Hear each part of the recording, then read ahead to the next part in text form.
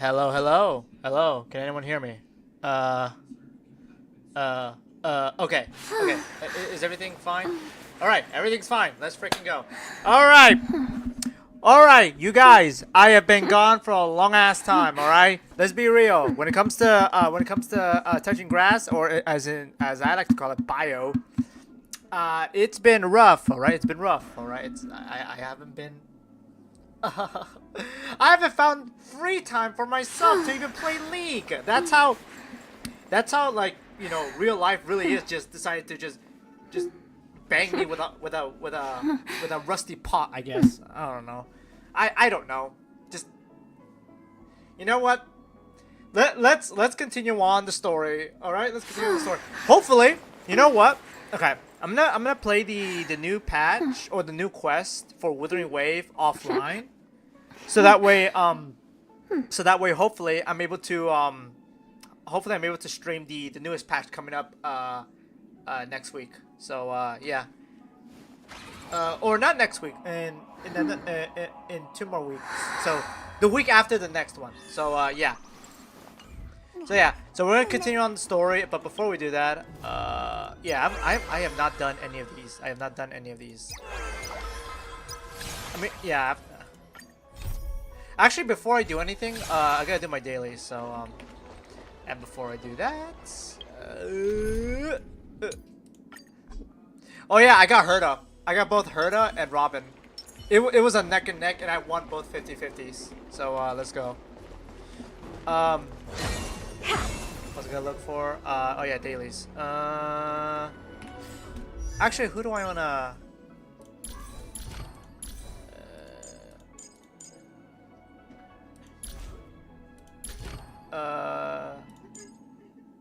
I'm looking through Himiko. I am looking through.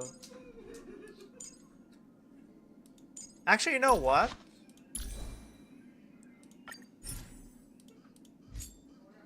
Ooh. Yeah. Okay.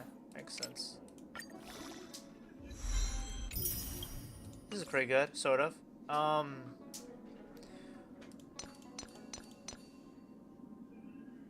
Hey, you know what? Let's go for her stuff.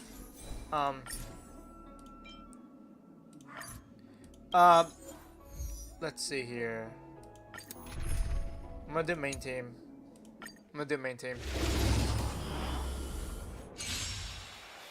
And just because I'm going auto here.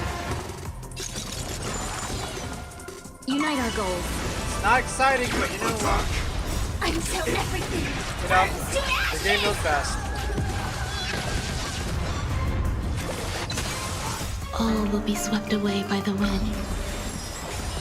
The game knows best. Time to cleanse the filth. Set to the sea, no way! Fight to live! Dream vanished. Let us dance once more.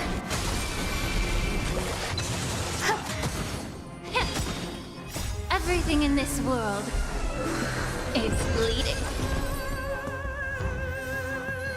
Again?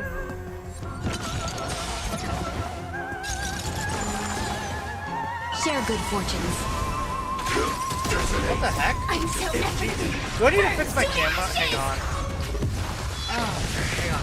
I gotta... Okay, there we go. Perfect! I got it here. All will be swept away by the wind. Be of your body and mind. detected. Fight to live!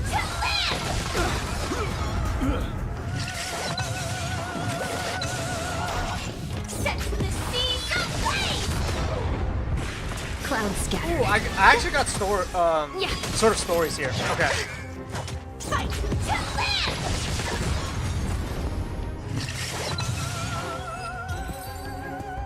No, actually, I don't have stories. Actually, it's been pretty boring. Mostly just studying.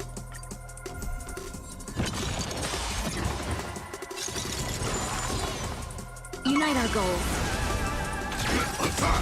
I'll say this right now, the reason why I sound exhausted is because this entire week has been nothing but exams. Plus, I had going through the lab and, dissecting animals. So I'm like, I'm tired. If I sound so, like, low energy, no. For anyone who's gonna blame League, no, it's not League's fault. It's life's fault. All right, it's life's fault. Okay.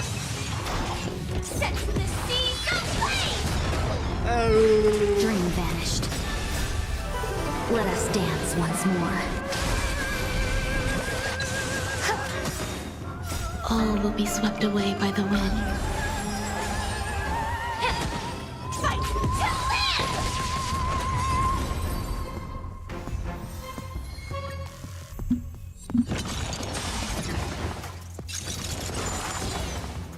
Share good fortunes.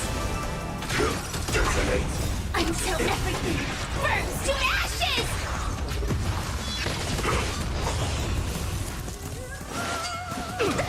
Eternal. Be of your body and mind. That's fine. Get it together.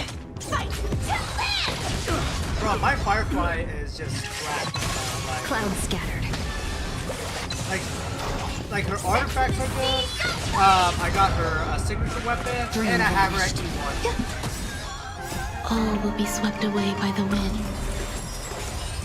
If it wasn't for, you know what? Okay, because I'm gonna pull for Everything Cassidy. in this world But if Firefly is returns, bleeding. I will be pulling for her next analog.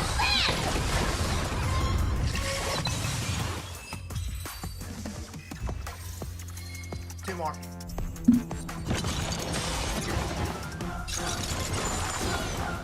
Unite our goals. Until everything burns to ashes! By the way, same rules. I'm gonna play a different team. But if we get to a boss fight that's really hard, I'm pulling the Firefly team.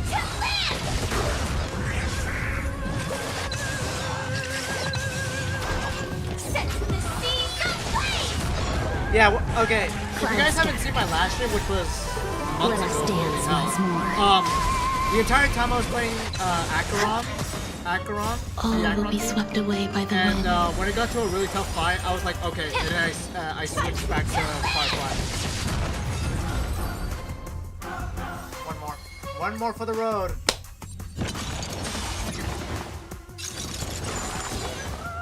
Share good fortunes.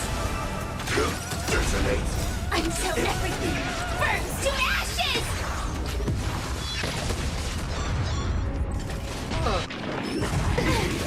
Eternal. You know what? I'm not gonna be as. Be of your You body know and what? mind. I'm not Everything gonna in be this as- world. You know, this is gonna be a cozy stream. We're gonna be just being cozy, okay? I don't have to be literally high energy, whatever. Just coziness, okay? It's coziness. And for those wondering on my head, I did buy Jinchi's skin, all right? It is amazing, all right? I have Jinchi's skin, yeah.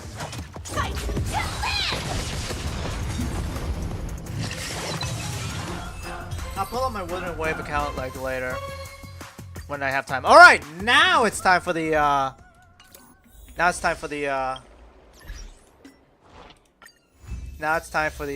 the main event, as they say. All right, that's daily's done.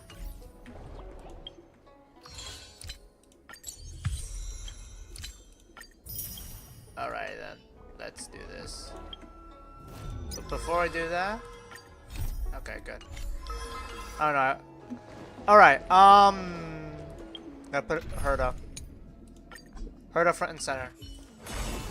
I feel like Herda, okay, I will say Herda is kinda, is semi-good. Like, I wouldn't, I mean, no, her artifacts are not the best. I mean, look at this one though. Look at this one.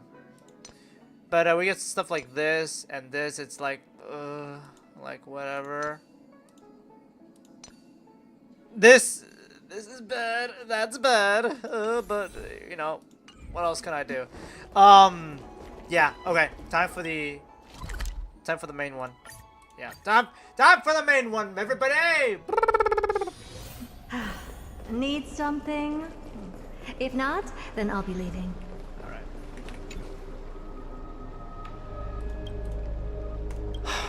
Aglaya, with all due respect, this trial is taking far too long. I mean, was it like 2 patches ago? No, not 2 patches ago. 2 banners ago, like 40-ish days. Oh my! But it feels like we've already waited for 42 days. How did you even arrive at that number? Donghung, don't think about that. All right, we don't think about that. It's not possible to tell for sure what goes on within the vortex. Is it Finon's voice? I'm not sure. It's difficult to make out clearly. Wait, no! Lady Trinan. Snowy's voice. I can't hear him anymore. There's a sun-like existence in the trial. It's burning him up. It has come to this, after all. What now? Get ready, my Demos. Are you going to leave Finon to die? Why would we? The core flame is important to us, but it's beyond absurd to even consider sacrificing him to the Titans. As I promised you, Aglaya, I will intervene in the trial this time to bring your deliverer out to safety. But that's as far as I will go. Of course. I know this is not the time to demand any more from you. Discerning. All right then. To be as prepared as I can, I hope that the 2 Outlander warriors can also join me. That might not be a good idea. The core flame trial is many times more complicated than a standard ritual. Even the slightest misjudgment, misstep, or hiccup could result in grave consequences. Our 2 distinguished guests are not obliged to risk their lives for the flame chase journey. Let me join you instead, Lord Mighty. It's fine, we got this. Things have a critical turn, especially so Finon's life on the line. Of course, we will do it. What is necessary? How should we help? Join me in the trial to look for Finon. And when we do, Aglaya's golden thread will guide us back out. Assuming we survive Nikador's wrath. If something bad were to happen, Casterus, your priority is to ensure the safety of these 2. I can find a way out on my own. Yes, Lord Mighty. Thank you both for your valor. Time to get to work then. Let me have the honor of taking the lead in this battle. What the heck? What happened to... Oh my god! Did my model... Okay, there we go. My camera was being funny right now. Alright. May that warrior be safe from harm. When you are ready, I will preside over the ritual on Trinon's behalf. Let's go. Yeah, okay, good. This is perfect then. Oh my god! I don't need you. Yeah, fine. Our reinforcements can be on Who this needs side. a healer? Who Warriors needs a of high healer? esteem. Please close your eyes and hold your breath. They once kept the fate of this world, and many other challenges safe from the devastating rage of strife.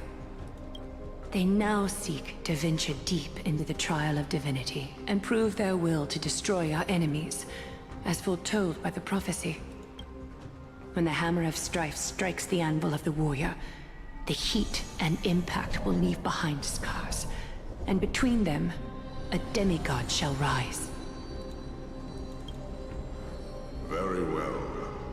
Come forth then.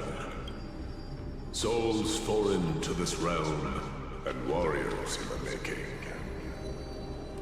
Follow me into the mist and flames, and come face to face with the greatest fear in the depths of a warrior's heart. And with thy strength, banish the darkness and usher in sunlight. Let all lost souls find courage on a long journey back home.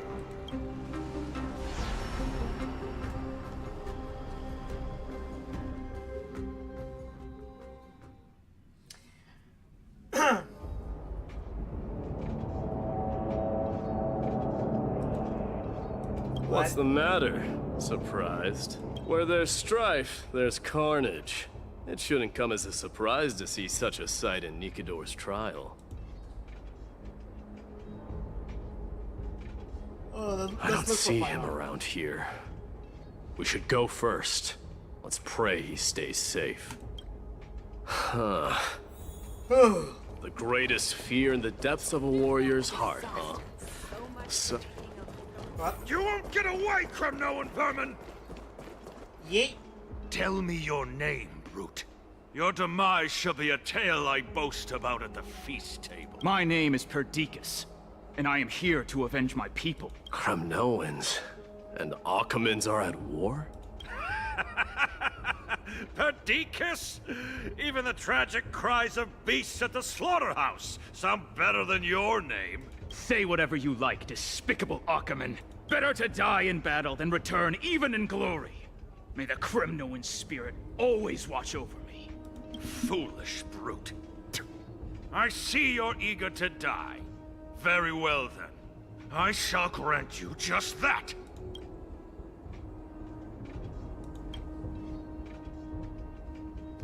You are...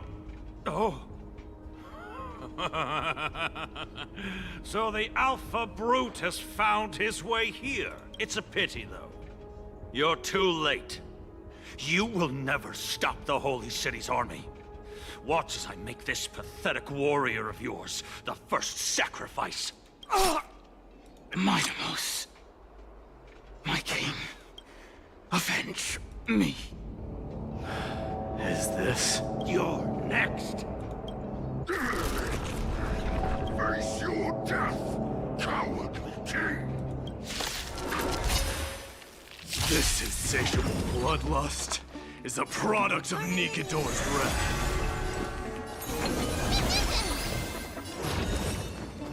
Expand your thinking. Let this place witness glory. Show me your courage. Burn it up. Better close. It's okay. It's okay. Never seen perfection before? Open sesame. Use all your might.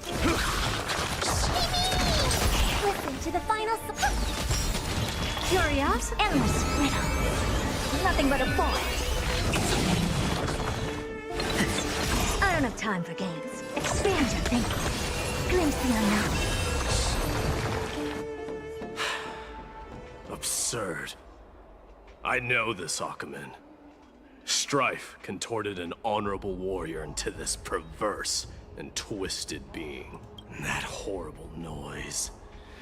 I can hardly suppress my bloodlust when it sounds. This battle cry must have gone to Finon.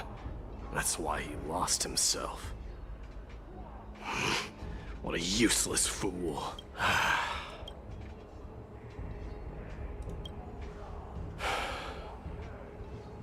It's nothing. Let's go. That voice. Is Cartonis? Not you too, Cartonis. Mighty Mos, you destroyed all the wicked king. Here to take my life, finally? I won't ask how this happened. Nor will I hurt you like you said. I just need you to tell me where... All of this, you know very well. Leave our city, cursed son of Gorgo! I have no intention of hurting you, Cartonis. Humiliate me you shall not! Leave! Get out of Okima! Get out! Symbol of your sovereignty, take it! Signet of Kremnos, bask in blood-soaked glory, your kind alone! This is... Mother's signet? It's here again. I knew it. Ha! Finally gone mad, despicable vermin have. With your mad king, perish together in that maelstrom of battle! Enough! Be quiet! You are not at all Cartonis! Look out!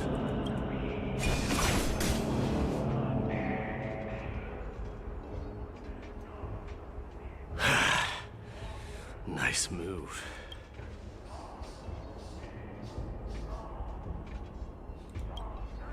Wait. He seems calm and composed, unlike the rest.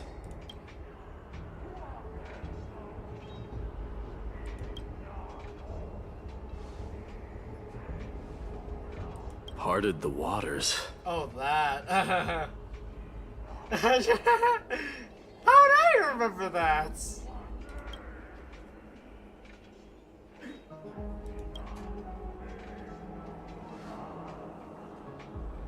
So, you are Don Hung. What did you go through before meeting us?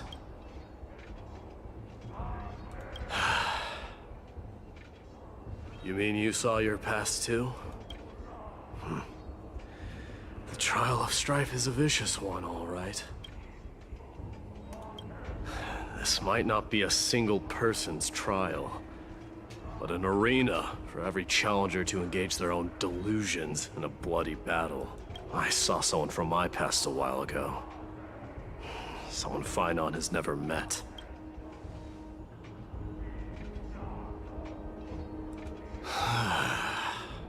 We can only hope this battlefield is nowhere as extensive as I imagined it to be. Let's first follow the sounds of battle to their source. The battle cries seem to be getting a lot louder. Run, run, run, run, run, run, run, run, run, run, run, run. Just as I thought. This is where the battle cries were coming from. The true entrance to Nikador's trial.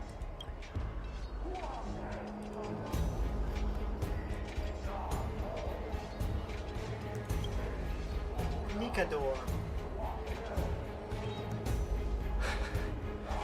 I'm seeing him for the first time, but there's no doubt about it.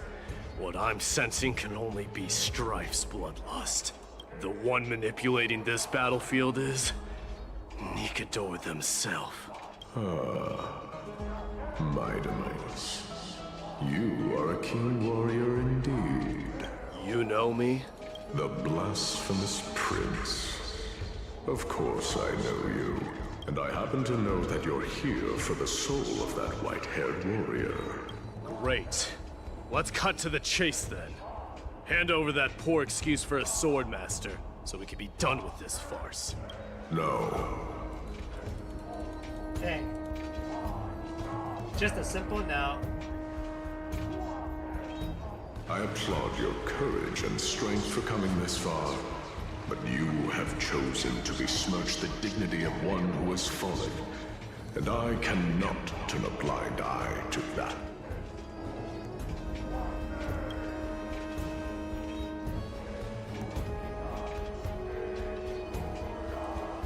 He faced the greatest fear in the depths of his heart, and fought with exceptional valor, though he eventually succumbed to the brutal onslaughts. I have since brought him to the rear battleground, and granted him glory worthy of his courage, tenacity, and sacrifice. You wish to take him away? Sure. Pick up a spear and prove that your resolve can rival his. Of course. Cowards who hope to avoid bloodshed are better off disappearing from my sight this instant. Your opinions are of no interest to me, Mad King. If it's a fight you're looking for, Then you will get one, Titan. I will put you to rest once more with my curse of immortality. Commendable. Your noble mother displayed the same spirit with a spear in her hands. Don't you dare speak of her. Why not? She challenged the former Kremnos king to a duel, even knowing that it was a deadly trap, all to protect your dignity. Are you suggesting her efforts were for naught? Her death was caused by you, the incarnation of strife. How dare you talk about her past? Enough of this nonsense. You should be wielding your weapon as the god of strife. Battle me and put a swift end to this!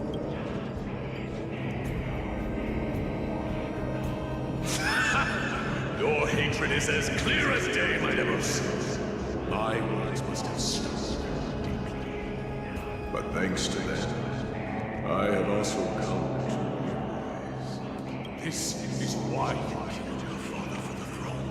Only to let your signet sink to the bottom of the Sea of Souls, refusing to let the glory of Kremnos live on. This is why you slew the Strife Titan. Only to reject the core flame, letting strife continue instead. Oh, child and show me what you are capable of. Show me if you have the power to put out the flames of your very own destiny. I will rip your chest apart, Titan. The same way I ripped apart that former king. I see you wish to repeat things. Come at me then. Ignite the flames of your fears and step onto the battlefield. Take this fierce battle to the boundaries of strife and consume me. Or lose yourself in the fight and watch your defeated corpse burn. Remember this.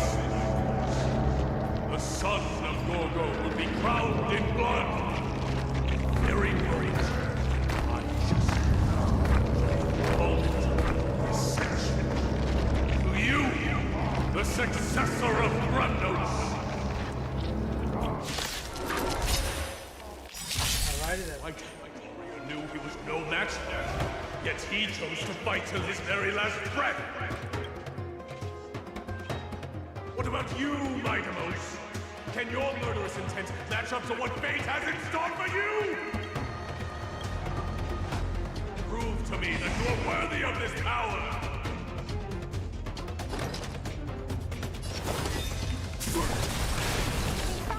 Mournful cries, miserable wails. Kings of Kremnos, this is the power you desire?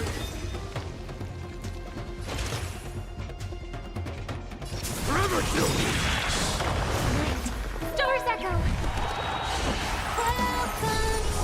Dying soul, now accept your punishment. I should have waited. I should have waited. I should have waited. The blood of strife! This raging power, I can hardly contain it. I don't have time for games. Open sesame. So feeble.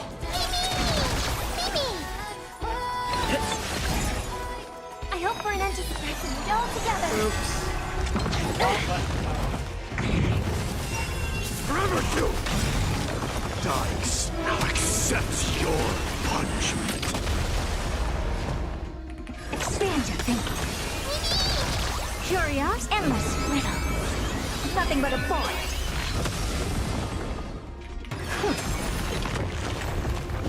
In fear you shall abandon your mortal body, King of Kremnos! How noisy.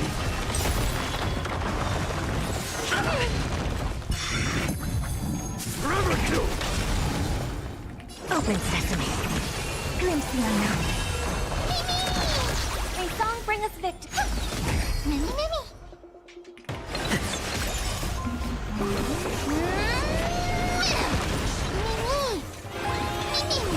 Burn it all. Alright, good.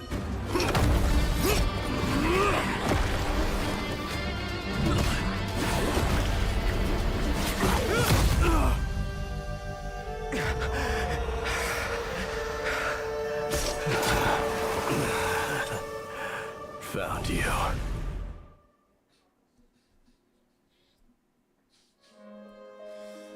Well, that was surprising. Sometime later.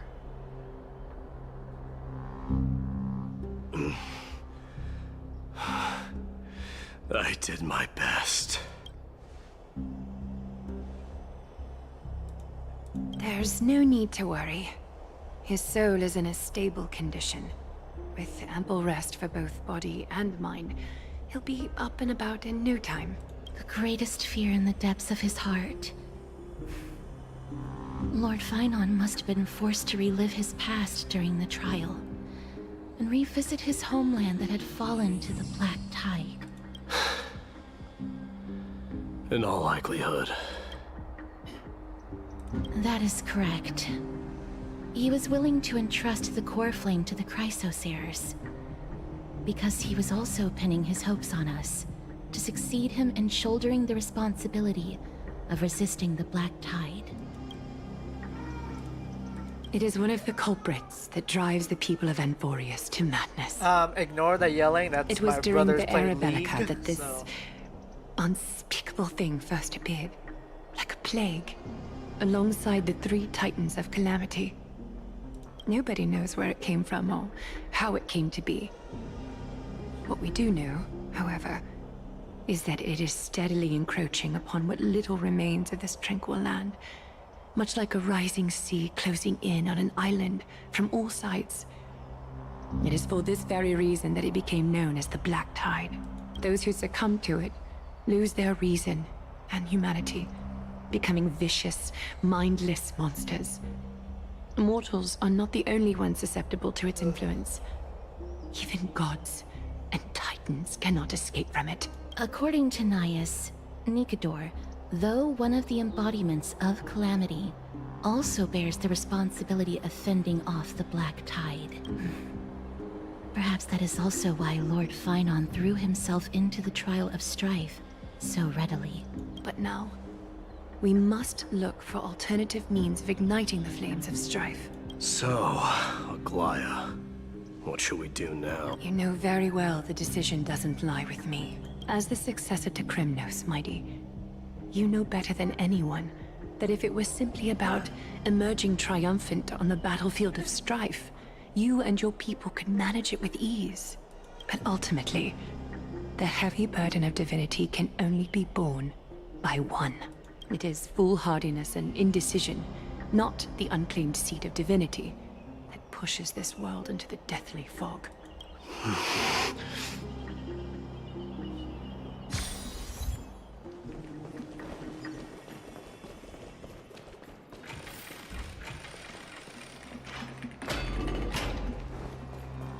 Sleepy time. Think of unknown origin. What comes to your mind when we put these crisps? I don't know, an Eon? Leviathan, Cosmic Mega Octopus. Bro, this ain't freaking Destiny. Actually, speaking of Destiny, I'm hearing people of the new season being pretty good. I'll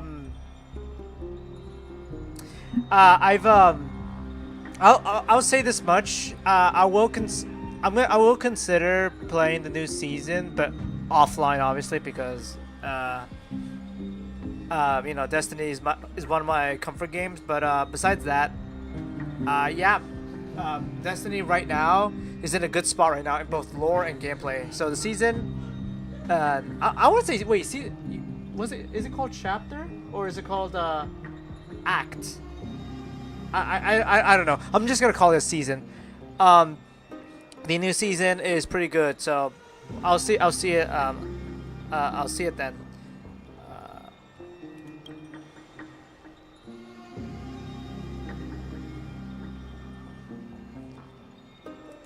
Wait, Leviathans are actually a thing? Bro, I was just spitballing about the big mega octopus.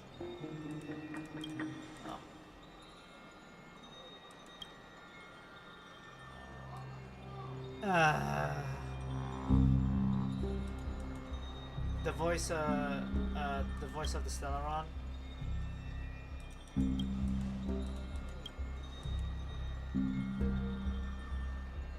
Who knows? Maybe Akivili is behind it all.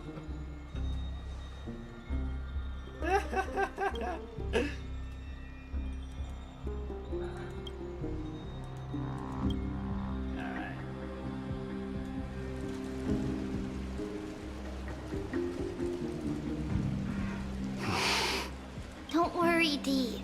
This isn't the first time he's been like this. A long time ago. I'm not worrying about him. Oh, all right. You're a little quiet, though. I'm sorry. That was rude of me. What I meant was, I know that man can pull through for sure. It's all right. Being straightforward suits you better. Actually, Dee, there's something we're curious about. What did you see in Nikador's trial? Something that terrifies me. Isn't that ironic?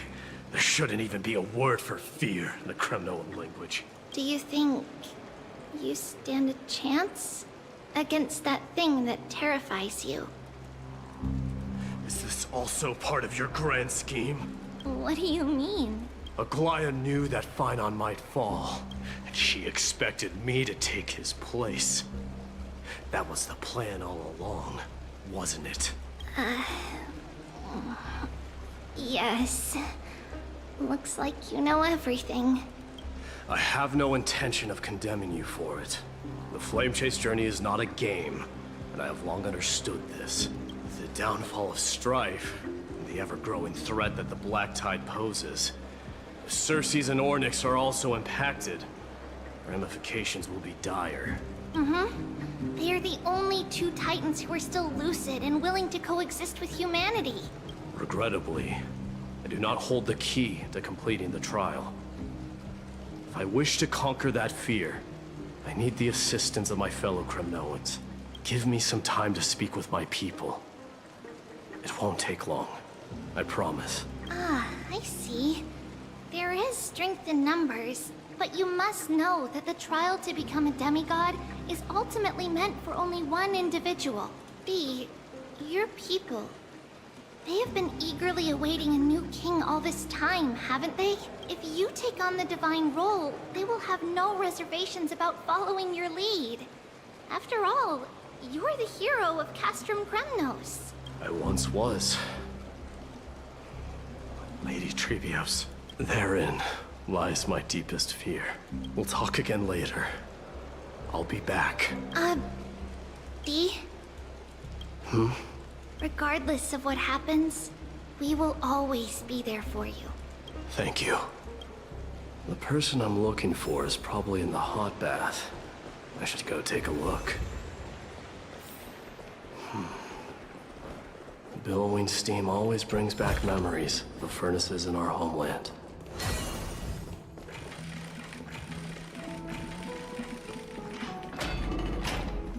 Children left unattended by their parents? That's not safe. You shouldn't run around in here, kids. Hey, it's the Crown Prince! Are you also here for a bath?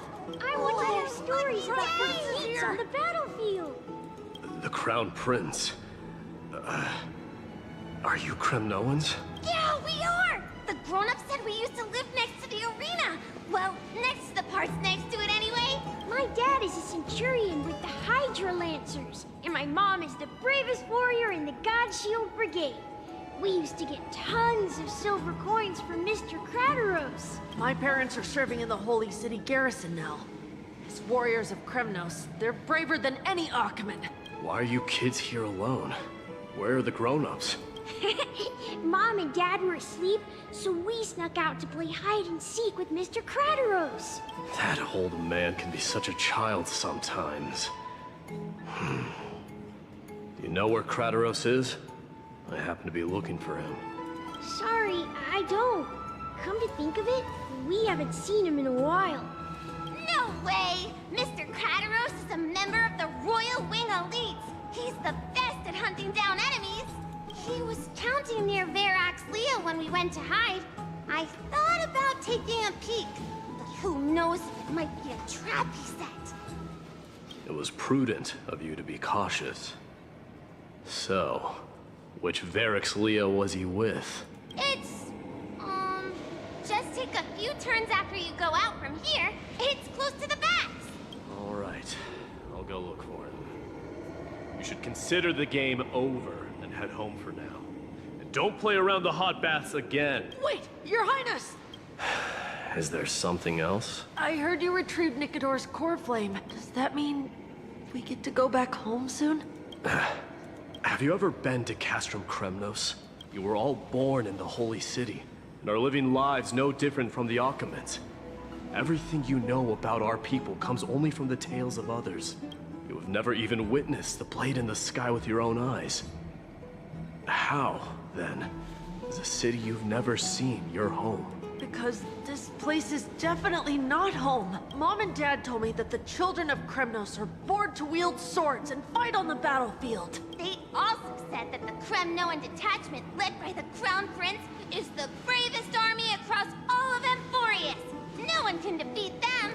The kids in the Holy City don't play with us. The moment they find out that our parents are Kremnoans, they shun us. We don't care. We all know that the Crown Prince will take us home one day. That time has not yet arrived. But, young men of Kremnos, heed my command. Return to your parents at once.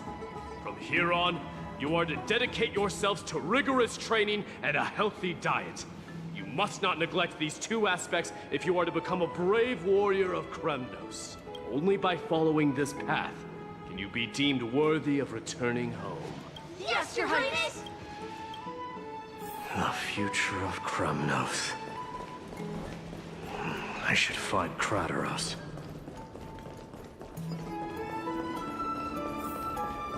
There he is.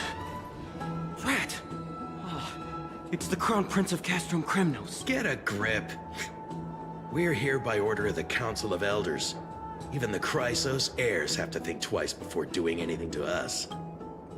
Out of my way, lackey. The Civil Guard of Achaema is on official duty. Please keep out of this area. Calm down, my lord. Play nice. Don't make me repeat myself. I'll allow you to pass this time, but just this once. So, you think yourself knowledgeable?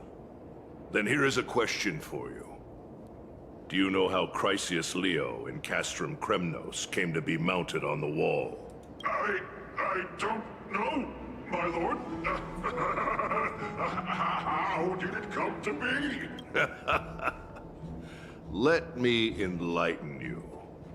A long time ago, the founder of Castrum Kremnos led a group of warriors to hunt down a lion on the outskirts of the city of Tritos. That vicious beast had been a menace for years, and the bones in its den were stacked even higher than the peaks around Achaema.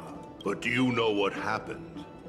Nary a moment had passed after the beast's head peeked out of its den, when the Kremnoan warriors surged forward and brought it down within the blink of an eye, shattering its knees with a single strike. And then, why are you red-faced already? We haven't even gotten to the best part yet. It's your storytelling, my lord. You're weaving such a captivating tale that it got my blood pumping. Please, go on. Well, if it isn't Lord Mighty. It's been a while. Oh, what in Achaema is happening? To what do I owe the pleasure, son of Gorgo? Kratos. My esteemed teacher. Let's talk somewhere else, Mighty Mos. I'm tired of speaking with this silly lion. What about the Council's informants? Those two hyenas are nothing but scavengers of rotten meat. They couldn't bite even if they tried. They can follow us if they want to.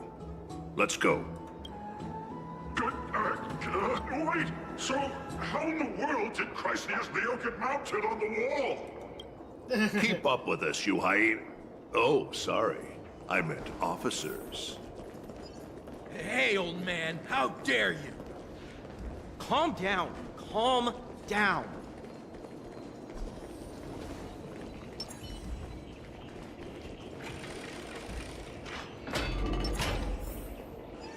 Don't fall behind now. Unless you want to upset our friends here.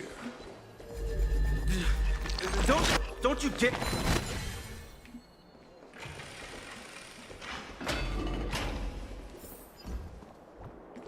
We're almost there.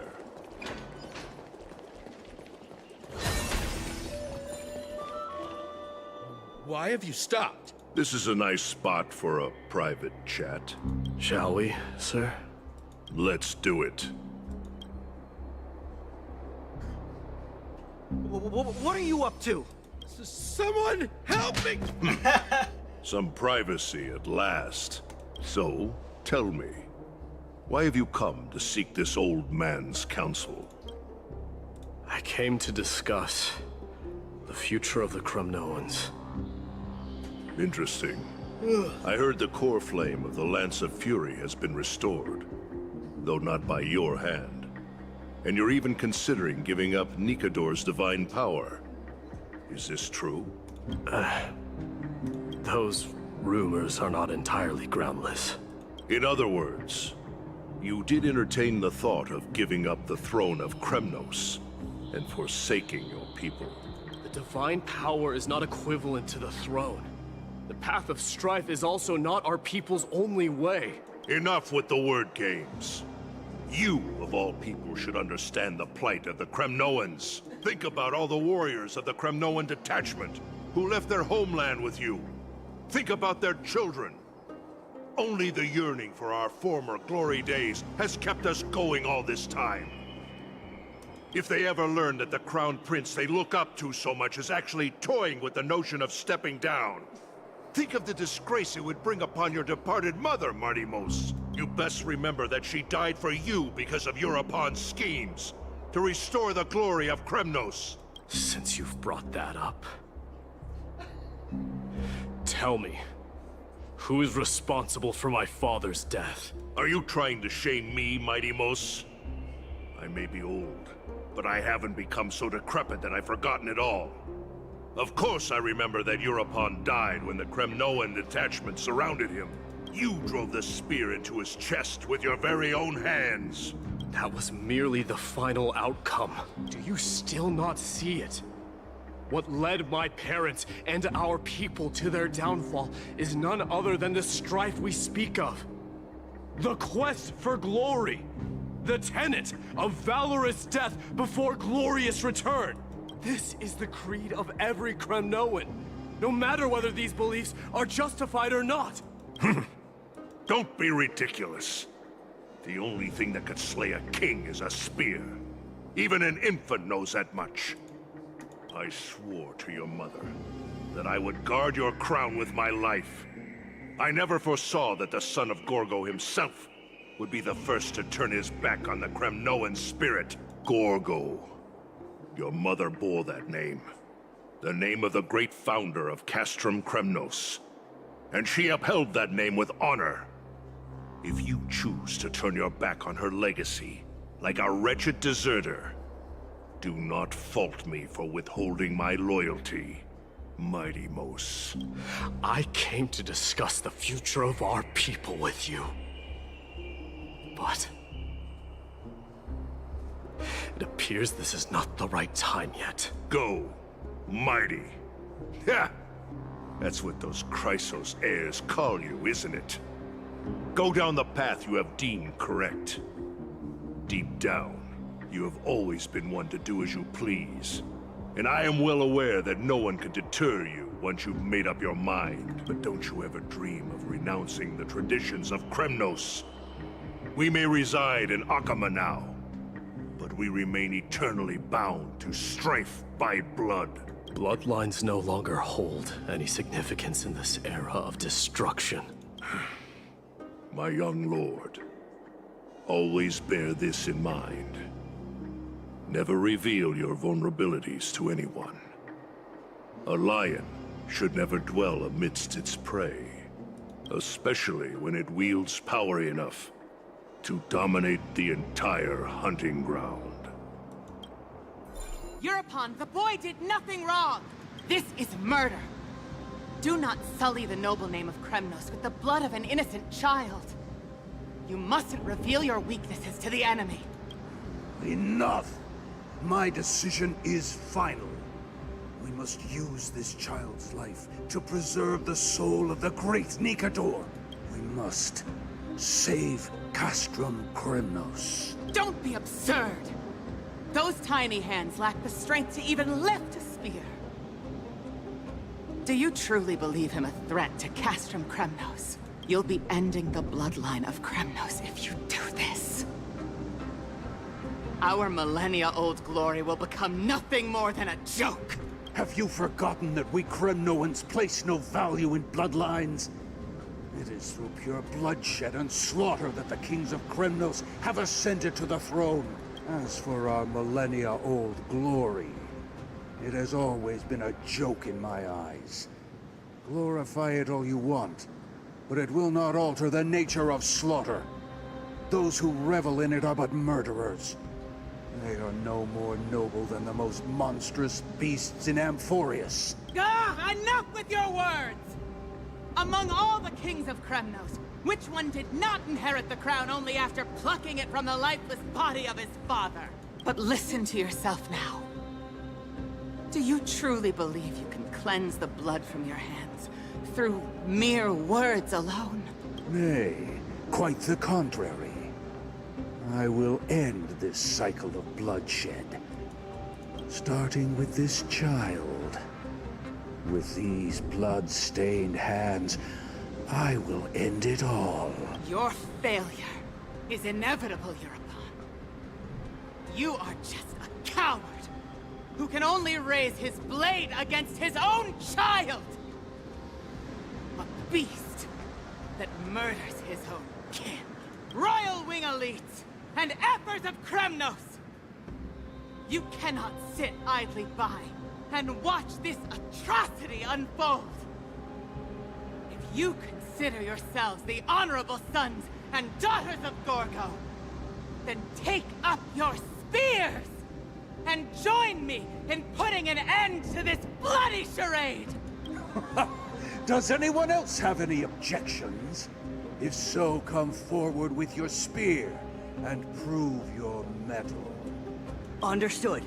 5, 4, 3. No one dare stand by my side. Cowards! Has that crown stripped you of your courage? 2, 1. It appears there are no objections. Then, in accordance with the Kremnoan Council's principle of tacit consent, the decision is final.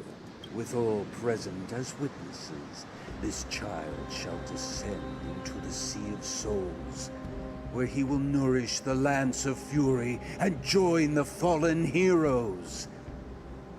May fate and the gods await your arrival. My son, my Deimos. Stop! If you have more to say, then speak. On account of the life we have shared together, I grant you this one final chance. With the Blade of Fury above us and the Council bearing witness, I, Gorgo, hereby move to challenge the crown in accordance with the laws of Kremnos. O unworthy king, in the name of the Council of Elders, I demand that you duel me! Very well. We shall see who the Kremnoan blade strikes down. My Deimos, my son. They all tell me to forget. But how could I ever? The son of Gorgo will be crowned in blood. If there is no Kremnos without the crown, then I shall seize the crown and smash it to pieces to bring the people to their senses.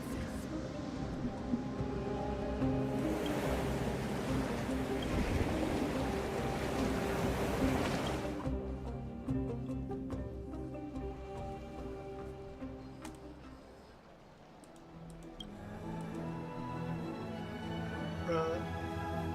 Why does life slumber? Because the bed is warm.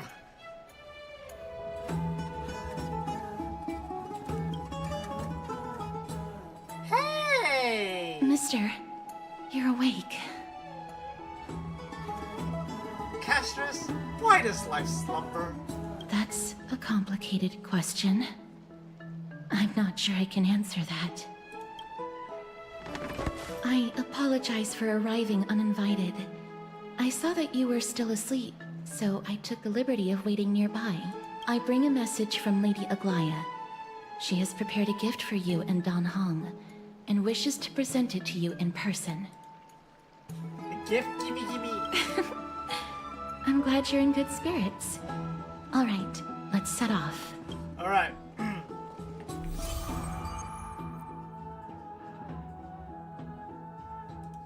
What book?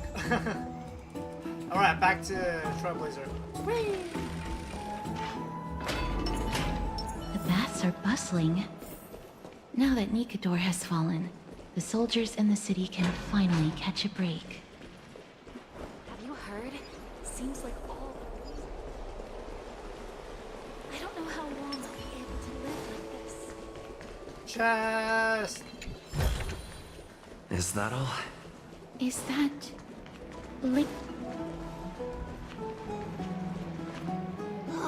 You must have forgotten.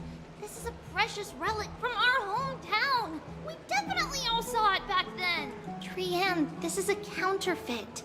We both know it's impossible for something this fragile to have survived all those years in one piece. Nothing is impossible. We are fragile too, but we still got through those sad times. Ugh, look at that color and how it glitters in the light. It's exactly as we remember it.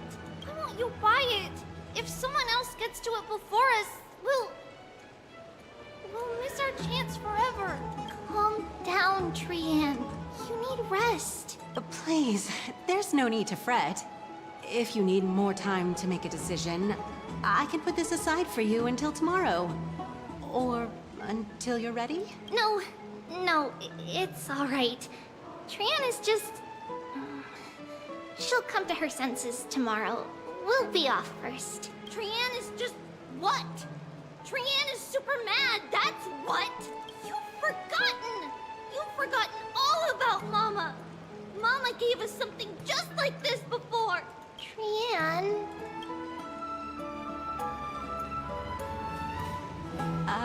See you tomorrow? I hope you two patch things up soon. See you tomorrow. May the winds of fortune bless you.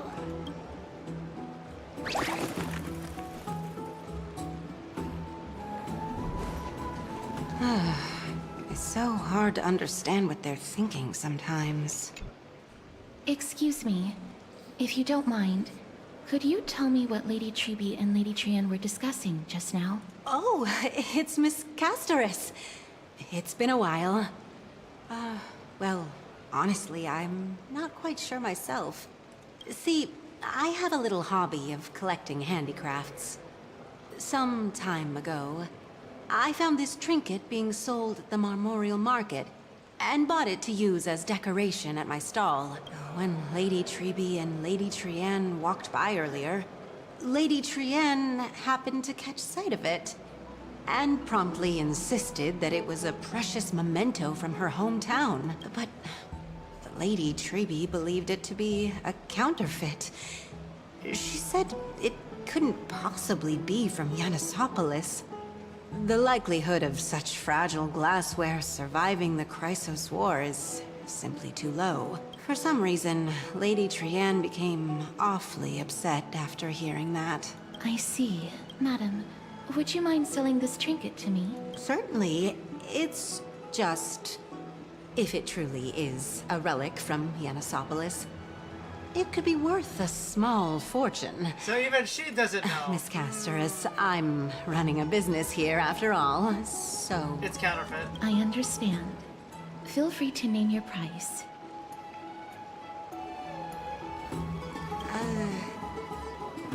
I suppose I can sell it to you at cost as a sign of goodwill, Miss Casterus.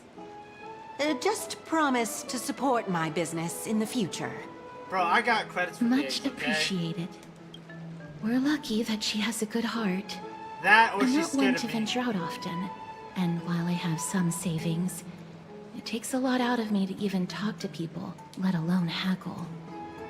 Had it been another merchant, I would have been set back plenty. The authenticity of the piece isn't important. What matters is that it holds special meaning for Lady Trienne and reminds her of her hometown. I've long wished to show my gratitude for Lady Trienne's care, but I haven't been able to come up with any ideas for a suitable gift. This chance encounter today feels like divine intervention. Perhaps this is the gift I've been searching for. Still, this trinket is admittedly rather fragile. I will have to make some adjustments and stitch it onto wool felt to protect it. That way, no matter how much Lady Trienne runs around, it won't break easily. All right, back to business after that little detour. Alright then. Let's keep moving. Don't stray far now. We've already kept Lady Aglaia waiting long enough.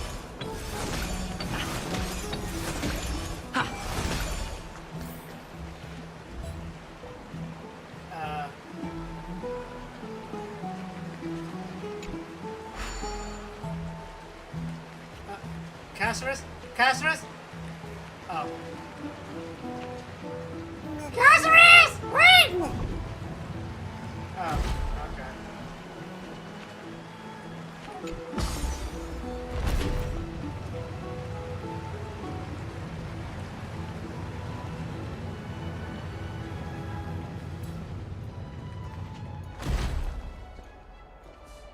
Wrong way. Wrong way. Okay. It seems your friend arrived before us.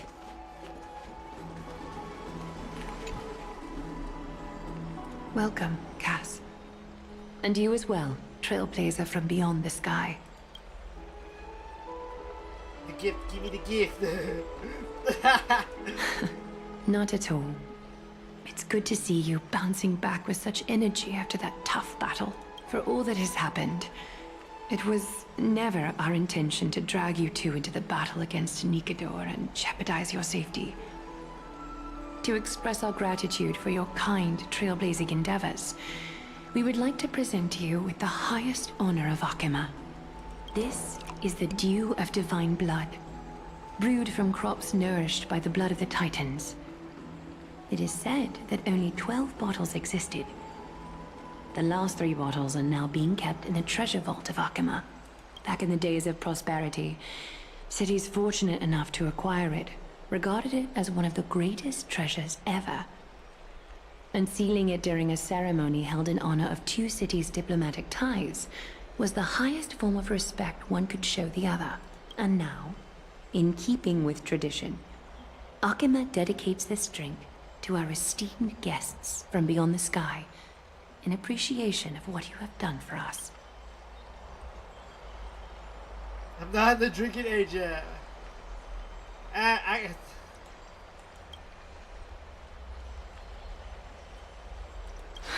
What is it? Very perceptive, Mr. Dunhung. Your heroic deeds have proven that you come in good faith. With the Dew of Divine Blood as testament, we wish to forge an alliance with the Trailblazers. Okay.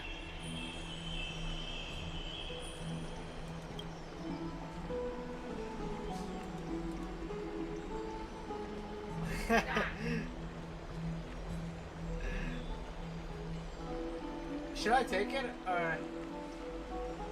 I'm too tired anyway, might as well.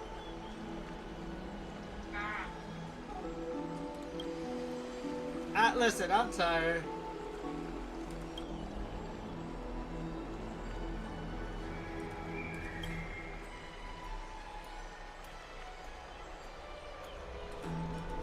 Wow! Gray and Danny have sharp eyes indeed. You'd make outstanding members of the Twilight Courtyard. No need to worry, by the way. I can tell from Lady Aglaya's tone of voice and Wait, why the hell does she micro-expressions look like that she's Barbara? being genuine. Why the hell does she look like Barbara? Guys, Not chat, only chat. are you guests from beyond the sky, but you've also done so much for Akuma. You're practically heroes to us all. Lady Aglaya would never subject you to Aquila's judgment. Hyacinth, thank you for taking care of the wounded of the past few days. Oh, it's no trouble at all. The patients are very cooperative when we attend to them. I'm just thrilled to see them all going home healthy again. Oh, it's Cassie. Oh, I've missed you.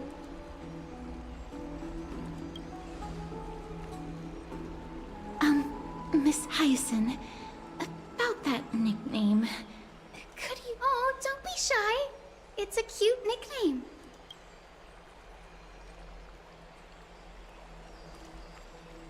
So am I! Oh, yeah, true.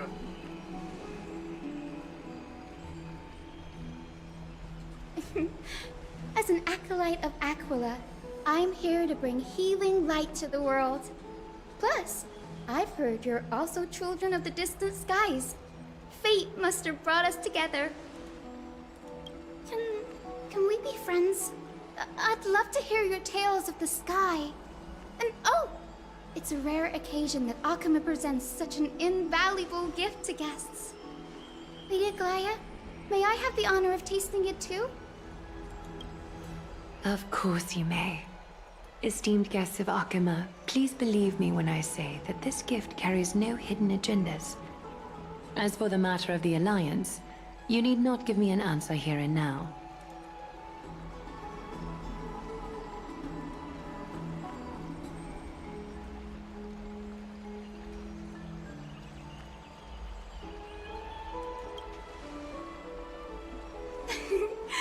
You're mistaken. The capable Lady Aglaya doesn't need my help with things like this.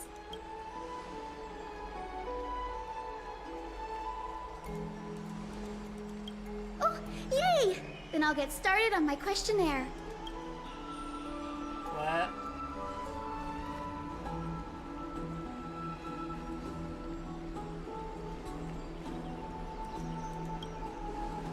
Allow me to do the honors. This young lady is Hyacinth, assistant lecturer of the new sporists at the Grove of Epiphany, and head nurse at the medical institution known as the Twilight Courtyard. So you're telling me is she's a healer? Many of the healer from Chrysos neck heirs suffered injuries during Nikador's I don't know attack when on she's. Akuma. I don't know when she's releasing. So the Grove sent Lady Hyacinth to treat the wounded in Akuma. But what I'm really good at is helping people sort out what ails their mind and spirit. If you're ever feeling troubled, come find me. A little sunbathing in the courtyard will chase all your worries away.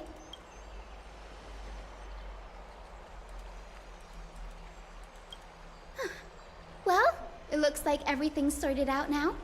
The patients have also all recovered. I think it's time for me to head back, Lady Aglaya. I would love to keep you in Akuma for a few more days, but I would hate to provoke the ire of the Grove. As it happens, Akuma intends to send a messenger to the Grove for updates about the research on the Black Tide. We also want to communicate our desire to discuss the retrieval of Circe's core flame at the earliest convenience.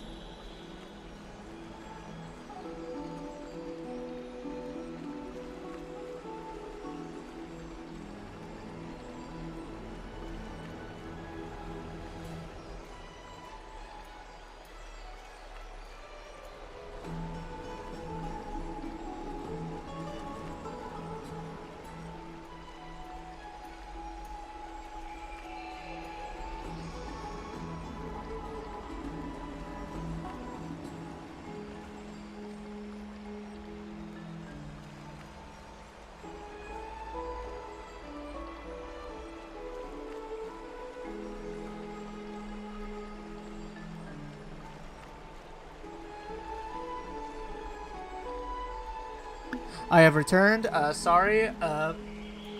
My father has just come back with just checking up on me. Anyways, or my dad. I don't know why I said father. Just dad. Just. All right. Anyways, back to the story. Oh, that sounds pretty serious. Lady Aglaya, you can't be asking me to... No need to fret. We won't put you on the spot.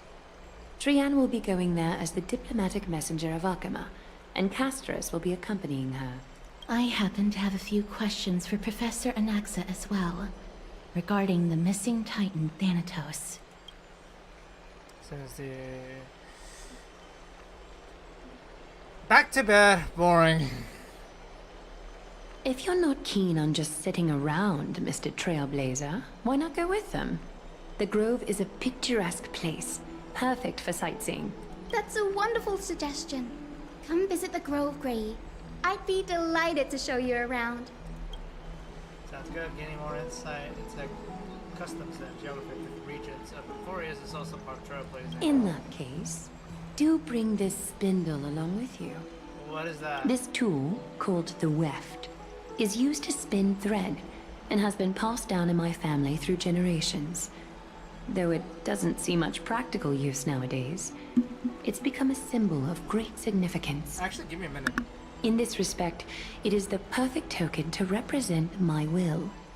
If you encounter trouble at the Grove, just take this out and show it to them.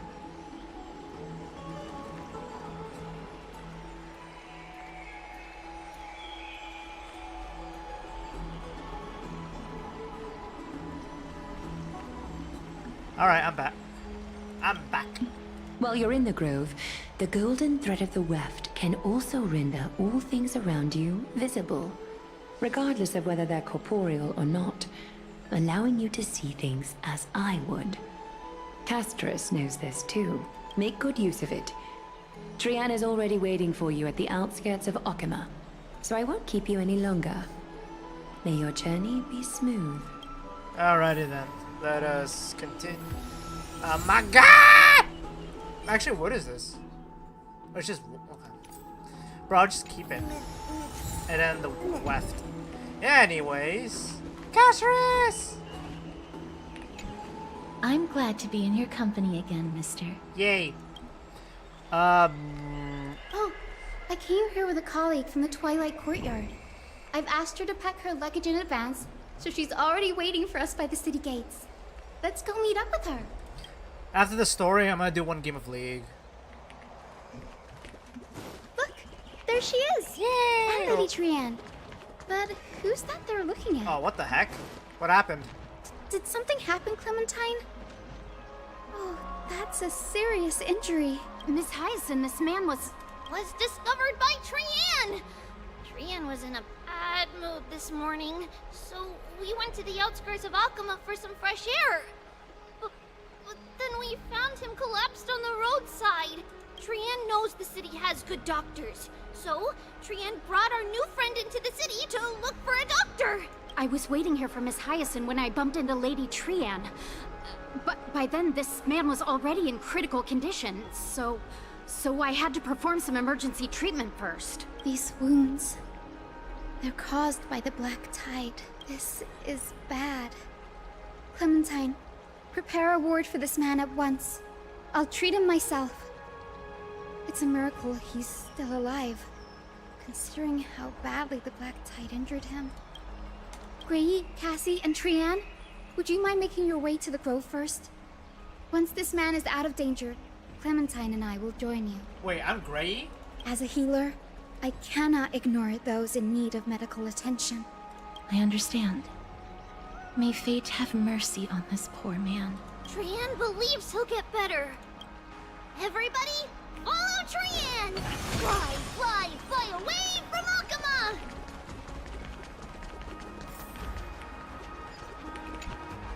Down this road we go, to the skies we fly, leaving Akama behind! Little Cass, little Gray, are you ready? I'm ready too. Okie dokie. Everybody, let's hold hands. To the Grove we go!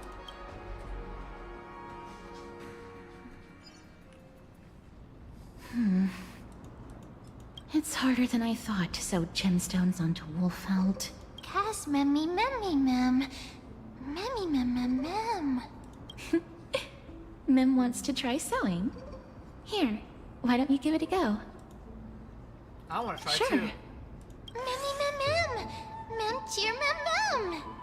Oh, this is amazing.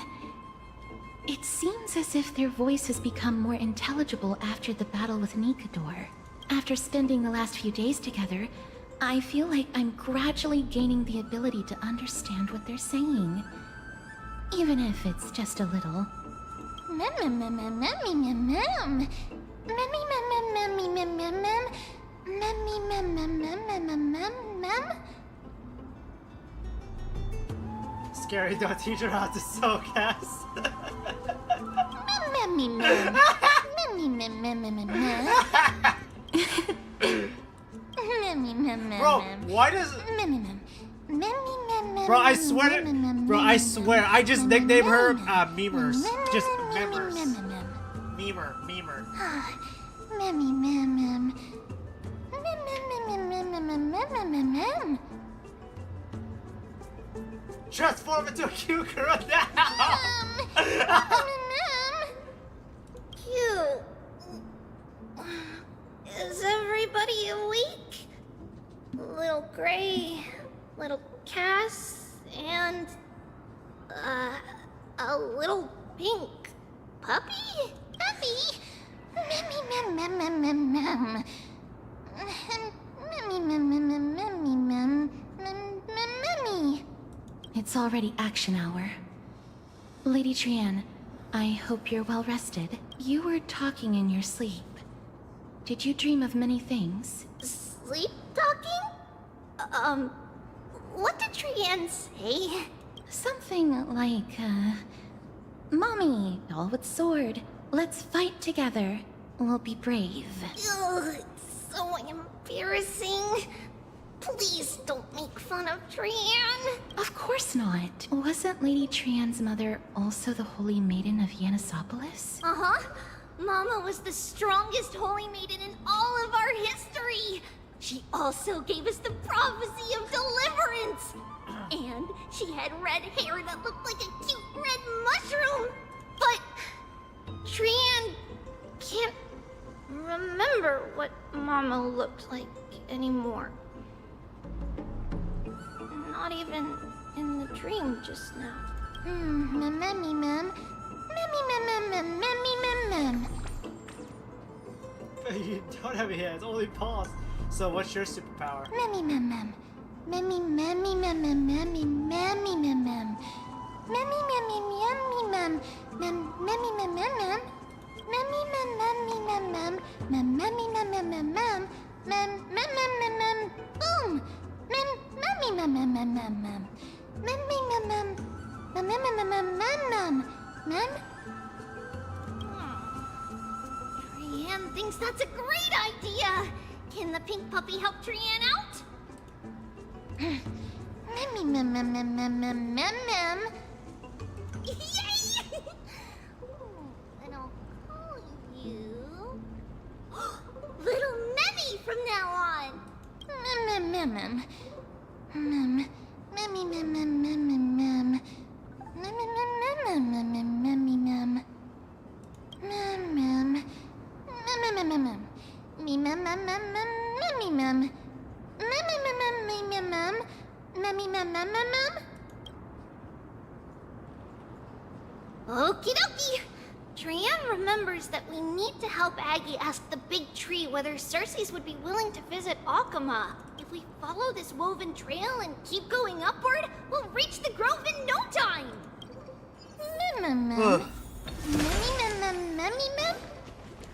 Maybe Legend hopefully this has it weekend that I'll be able whenever to they do the request- Withering Wave stuff. The new story. It's huge. Oh shoot. Ma'am. Memmy, mem, mem, mem. Mem, mem, mem, mem. A giant tree bowed slightly in the silent forest, tilting and falling into wilting green waves, a passing breeze rustling through the leaves, as if sighing, softly fading into lightless ocean above on high. Would Marcevin appreciate the sublime scene? Your uncertain donghums, perhaps. Never mind. Every time he encounters a tree as big as this one, it would be a deeply troubling situation.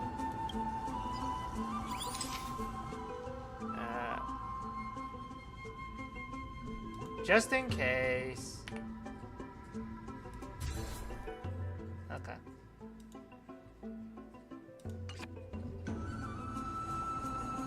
Never failed to impress. The photo deserves an award. It's the Bough of Rift, the divine body of Circe's. Flora began to grow where they planted their roots, and this flatland basin upon which we stand gradually became a large, verdant forest. A long time ago, Felicis, the first scholar, led the masses to build a garden and courtyard in the forest, naming the site the Grove of Epiphany. Trian knows this. Everybody says that was how this big academy came to be.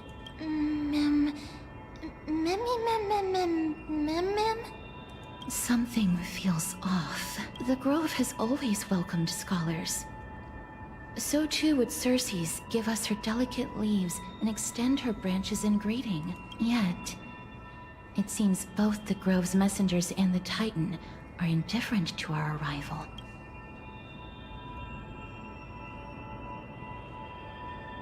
That doesn't seem likely. Miss Hyacinth didn't mention anything about it. Maybe everybody's still asleep because classes haven't started yet. They don't want to be disturbed, so they shut the entrance.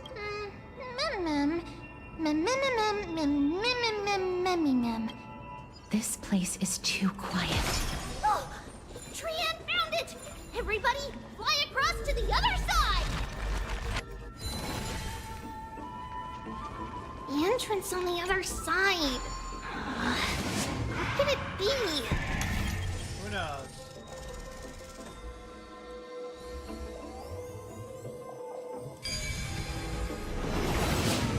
Wilbur's eyes are so sharp! I knew you would find it. The courtyard of Storgi should be just ahead of us.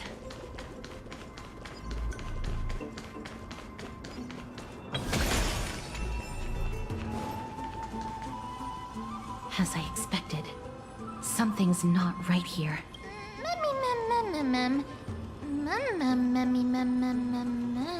Not to mention that this whole place is also eerily quiet.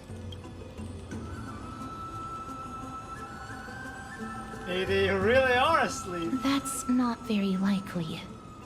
As far as I can recall, the voices of people engaged in debate echoed throughout the grove at all hours of the day. Hello? Is anyone there?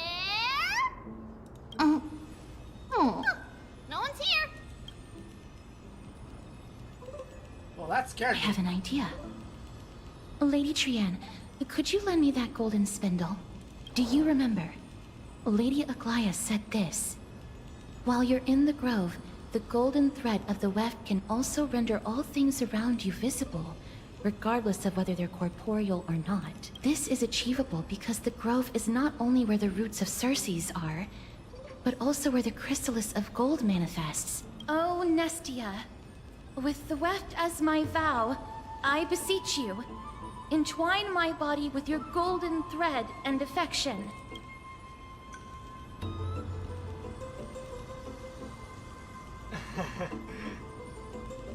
Well, these lines are documented in the Handbook of Nestia's priests. So, if I'm not mistaken, we should be able to draw power out of this butterfly exuvia with the golden thread. There isn't a reaction. Did it not work? But that shouldn't be. Are they white dryad flowers?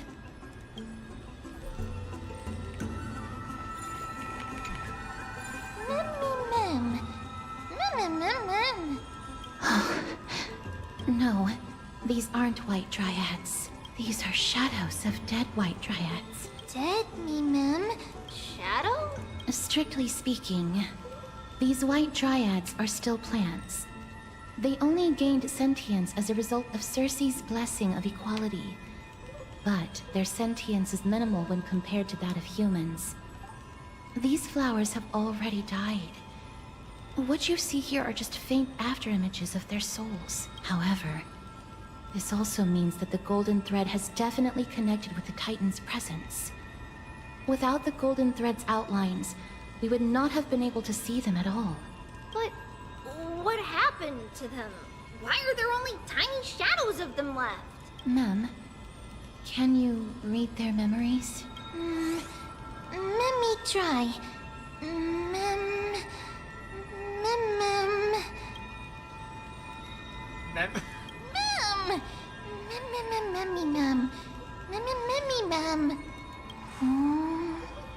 Black cloak. Sword toward the great tree.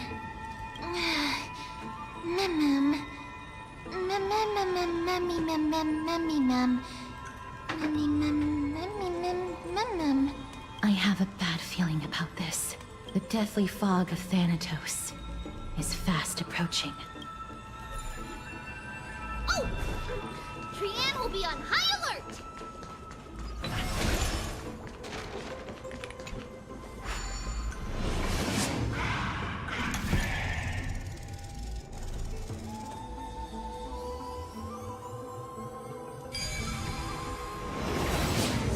The smell of death is becoming more and more intense.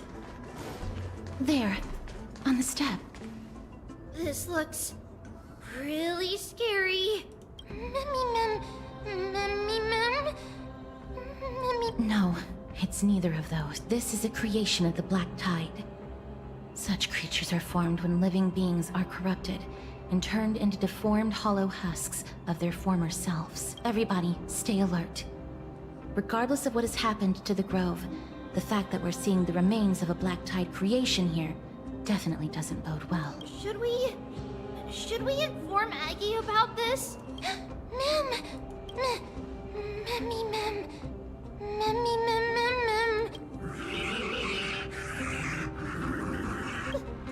The monster is alive!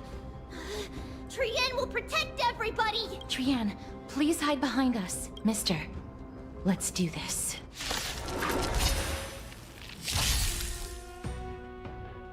Okay. As expected, the words black, sword, and cloak.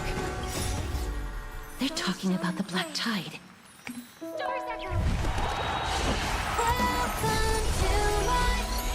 Alright. I don't have time. Open sesame. Commencing research. Never expand your thinking.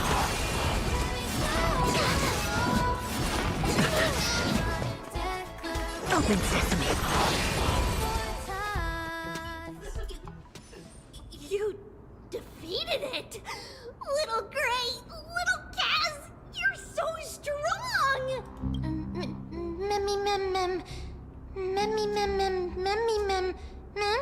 To think the Black Tide has spread this quickly to the Grove despite its remote location. I'm afraid a world where strife has fallen is far more dangerous than we ever imagined. Oh no! Does this mean that Akuma is also in danger? Looking at this mess, it seems the scholars at least succeeded in fending off the first wave of attacks, but at what price?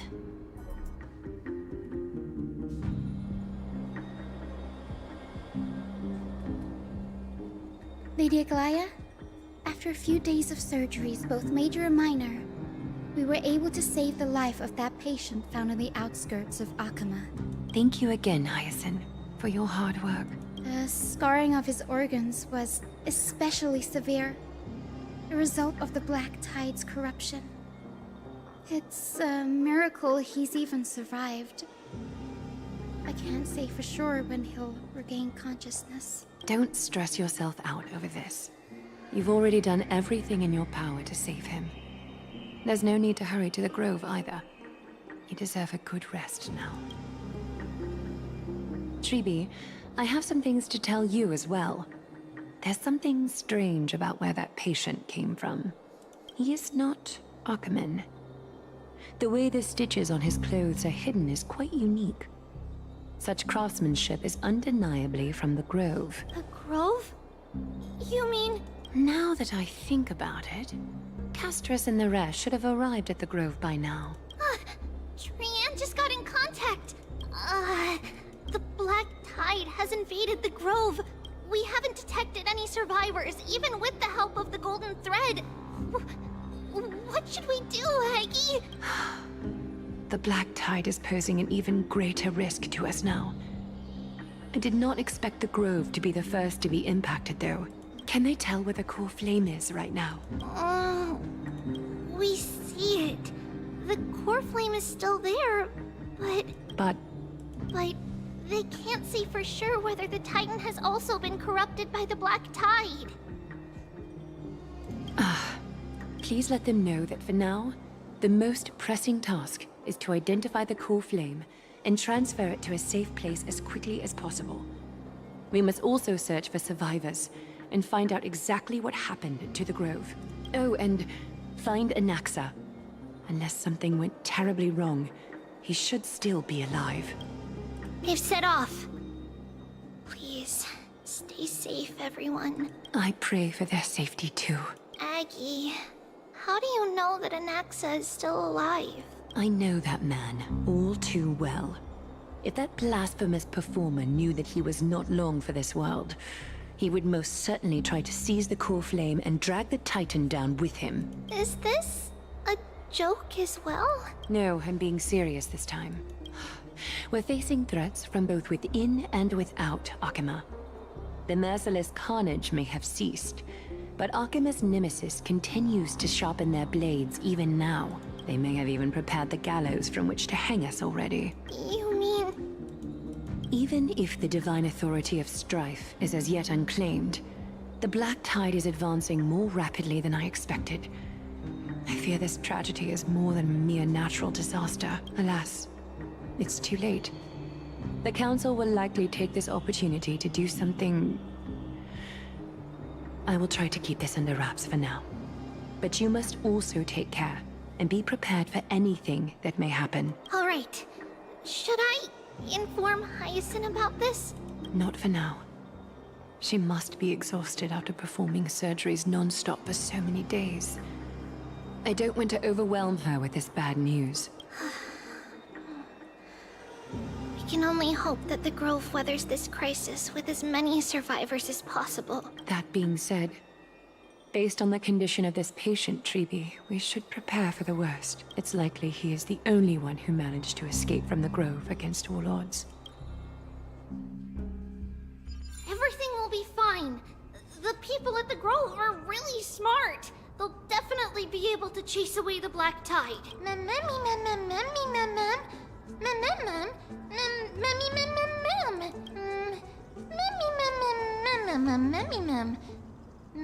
How should I put it?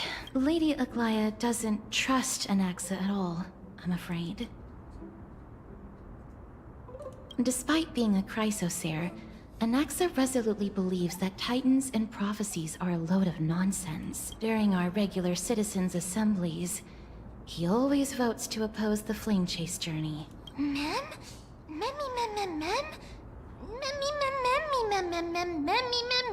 Trian knows the answer to that.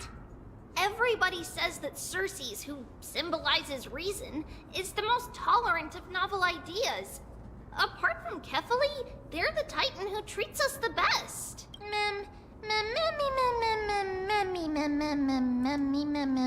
Yes, that is how we formed an agreement with these Titans who bear no harm toward humanity.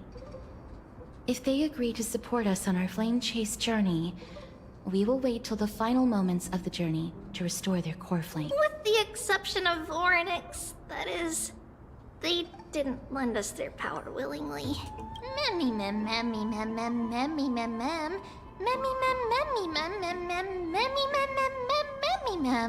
That is true.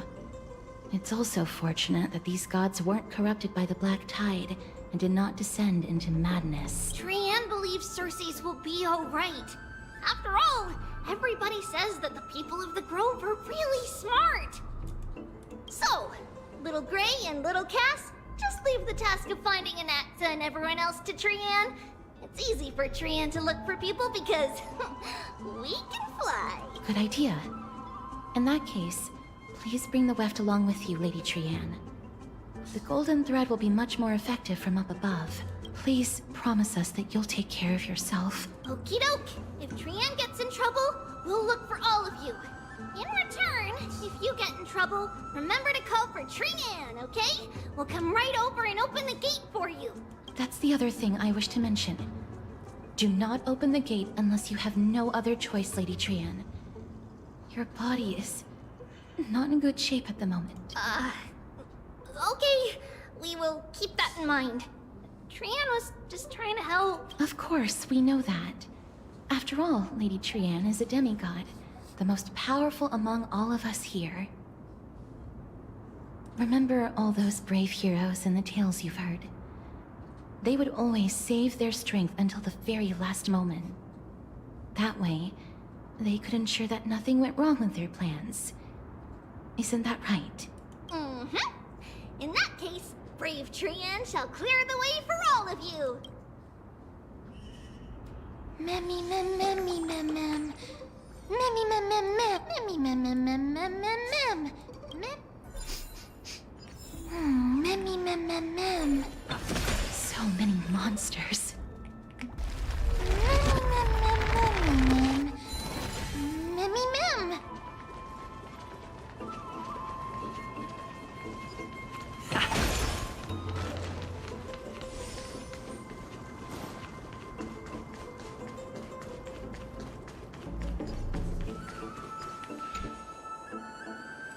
I can't open it. It was probably sealed in order to ward off the black tide. Save your energy. Yanis's power is far stronger than we could ever imagine. Memmy mem mem memmy mem mem. Memmy mem mem mem memmy. Are you serious? Just a mere door, and your first instinct is to call on the gods? Memmy! Wait. Before you try unlocking the door, perhaps you should first find a way to clear the fog that clouds your vision. Memmy!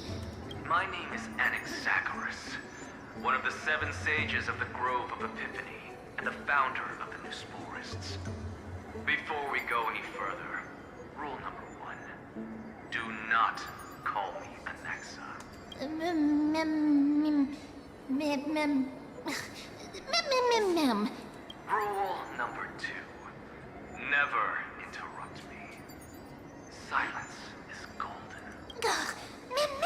Mem. The person standing here and conversing with you right now isn't the vestiges of a memory.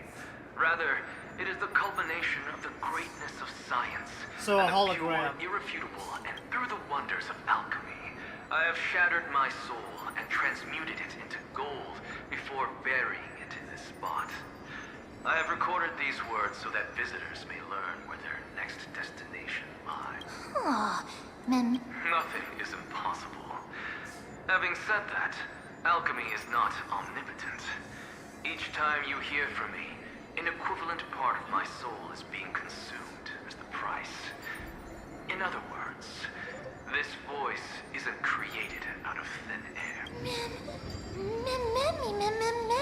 That's because my precise calculations account for every possibility. I also know that you have already discovered the cause of the calamity at the Grove, the Black Tide, and that you mistakenly believe that the scholars have been wiped. But that is where you're wrong. While the Black Tide was still approaching the Grove, the sages found a way to evacuate the vast majority of the scholars.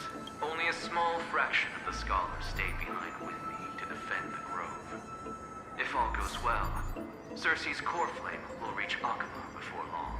But since you have accessed this message, something unforeseen must have occurred. For now, you should continue onward to the Luminary Throne, where you may retrieve the core flame. And our mortal remain. And now, the objective is complete. That is all. Mister, judging from your reaction, you must have found a useful memory. Professor Anaxa? That's That's a lot to digest at once. I'm sorry. Please give me some time.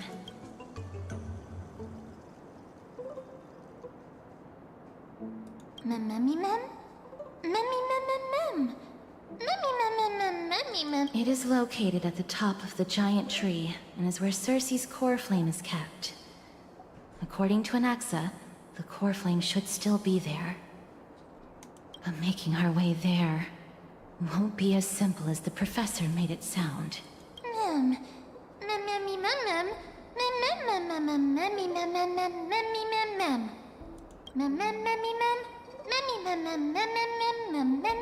All right. Right. Let's see whether he left any similar directions for us along the way.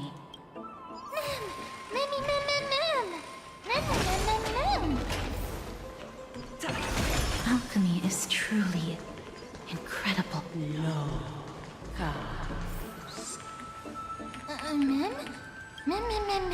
No, you didn't imagine it. I'm afraid that someone's probably nearby. As we are unable to ascertain whether they are friend or foe, we better remain cautious.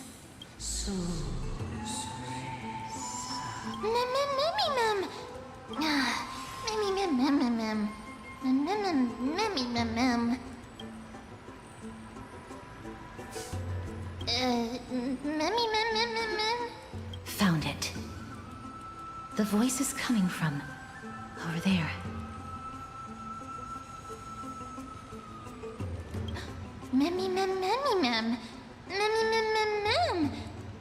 No. It seems to be coming from somewhere even further that way. Let's go check it out.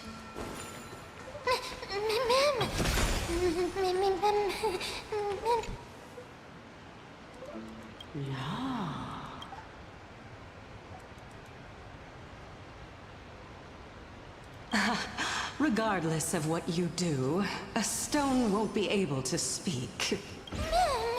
Oh, hey there. Such a lively little bunny. You even smell a little familiar.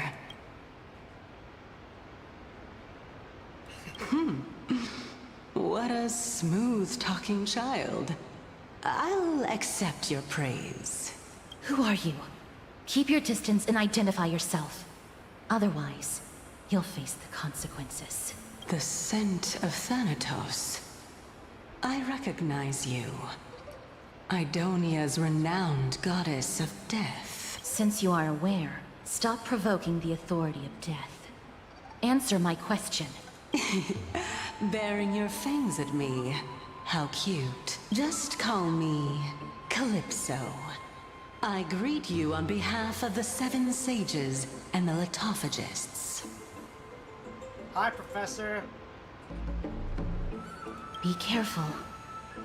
Even if the head of the Litophagists has never shown their true identity before, you shouldn't trust this person so easily. The Weft could not detect her presence just now. That would be out of the ordinary if she were truly a phantom body. But if she is someone who has passed on, I should be able to tell. Let me test her. Do you mind if I join your private conversation? That would be rather inappropriate for someone who isn't even willing to reveal their real self. Forget it. However, I'm going to ask you some questions. Please answer them truthfully. If you can do so without hesitation, we won't treat you as an enemy for the time being. A pop quiz? Well, that sparks my interest. Go ahead. What was the topic for the grand finals of the 752nd Great Debate? Is a flying arrow in motion or at rest? Who was your representative? Medea. She went up against Phynon of the New Sporists. Who won? Nobody won because the 752nd Great Debate never took place. What I just mentioned happened during the previous debate. Phynon emerged victorious and obtained his 10th consecutive debate wreath. Also, to alleviate your worries, I shall provide you with a piece of information that's more valuable than the Great Debate. Anaxa the New Sporist is still alive. I saved him, and he is now recuperating at the Luminary Throne. So, are you satisfied with my answers?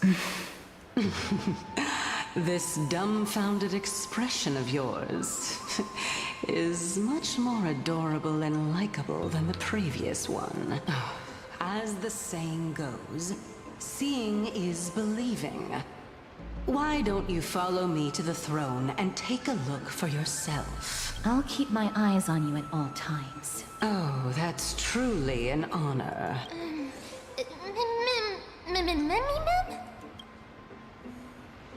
As long as we can get the water wheel turning, we'll be able to use it to ascend.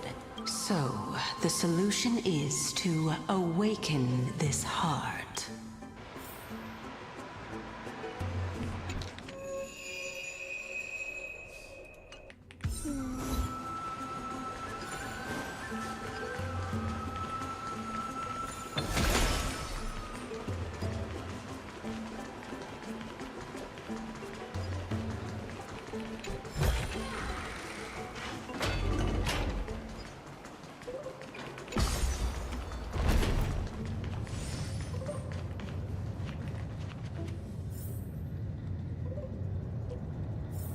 Is that the Chamber of Purifying Tears?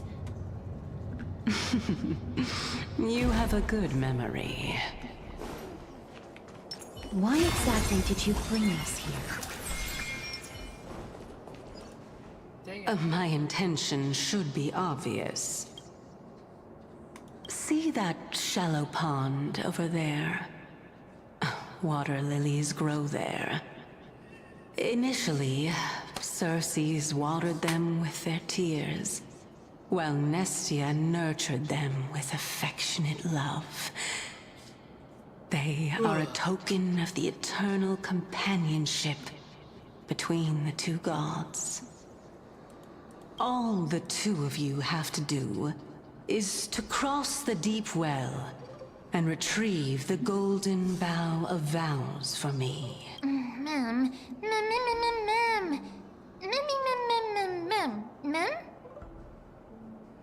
Could the deep well be a trap? You're making it sound so ominous. We can retrieve it, but I advise you not to waste your time on any schemes. Oh my. I'm helping you to eliminate your worries and obstacles, and yet I receive nothing in return. Besides, the bow is essential for awakening the heart and drawing water out of the source. If you can't find it this time, we can just remain trapped here for the rest of eternity. You're overthinking things. We're all in this. Although it would be absurd to say that I have no other motives. Since you've brought it up, I might as well take this chance to explain. I'm simply making use of this opportunity to see what you two are made of.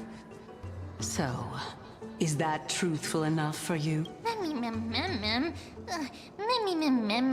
Now is not the time for me to elaborate further. So, please proceed. As a student of Anaxa, equivalent exchange should be something that you are familiar with. I cannot deny that, Mister. Since our interests are aligned right now, it's better for us to do as she says. Besides, she knows about my past. Even though I'm not able to elaborate much, I can tell you that she has reasons to fear me. If you unfortunately turn out to be her ultimate target, please don't worry. I will promptly intervene.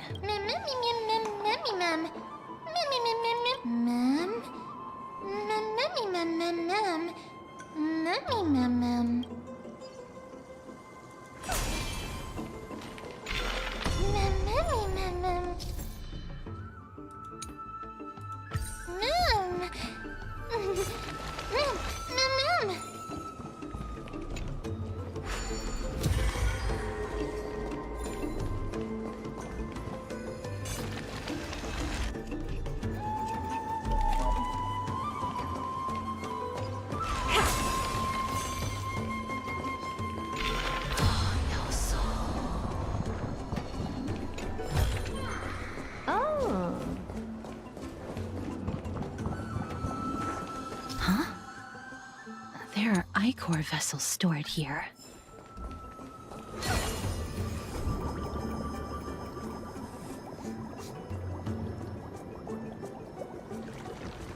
Ma'am!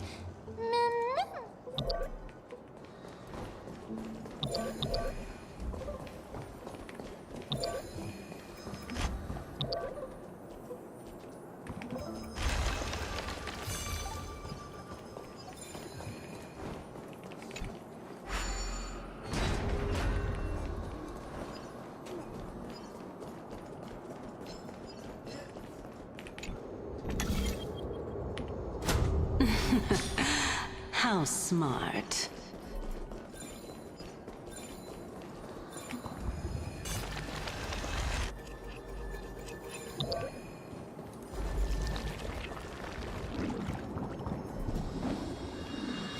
Let's hope that this is not a trap.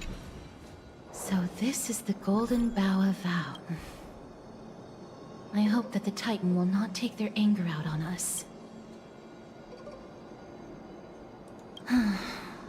If only they could interfere in the affairs of the Titans. So lustrous and beautiful. It's even more magnificent than before.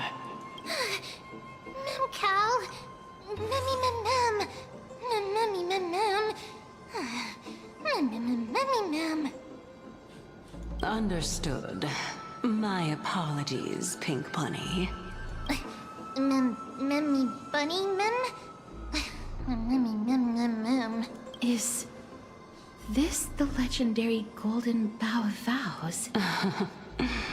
We'll know once we test it. There's a secret passageway behind the pond.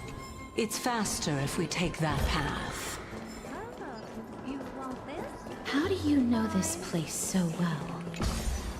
Well, I'm one of the 7 sages after all.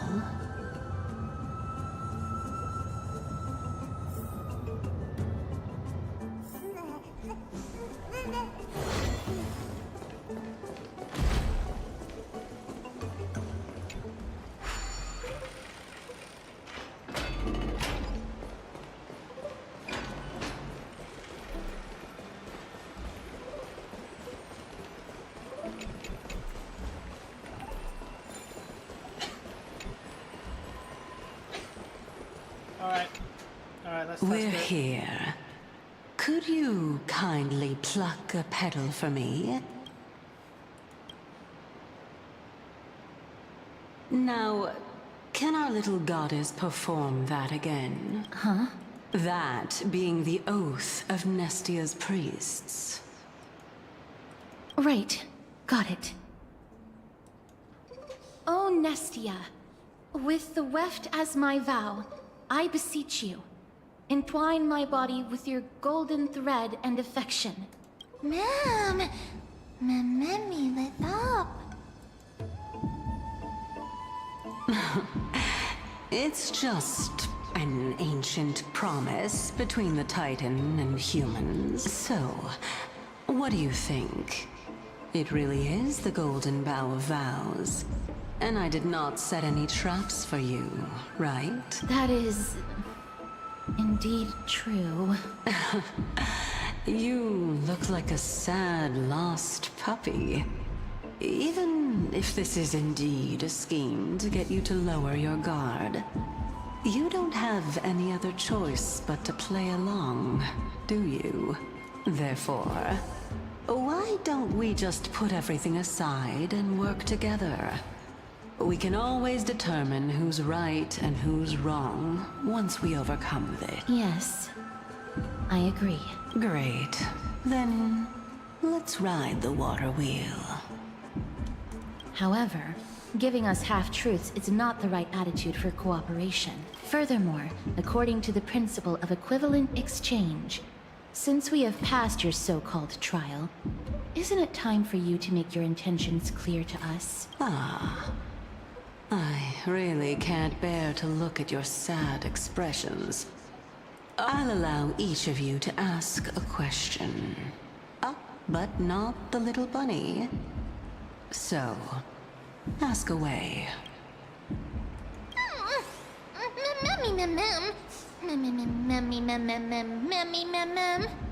Well, in that case, mister, please go ahead. Alright. Why do you say that our fates intertwine?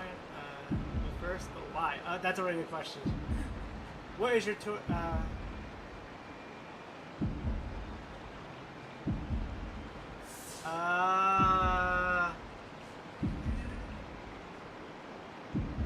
it's either 1 or 4.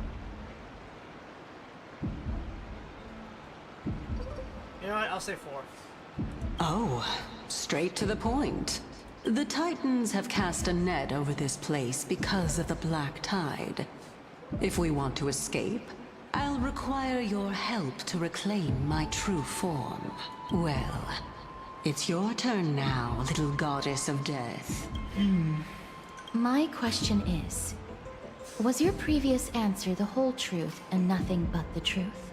There's no point in making this unnecessarily complicated. That applies to you as well. However, we do not harbor any hostility. We merely want to avoid any potential harm to us. Lady Calypso, if you want us to work together more effectively, I advise you to answer my question honestly. All right. I was completely truthful in my response just now.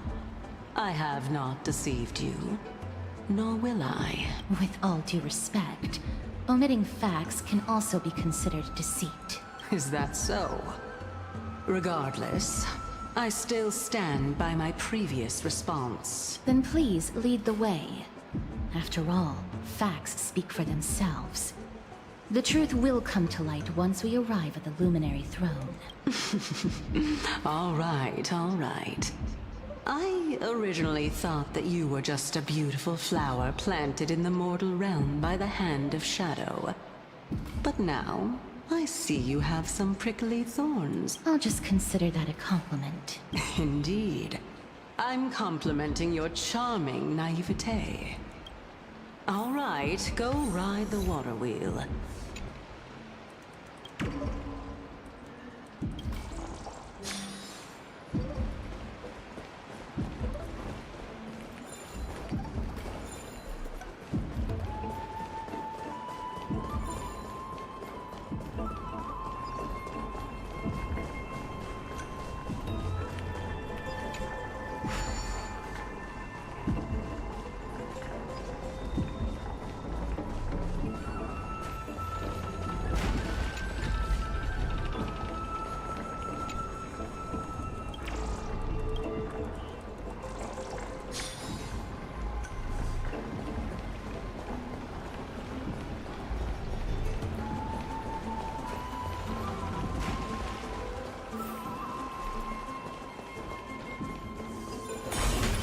Speaking of which, don't you also have a red-haired companion?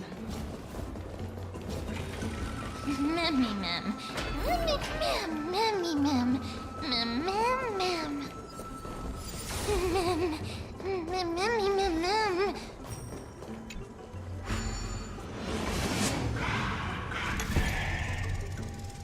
Like I said, guys, I'm a little sorry if I'm a little quiet. I am exhausted.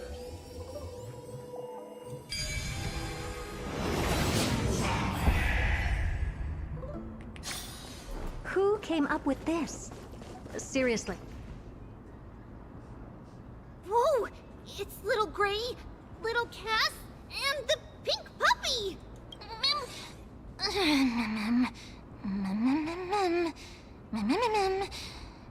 Lady Trianne, are you all right?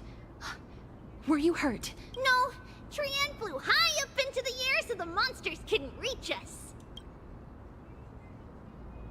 Air supremacy secured. Air supremacy secured! That sounds so cool! Oh, but what does it mean? Wait a minute, let's get back on track. The spindle that Aggie gave us is so powerful that Trianne seems to have found Nax. He's near the treetop.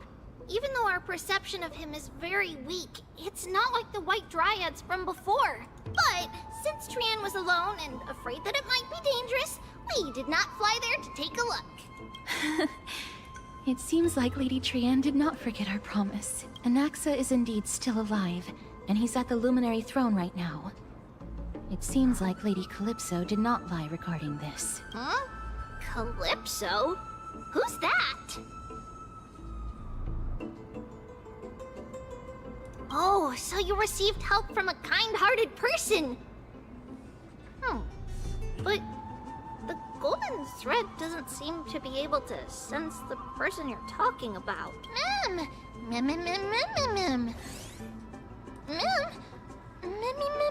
Coming and going without a trace. She's such a strange person. Oh! Actually, Trian also found this.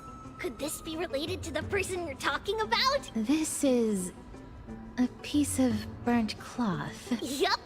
Trian found it on a branch not long ago. Trian even used the golden thread to search around and found that the entire grove is giving off a similar aura.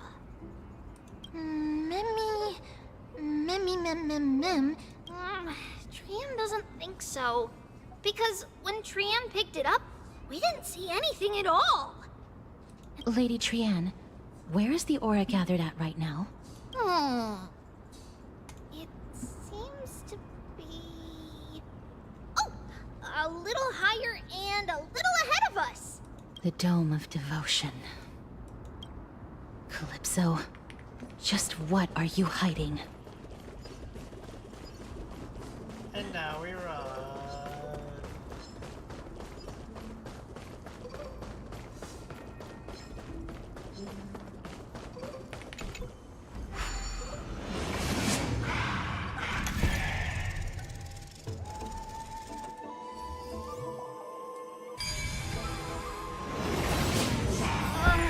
The golden thread is vibrating more and more violently! Everyone, let's be even more cautious.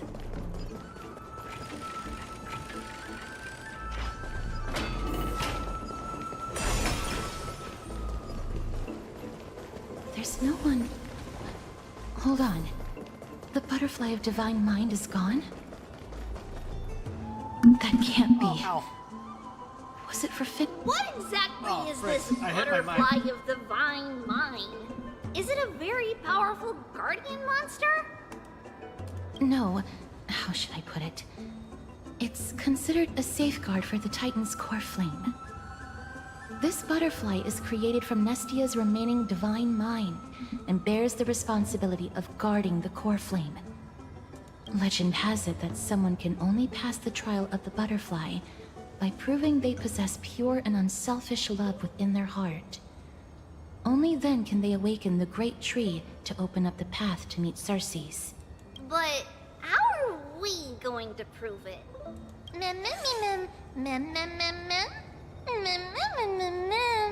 Sorry, but even I don't know how. After all, this is a secret among secrets that only a select few in the entire grove and even Amphorius know. Rather than worry about this, Lady Trian, did the golden thread react to anything around here? No. That unknown thing seems to be even farther ahead and higher up.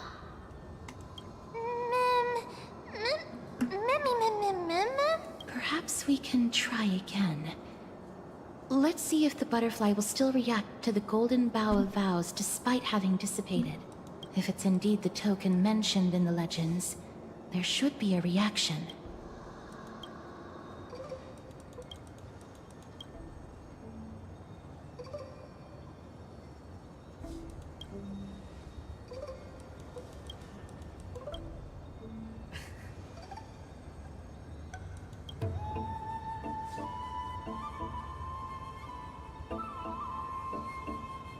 Let me give it a try. Oh, Nestia.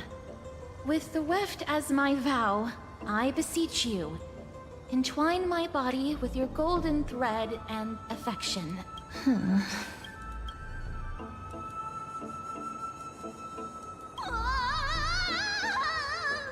Lady Trian, and even Mem? Where have they disappeared to? Little Gray, little Cass, look over here, quick! Memmy, he's about to burst into flames! Wait, what? The voice seems to be coming from the Star Chase atrium.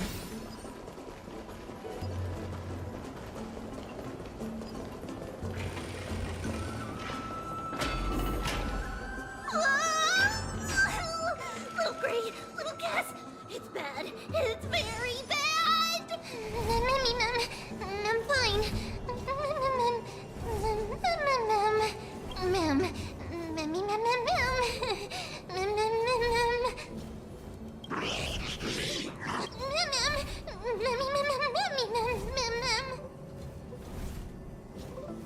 If that's the case, let's get out of here. Lady Trianne, what exactly happened just now? Trianne and Memmy were looking around to see if there were any mechanisms nearby. But just as they went to take a closer look at that big piece of amber, they were surrounded. I see. Let's get a move on. The orbs belonging to Ornyx's priest should be nearby.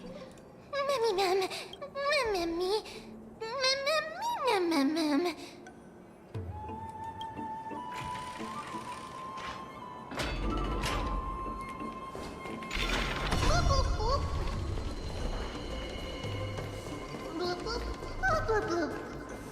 Oh shoot.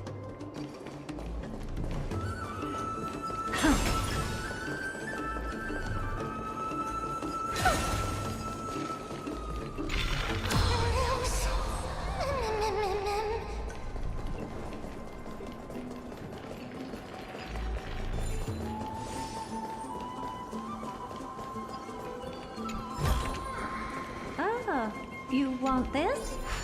Fine. Take it and amuse yourself.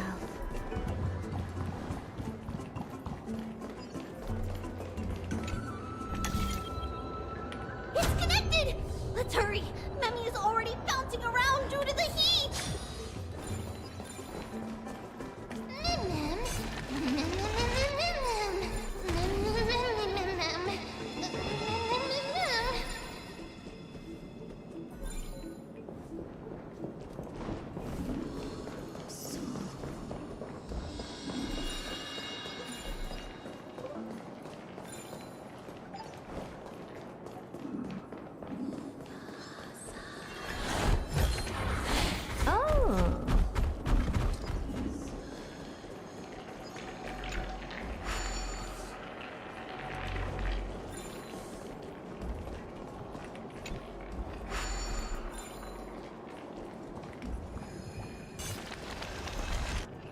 Oh no.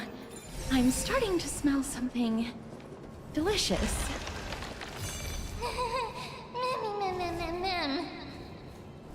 Yeah, you're funny. Mem, you're funny.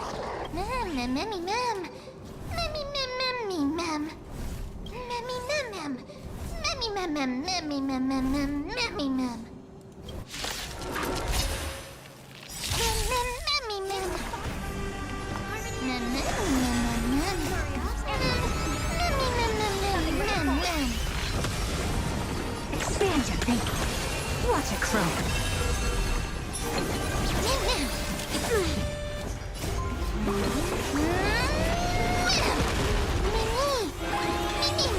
I don't have time for the open sesame.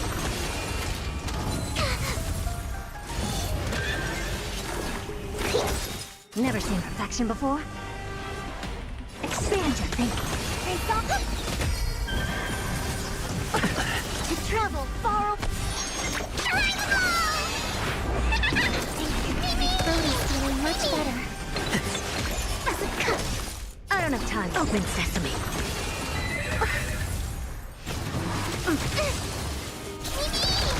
I hope for an end to strife in the world. Tonight, Stars Echo!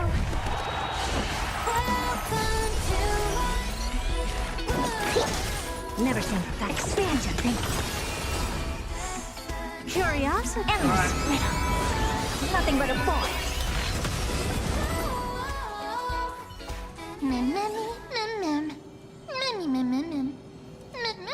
easy. Mem. Mem.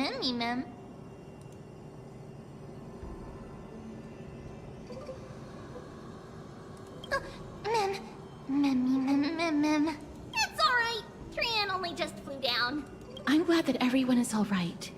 Speaking of which, This piece of amber is... A remnant of Nestia's core flame. To get to the throne at the treetop, gather the embers before you with the golden bough of vows, and present it to the divine butterfly. Whoa! Where did you come from? You finally appeared, Lady Calypso. Yes, it's been some time.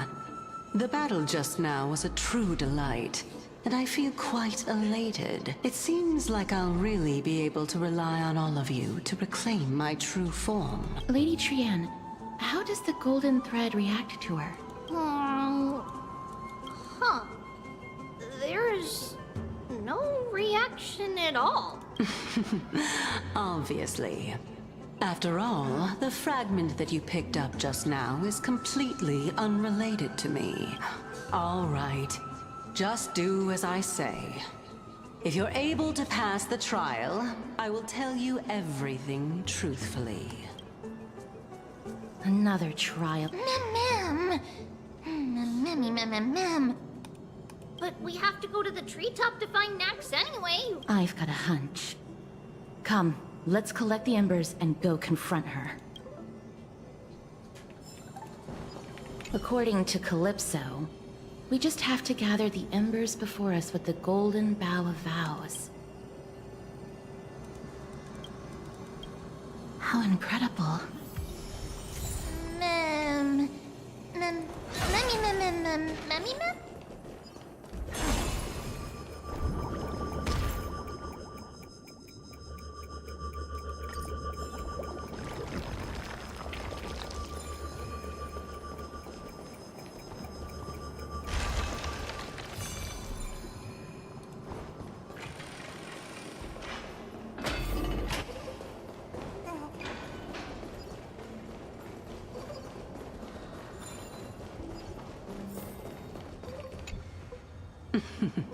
It seems like you managed to gather the embers. In that case, just offer it to the divine butterfly.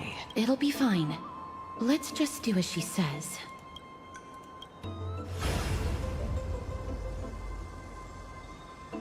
It's a success! The path has appeared. All of you have indeed passed the trial.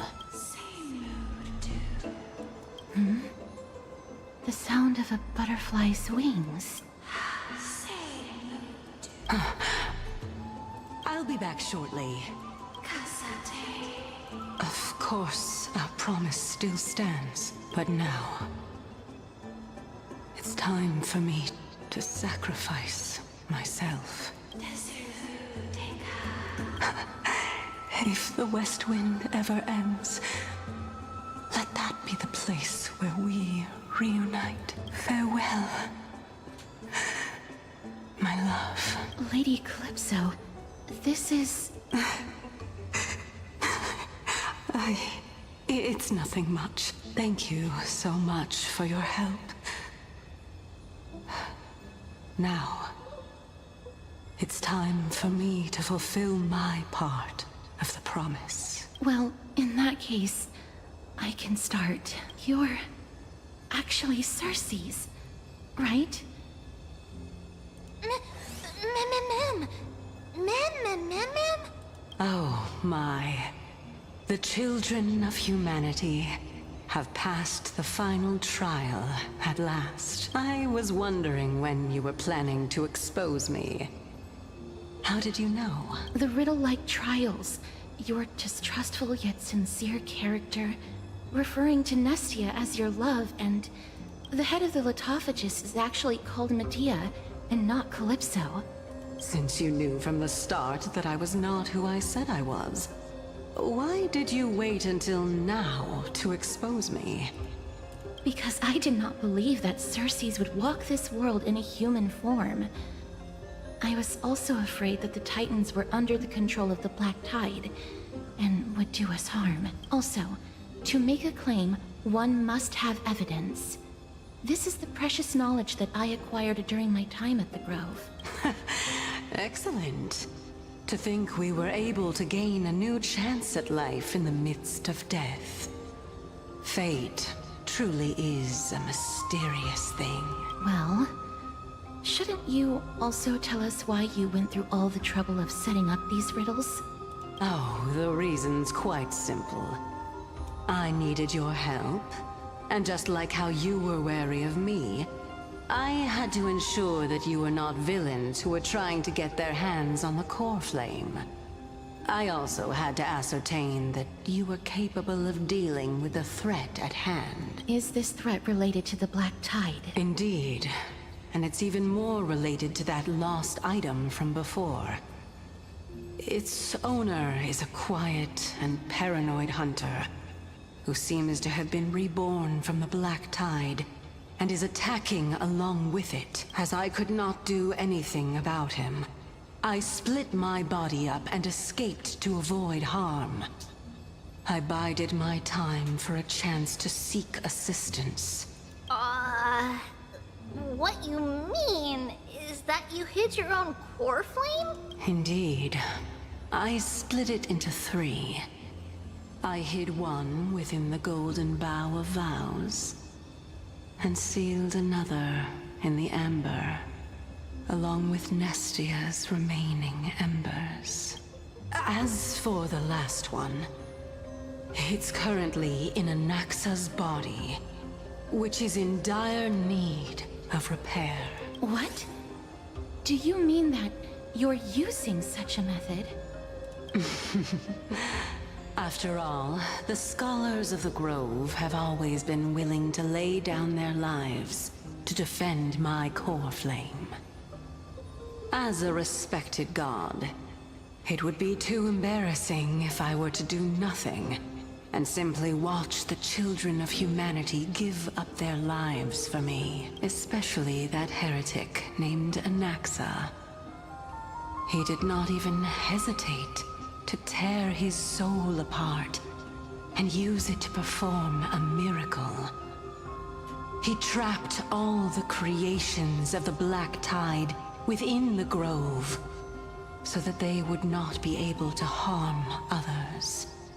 His way of thinking was so out of the ordinary that I felt it would be a waste for him to meet his demise in the Black Tide. And so, I decided to save his life. Of course, this also meant that I was able to conceal myself and remain hidden.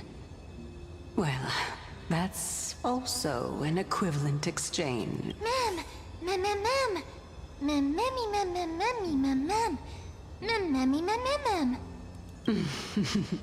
What a smart little bunny. This way, I'll be able to regain my true form. And you will be able to bring the core flame and your teacher back to Akama. We'll also take down the black-robed swordmaster at the throne. Together, in one go. But, Circes, aren't you the Reason Titan? Even if I do not have the authority of strife, I'm still a god. I just need you to buy me some time against the warrior's blade. Once the core flame is reformed, I'll be able to show my hand. Excellent. Then just continue climbing to reach my throne. Turn the Golden Bough of Vows into firewood to reignite the core flame of reason.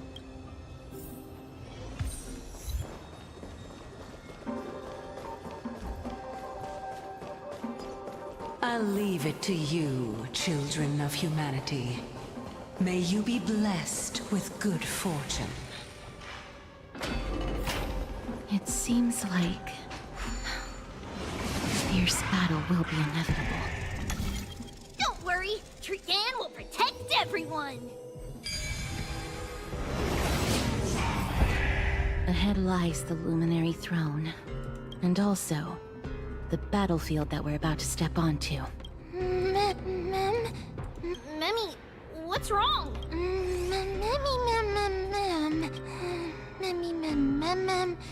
Is this Professor Anaxa? Take a look. Miss Anaxa.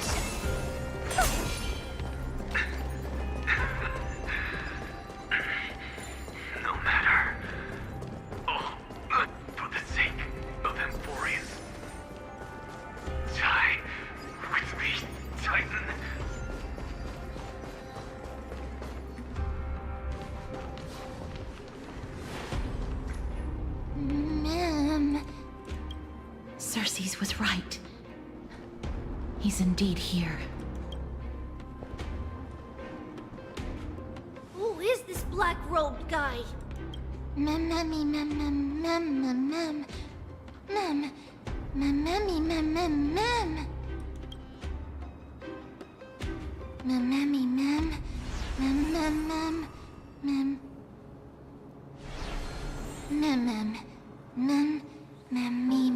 Was that Cyrene? Everyone, brace yourself. This must be the hunter reborn from the black tide that Cersei's was talking about. The black sword and cloak. The owner of the piece of cloth. The north wind that sent over the deathly fog of Thanatos. You're not demigods. Stand down or die. Run! Mem.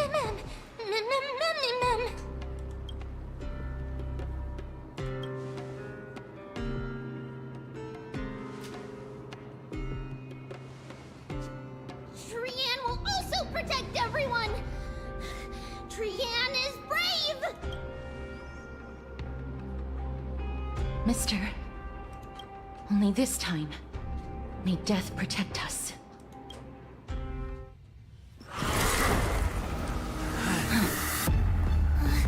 Be careful. One slash.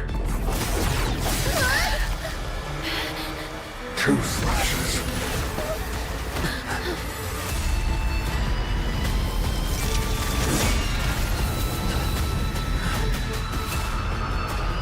Three slashes. Enough.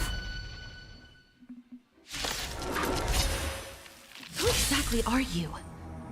Change my thoughts. Resonate all together.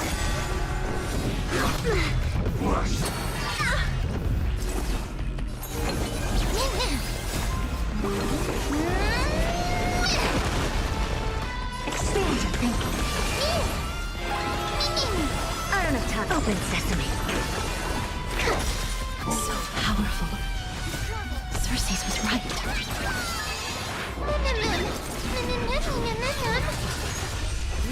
Action before. Expand your thinking. I hope for an end to...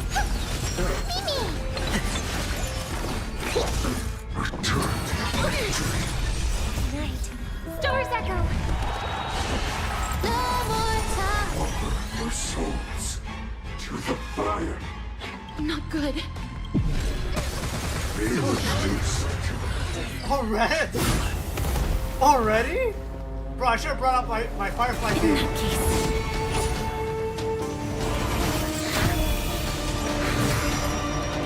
Is that a discount from that?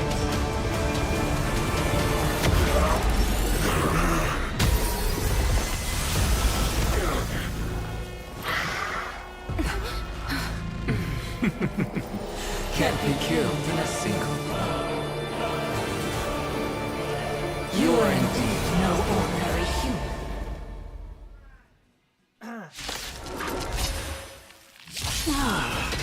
How annoying. Since the ambush failed, it'll be difficult to find another opportunity. What a pity. Professor Natsa? No. It's Cersei's.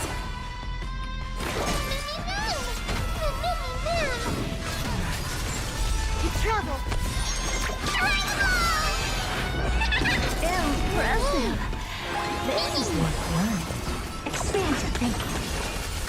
May song bring us victory.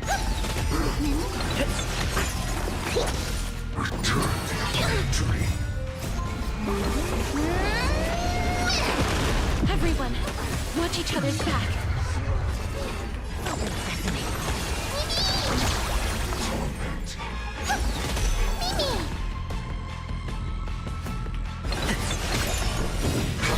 Press curiosity. Endless riddle. Nothing but a forest. I'm about to be overwhelmed. Fighting is so much more tiring than thinking. Dreams now. That was tough. I'm truly exhausted.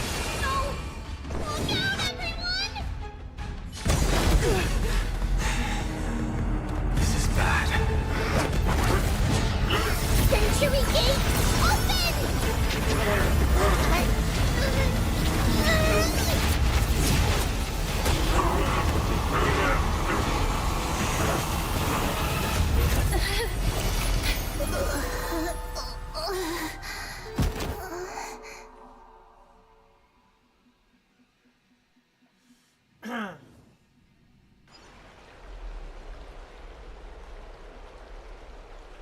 Phew. That was a close call. Thank goodness that we returned to Akama unharmed.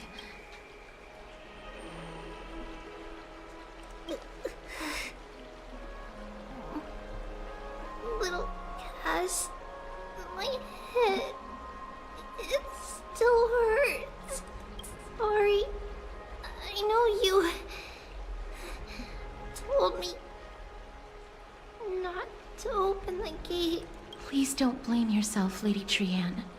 If it weren't for you, we would have already met our end at the Grove. I feel awful. I need to go back to get some rest.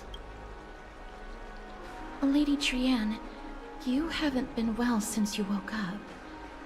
Are you sure you can make it back on your own? All this noise and commotion. Akama hasn't changed a bit, has it? Are you... Oh, what the... Professor Anaxa? What the hell is yelling? There's no need for doubt.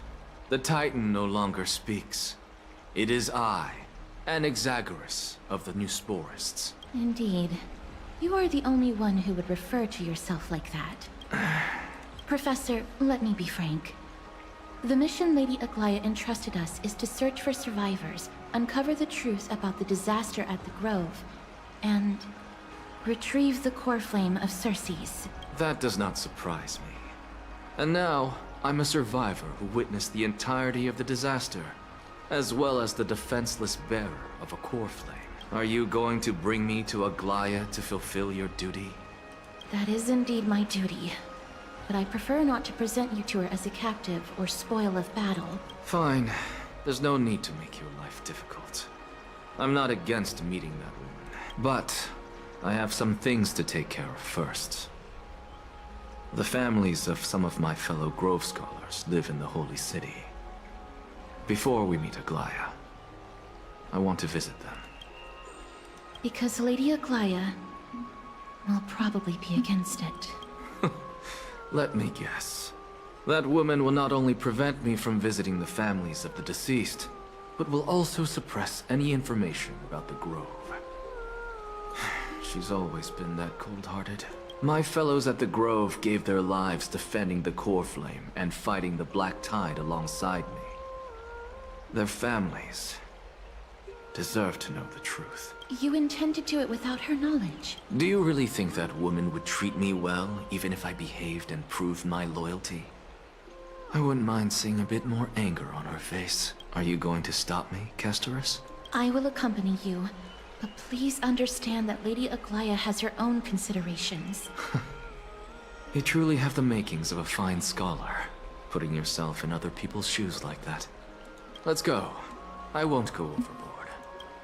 So, after all these years, you and Lady Aglaya are still... Neither of us is narrow-minded. You should know the root cause of our conflict. Hello. Hello.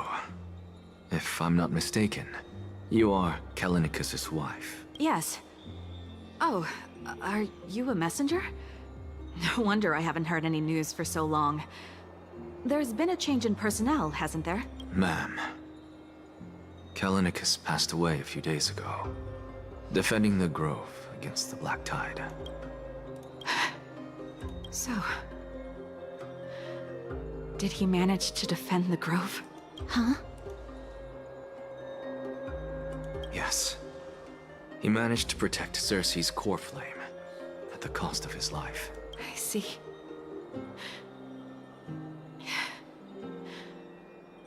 I'll select some of his possessions and Pick a nice resting place for him. Please let us know if you need any help, ma'am. I come from Kremnos. Death and sacrifice are things I've learned to face with composure. You know, Kallinicus, even though he was a scholar, he'd always ask me to teach him how to fight whenever he came back. Isn't it funny that a Chrysos heir like him wants to learn from an ordinary person like me? I've been prepared for this for a long time. In times like these, any ordinary goodbye might just turn out to be a final farewell. I'm really sorry. There's nothing to be sorry for. I was once a warrior, and I'll find my way back to the battlefield someday. With the coming coronation of the new king of Kremnos, I'll take up my lance against the creatures of the Black Tide, and seek vengeance for my husband.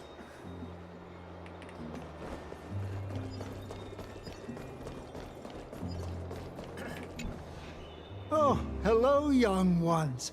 Is there anything I can help you with? Are you the father of Kenani and Artakama? Ah, yes. Did my daughters cause trouble at school again? Alas, forgive this old brain of mine. Both of my daughters graduated long ago, and they are now scholars at the Grove. As I get older, memories from years past tend to blend together. What's the matter, young one? Why so quiet? Did my daughters really get into some trouble? If they refuse to apologize, just let me know. Their old dad can still talk some sense into them. What should we do? I really can't tell him. Mr. Fabio. The Black Tide took Kenani and Artakama. What? They fought until their last breath against the Black Tide to defend the Grove. As the Chrysos heir stationed at the Grove, I failed to protect them. Mr. Fabio, if you're upset... Don't put it that way. Even if my Artakama wasn't one of the Chrysos heirs mentioned in the prophecy,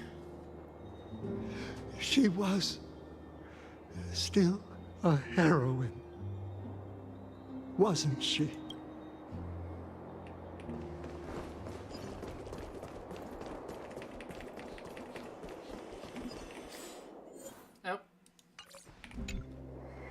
What's wrong? I'm busy. There's a lot going on in the city, and I've got my hands full. Mister, we're sorry to bother you, but... No, wait, Lady Castors, did Lady Aglaia send you because of some mistake I made at work? Keep your cool, Titus. I'm Anaxagoras from the Grove of Epiphany, and a colleague of your father, Old Titus. A few days ago, your father passed away. Wait, what? My old man died? That's no shocker. At his age, he was due for the River of Souls any time. Just up and left me behind. That old man. I've been telling him for ages to stay in the Holy City and enjoy his retirement.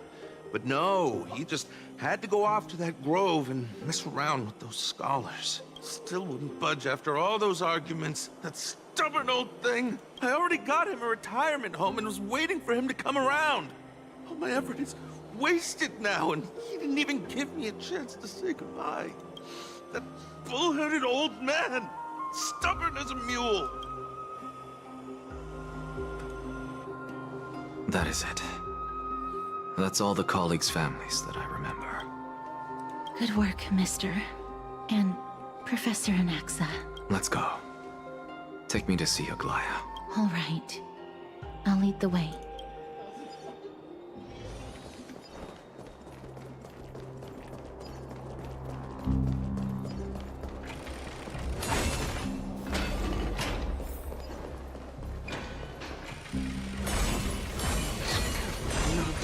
Be in awe of G-Warriors.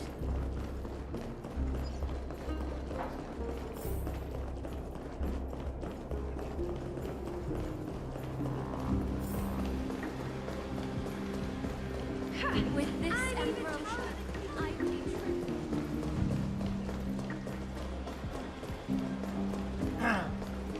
Thank you for the food you give us, great Circes.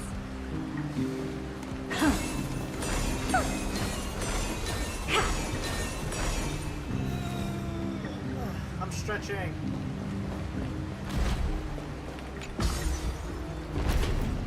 Finally, I can actually wake up late tomorrow. I can't wait to get actual sleep. Miss Castoris, my lord, you're back. Hello. We have an important matter to discuss with Lady Aglaya. May we trouble you to inform her of our presence? My apologies, Miss Castoris. Lady Aglaya has just informed me that she has no time to receive anyone at the moment. That's just great. She refuses to even see me. Answer me this, friend. Did Aglaya order you to take me directly to prison? Who are you? Please don't jest. It's possible that she really is busy. Let's wait here a moment, and I'll try to contact her using the slate.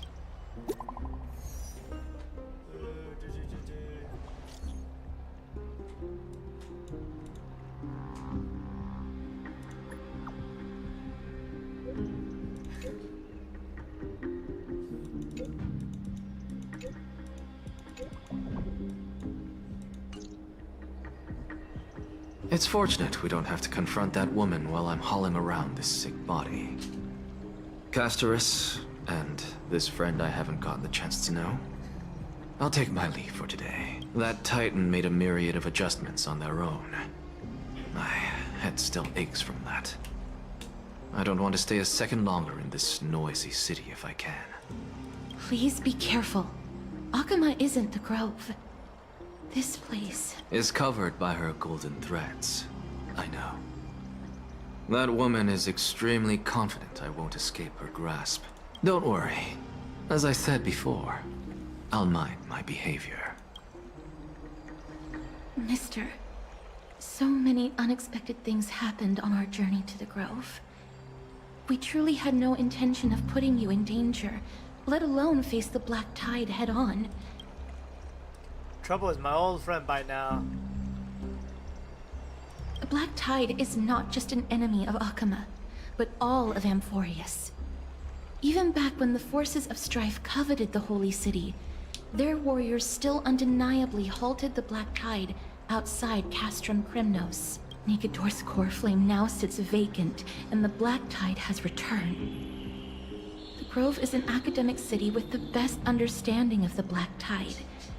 It shouldn't have fallen so easily, and yet it was taken overnight, leaving the city in blood and tears, haunted by the spirits of departed heroes. The trial of strife is imminent. I pray Mighty will be able to steal his resolve soon. Lady Treeby once traveled across thousands of cities in Amphorius to repel the Black Tide. But even they have no recollection of this powerful enemy in all their journeys. Perhaps the fall of strife has triggered even more terrifying events in unseen places. As for me, I detected a strong stench of death from that entity. But it wasn't because it had a connection with Thanatos. I'm afraid it's purely because it has sent countless others to their deaths. Speaking of Thanatos, Mister, there is something else I wish to verify with you. Okay. You must have an idea of the curse I bear by now. I was born as the shadow of death, a poison shunned by all living beings. Yet when you caught me in the grove... Oh yeah, that's right, I didn't die! Curious why you weren't affected by my power, Mister.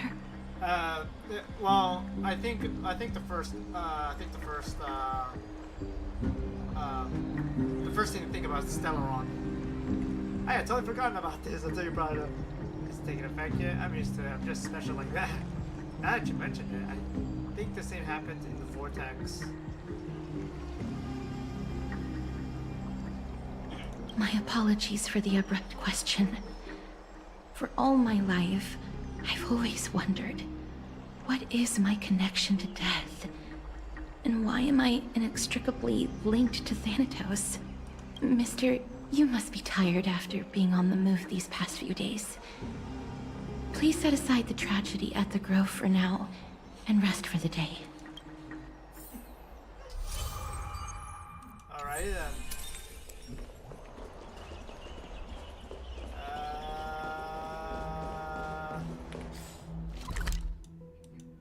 Oh.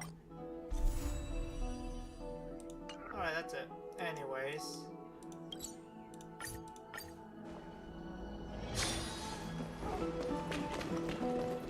I'd love to go in and take a look.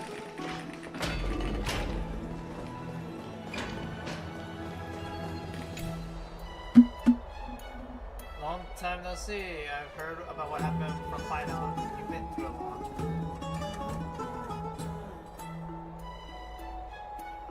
Life is a struggle.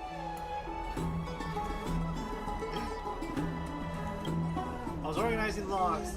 I also had Hyacine for some research material from the Grove. I discovered something interesting. Do you remember the Emphorius sky was sealed away by a titan? Aquilius' presence keeps this world isolated from the rest of the world beyond the sky.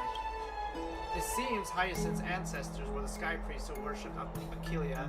Perhaps she can give us more clues to find our way back to the Astral Express. Nothing out of the ordinary happened in the Holy City in the past few days. I didn't have to talk to anyone either. It was kind of a nice spending time alone.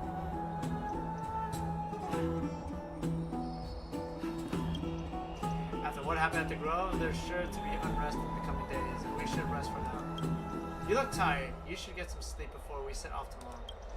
Oh, by the way, I heard some rumors. If you're going to wander around, I suggest avoiding the hot path.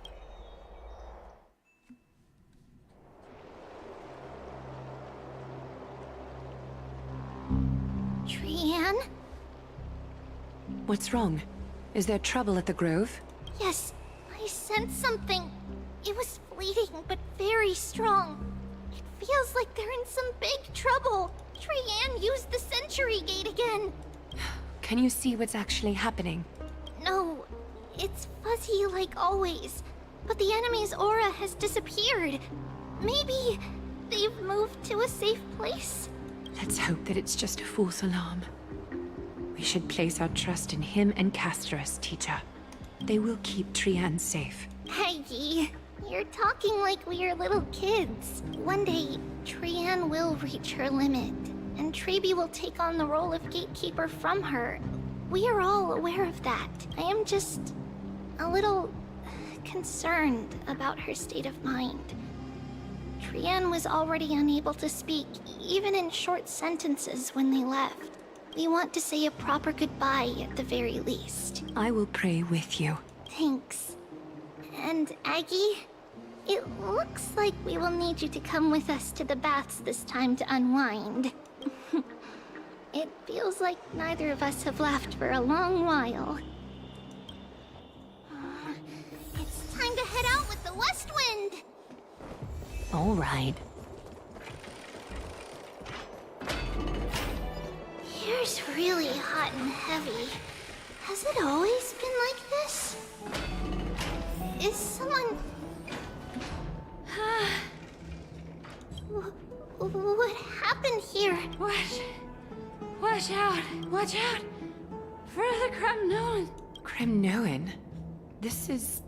their doing? Aggie, now's not the time to dwell on that. Let's help the injured people first. Excuse me! Coming through!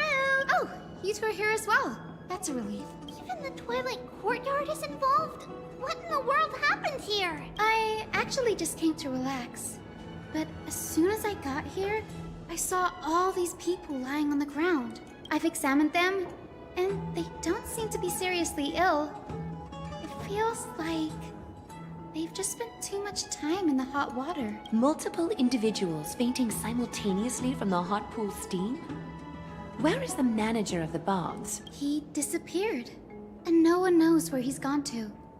Some people have been saying that the Kremnoans are behind this. Lady Aglaya, what do you think about this? Let these people rest. The two of you, please come with me. Have you thought of something, Aggie? Yes. While their intentions elude me, it's time to bring this farce to a close. What's going on?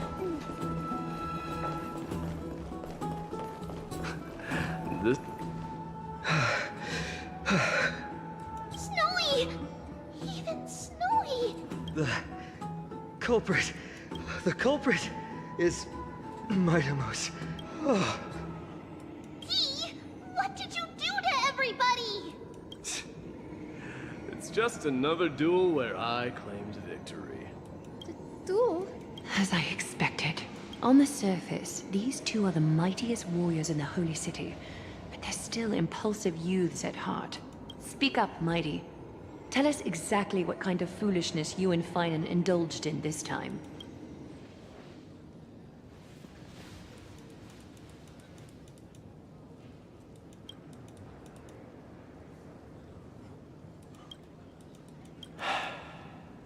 No, none of those sound right.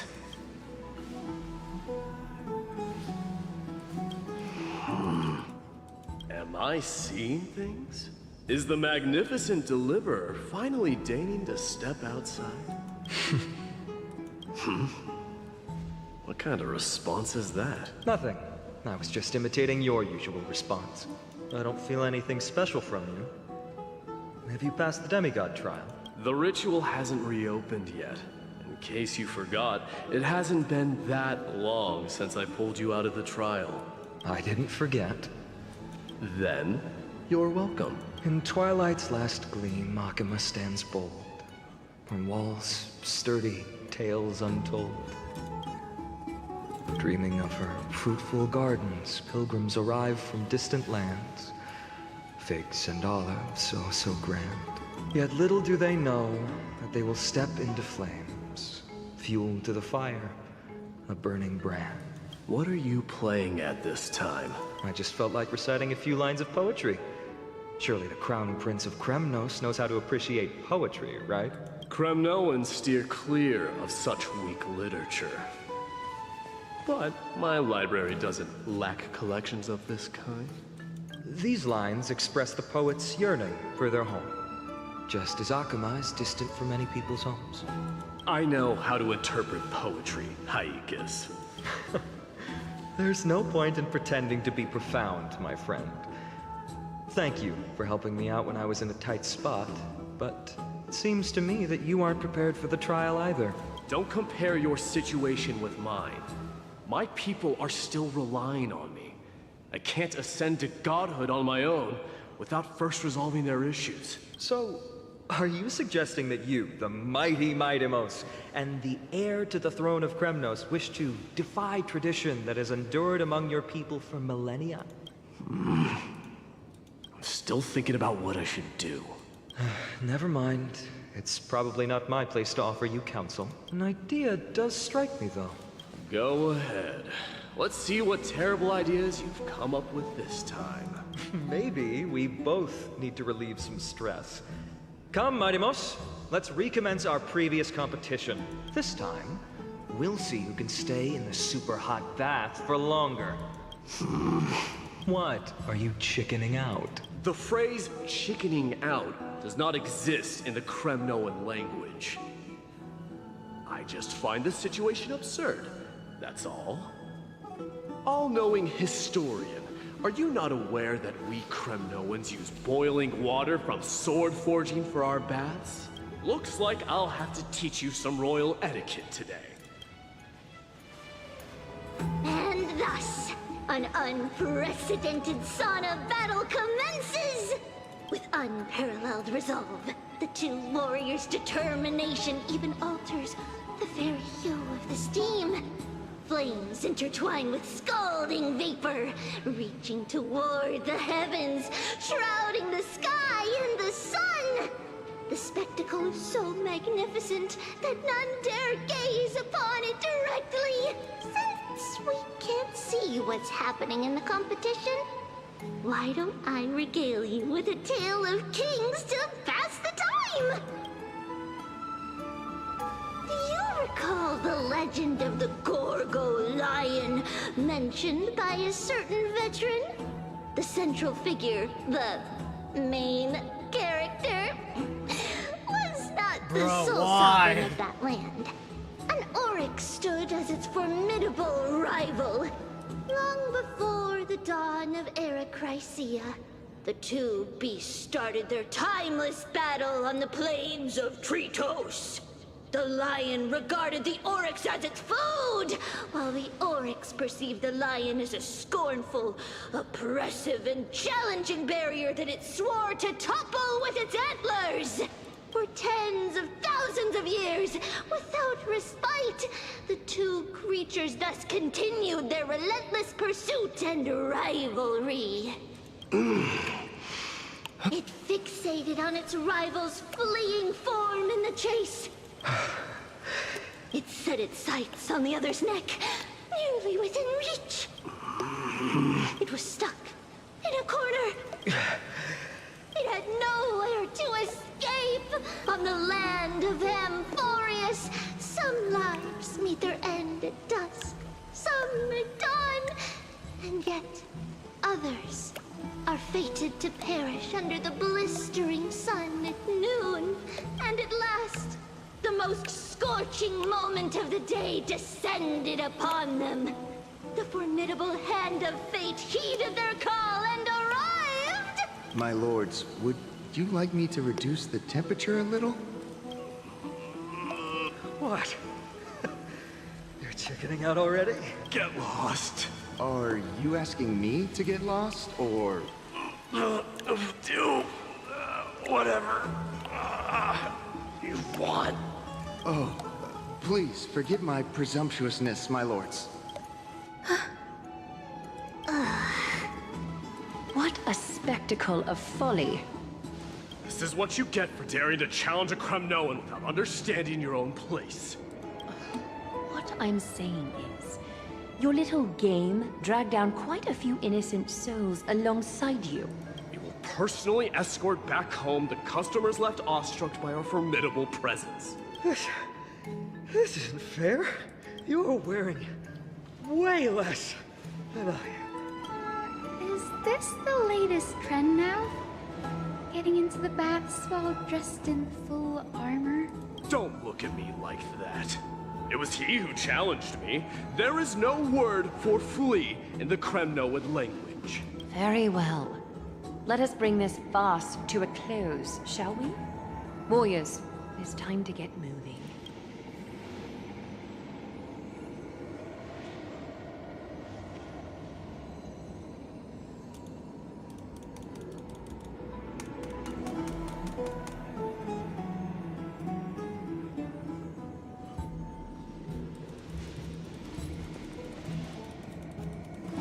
Alas, the flame chase journey is destined to be a lengthy one, replete with obstacles.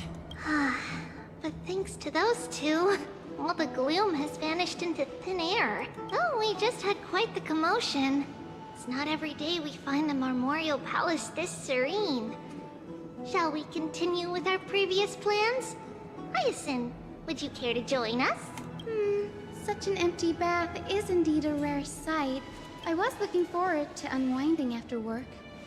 I'd be delighted to accept your invitation, Lady Treevee. How about we go to the biggest bath?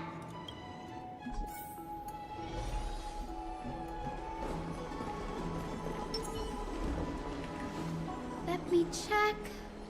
The water temperature feels just perfect.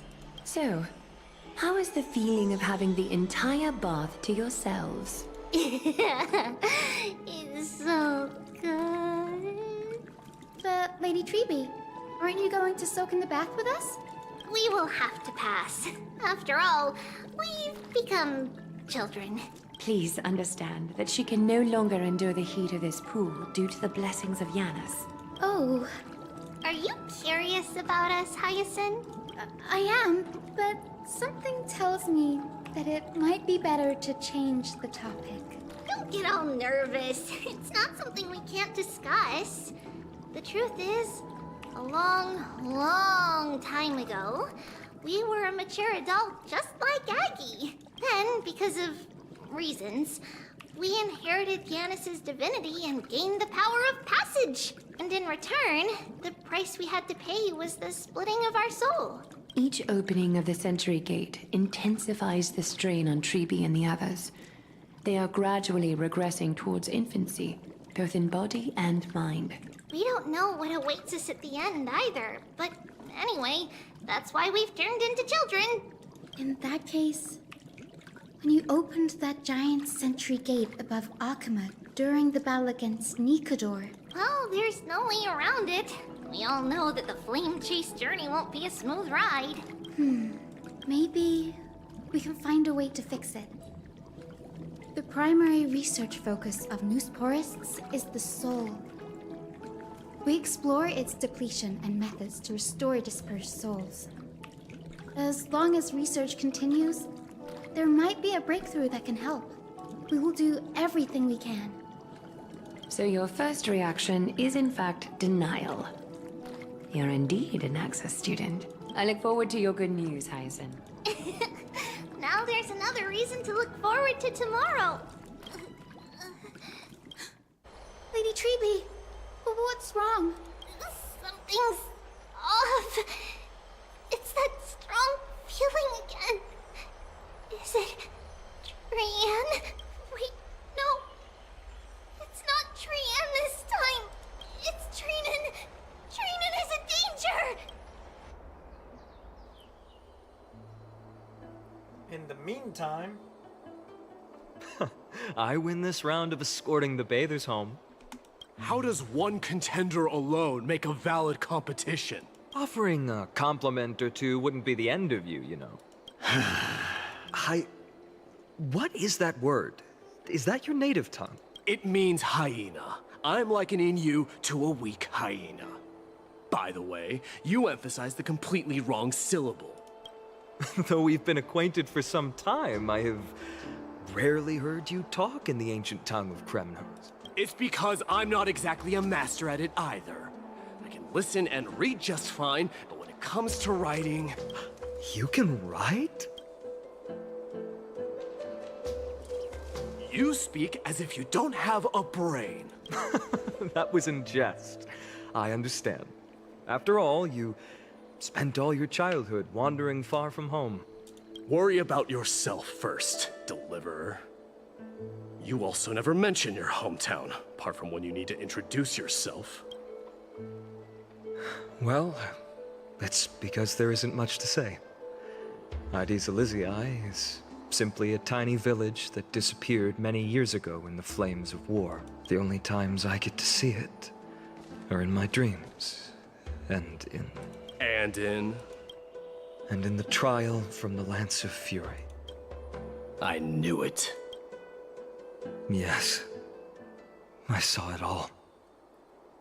Ides Elysiae ablaze with everyone. My family, friends, and my kin, lying in a sea of flames. A blood-red half-sun hung in the sky, just like on that day. And before my eyes, that murderer killed Cyrene. But I saw its form this time. A black cloak, an eerie mask, and a broken giant sword that carried an ominous aura. I fought it in the trial. But even though I've been fighting, improving, and resolutely getting stronger all this time, I still couldn't defeat it. You were blinded by hatred, and almost lost yourself in that trial. That's right. And that's why I am truly thankful to you. But You finally picked up some manners. Better late than never. Then what about you, Mighty? What did you see in that trial? What do you fear? There is no word for fear in the Kremnoan language. I'm getting the feeling that your language has no words at all. But to answer your question, I saw Akuma in the trial. As well as... my old comrades, Hephaestion, Perdiccas, Ionius, Ptolemy, and Possesta. Ever since I returned from the Sea of Souls, these 5 have been by my side. We faced life and death together during our days in exile. Those 10 years were arduous, yet filled with moments worth treasuring. Each night, we would gather by the campfire, savoring honey brews and singing our hearts out. The wind in the wilds of Amphorius smelled like rust. Hephaestion would always tease me about adding goat milk to the honey brew, claiming I ruined the blood-red color of the drink. He had a scrawny figure that was a relentless force on the battlefield, dispatching foes without so much as a blink. Perdiccas was an expert in concocting medicines, delving into all those strange folk remedies. Ionius was a swift runner, and our most reliable messenger. Ptolemy was a real bookworm, always spouting off in chapters and verses. When we left Kremnos, he made off with a stack of ancient tomes from the Grand Library. Not like it mattered, as my family owns the library. And then there was Possesta. He was the silent type, but a truly masterful musician. This is the first time I've heard you mention these 5. And their names. They died on the battlefield before the Kremnoan detachment managed to join Akuma. Perdiccas was the first to go. He was shot in the stomach by a poisonous arrow from the people of Ladon in the 2nd month of cultivation. In the end, his remedies mended all but himself. Midamos, do not mourn. I have achieved honor by bestowing a noble death upon the enemy. Leonius died in the 5th winter. Idonia's snowstorm lasted 3 full months. On the night of the fiercest storm, our foes launched their assault. Idonia? Is that the city Castorus used to live in? Yes. Those zealots were as fearless as Kremnoans in the face of death, but they lacked respect for honor. They cornered us in a bottomless swamp. Leonius covered for our retreat, and they cut his legs off.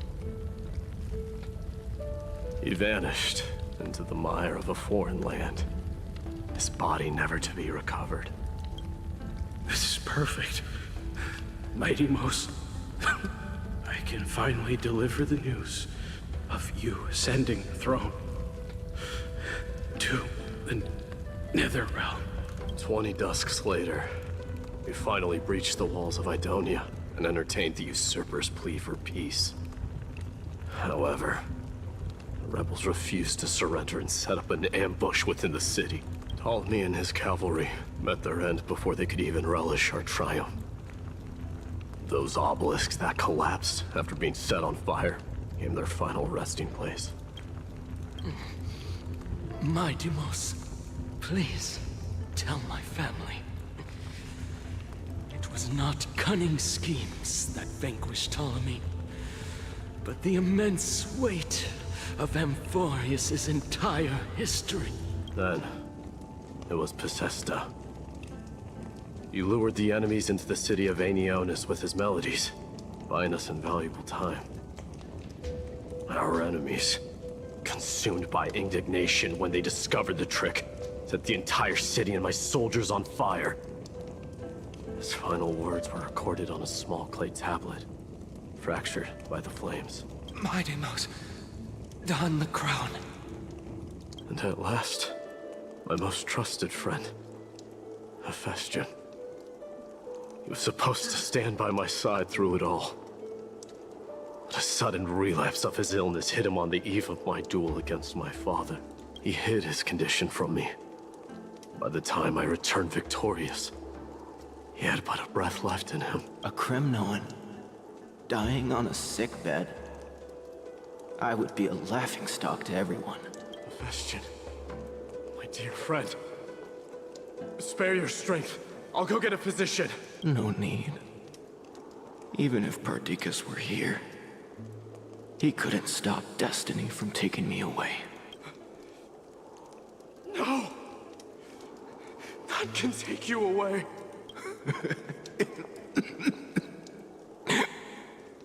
Mightimos,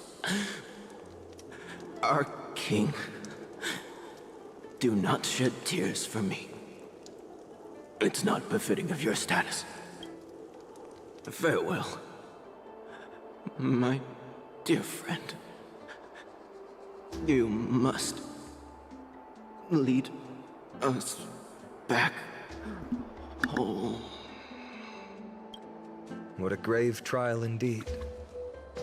Now I understand why you see immortality as a defect, or even a curse. My father threw me into the sea of souls to break the wheel of karma. But little did he realize it would grant me an immortal body and summon a fated revenge on his head.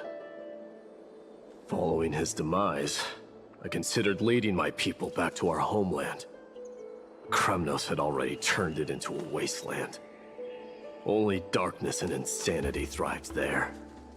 Against the dissent of many, Krateros included, I made the Kremnoan detachment stay in Akama. But I know that their glory will never be doused out.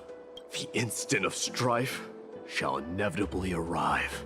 If you take over Nikador, then you must begin the journey back to your homeland. So, you hesitate because you think leaving your people in the Holy City is a better choice? I don't know, but I have never been crowned. And those 5 were never endowed with any titles. None is aware of their glory. Your predicament is truly complicated. I don't know how I can give you any useful advice. Maybe you could seek counsel from more people, such as the Grand Craftsman. Cartonis' people seem to have been through comparable dilemmas. And that teacher of yours. Dee, we've got a big problem. Lady Tribby, what's making you so flustered? Hurry up and go save Trinan! She got abducted by Krateros! Krateros! What's going on? Mightimos. It seems I was the one who exposed my vulnerabilities first. Aglaya, I demand an explanation. This man abducted Trinan by force, and forced her to bring him to the Vortex of Genesis. He then brazenly stepped into the trial of the Lance of Fury, and naturally failed. Is she telling the truth? Why did you do that? Because I don't want to wait anymore. Your hesitation made me desperate. If you want to run away from your destiny to become king, then keep running. Someone will eventually stand up and fill in the gap left by strife. Then they will lead our people home. Age has blinded you, teacher. Can't you see that I'm hesitating because of this very recklessness seared into your blood? Krateros, do you truly believe you're worthy of entering the trial? To blaspheme against the prophecy? Does the mission we Chrysos heirs bear seem like child's play to you? Do you know how the Kremnoans see you, Aglaya? You're a hypocrite and a megalomaniac. The prophecy of Genesis and the Flame Chase journey are just excuses for you to seize power. Silence, Krateros.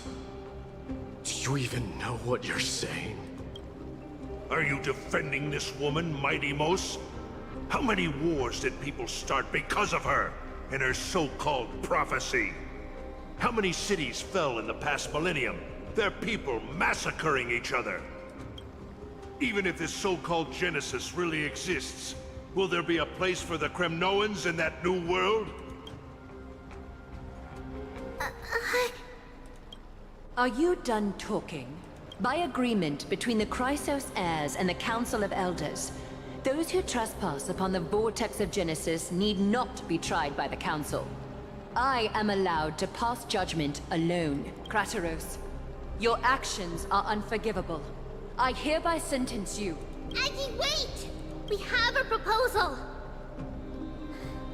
Someone has to resolve this conflict between the cities. Lord Krateros did not use violence to harm us. We can sense that his anxiety stems from his concern for his people's future. Please, Aglaya, hear us out first. I'm listening. I'm sorry, Lord Krateros. We were so preoccupied with deciphering the fragments of prophecy that we neglected those of you not favored by its message. Your accusations were harsh, but justified. We wish to earn your trust and those of the Kremnoans. I think the best way to do that is to take you to witness the source of the prophecy for yourself. How are you going to show me something that has no form? You've heard about that Outlander, right? He has somehow made a connection with Orynyx and can completely replicate scenes from the past. We will ask for his aid. Tomorrow, at the Abyss of Fate in the Temple of Yanisopolis, we will show you everything from that distant memory, Krateros. A fair proposal. I accept. Until then, you will be stripped of your freedom. That is my one condition, and I will brook no argument. It is not the first time I've been made someone else's prisoner. Do as you please, demigod. Teacher. Why did you do this? Forgive me, young master. But I just cannot wait any longer. Ever since your father died, our people and I have been waiting for a day to revive Kremnos. We placed all of our hopes in you, but never received an answer. This obsession for returning home has become a sickness for our people. Wise as you are, I refuse to believe that you can't see the truth. You have a clear head, which is why you're also incomparably alone. A smart person can only choose to tangle himself with the mundane of this world. If you're truly capable of leading our people beyond this blood-stained fate, then prove it to me once more, Mighty Mos, just as you did back then. A fierce fighter. I did not expect such heroism from a feeble Acheron. Fulfill your duty as the victor, warrior, and tell me your name. I seek an honorable death from you. As if you have any honor! Listen closely. I am the leader of the Kremnoan detachment, Mighty Mos. I'm here to finish you, father. It is you, the beast spurned by all. So you did defy death. The prophecy was true. You will bring an end to my Kremnoan dynasty. Defy? You're wrong. Death fears me. It's the reason I have this body of steel. As for you, you already stand at death's door, father. You were the one who threw me into the Sea of Souls. The one who tried in vain to enslave a Titan. And the one who desecrated the body of a god. Haikis! You're a weak king. So weak that even the lowliest hyena is a more noble existence than you. And now, fate's reckoning is upon you. Then swing your blade. Take my crown, coronate yourself with an old king's blood, and inherit it all. Become the new rightful king of Kremnos. No. I don't want the crown. Listen. If there's only one end for the kings of Kremnos, then the crown means nothing to me. All I want is your life. To avenge Mother and my comrades. But the walls of Kremnos will not fall with me. Do you truly think you can escape fate's grasp, my son? You and I, we're both the same. We feast on strife and fear. Now, kill me! The son of Gorgo is destined to be crowned in blood!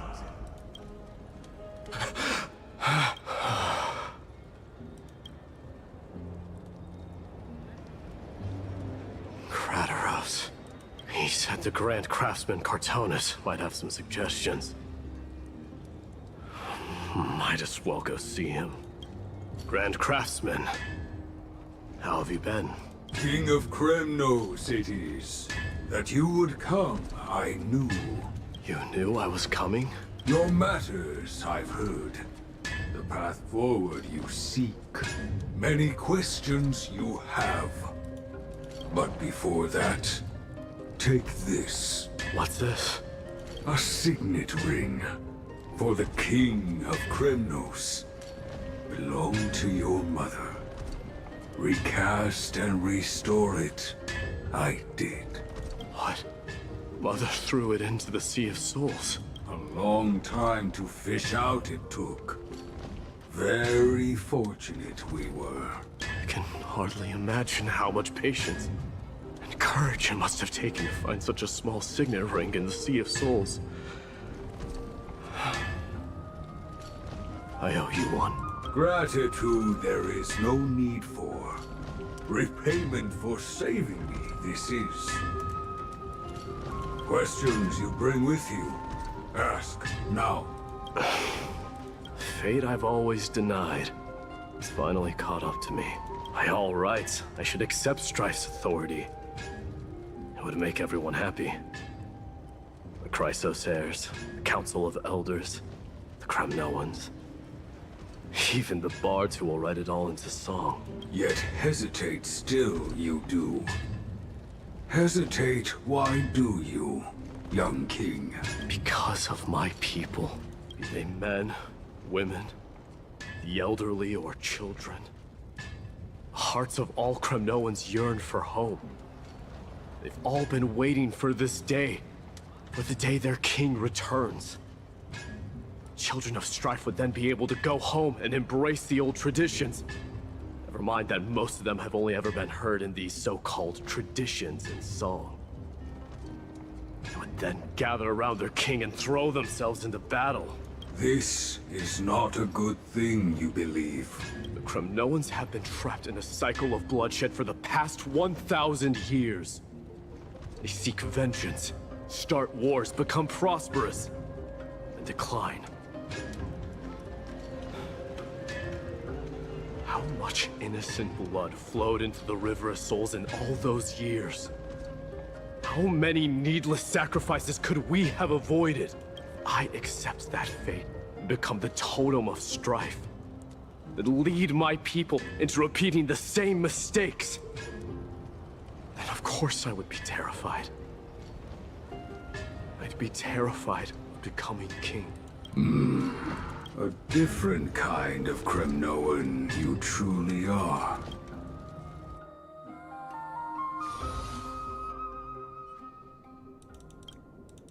Mama! Mama! I had a dream last night. Oh. Now what did you dream about, my darling Trebios? I had a dream that I turned into many me's. Then we made the moon into a ship and made the stars into our sails. Then we floated on the ocean and let the wind blow us in any direction it wanted. Well, that sounds like a lovely dream. Yeah! The ocean and the sky were really, really dark. But there were so many of me that I wasn't scared at all, because we'd all sing together. The ocean wind blew us onto an island where the wind tasted like flowers. There were bleating sheep and chirping birds inviting us to be their guests. There were so many animals on the island, but none of them ever fought. Yanis's holy maidens can receive guidance from the God of Passages. Perhaps what you saw in your dream is a divine land somewhere in Amphorius. You think so? What's wrong, Trebios? You look unhappy. Because on that same island, I saw a dark mountain on the other side of the ocean. And it was very, very tall. The mountain looked alive, and it kept getting closer to the island. Then I realized it wasn't a mountain, but a very, very tall wave made of water. When the wave smashed against the island, it looked like it was going to eat the island up. The small animals tried to chase it away, but they couldn't stop it. Then there was a bang and I woke up. A dark wave. Mama, does something that scary exist in real life? Yes. Unfortunately, it does exist in Amphorius. But it's very far away from our temple. We call it the Black Tide, though it has nothing to do with water. It has no shape or form, but it can swallow up animals, humans, and even titans, turning them all into monsters. Oh, the Black Tide is a baddie. I don't want everyone to turn into its food. Can't we chase it away? Of course, my dear. You only need to behave well and listen to what the adults tell you. Study all the knowledge and etiquette you need, then grow up and become a proper holy maiden. The divine Yanis will then give you guidance and help you light the way for the people. Wow, I'm gonna eat a lot and study a lot and become a holy maiden. But Mama, you said the Black Tide can swallow up titans too. What do we do if even Yanis is eaten? If that happens, then the Holy Maiden will have to be the one to guide people on the right path. After all, we are the human avatars of the God of Passages, yeah? Yeah! But one person alone is not enough. Once you're older, you'll make a lot of friends. You must do your best to unite them, because that's also our duty as priests. Friends? Are they also like me and Mama with pretty red hair? They might not, but they'll certainly be just as smart and kind as you. Mama? Am I dreaming? Don't be silly, dear. Of course you're not dreaming. I've always been by your side. What? Now be a good girl and call your friends over too.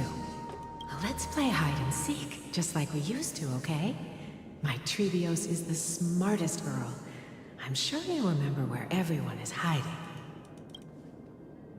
The voice sounds so far away. I don't remember. Who am I looking for? Your friends, who will chase the Black Tide away alongside you, of course. Is this from my childhood? Use this.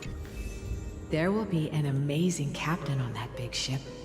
She's cheerful, optimistic, bold, and cautious. She'll be able to get everyone together. Wow, that's amazing! Can I be the captain? Of course you can. But you'll find someone else who's better for the job, my dear. I think that person lives in a beautiful temple that sits atop a hillside, covered in golden fig trees. There's a noble girl there who's very smart, but also very delicate. Just like Mama? Perhaps. But before we find the captain, the ship also needs someone who can navigate it. Who could that be? Let me think. I know! She's Treevy! I named this doll after myself? I don't remember it all. Is this a dream or something that happened in the past?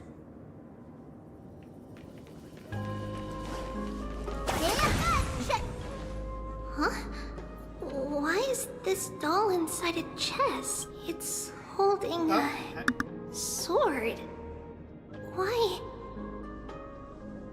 Many years later, many brave warriors will board this ship.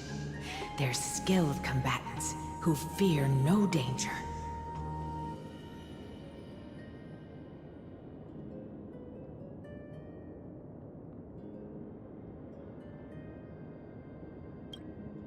Ooh, I can learn I how am to back. fight too and protect everybody! Silly girl.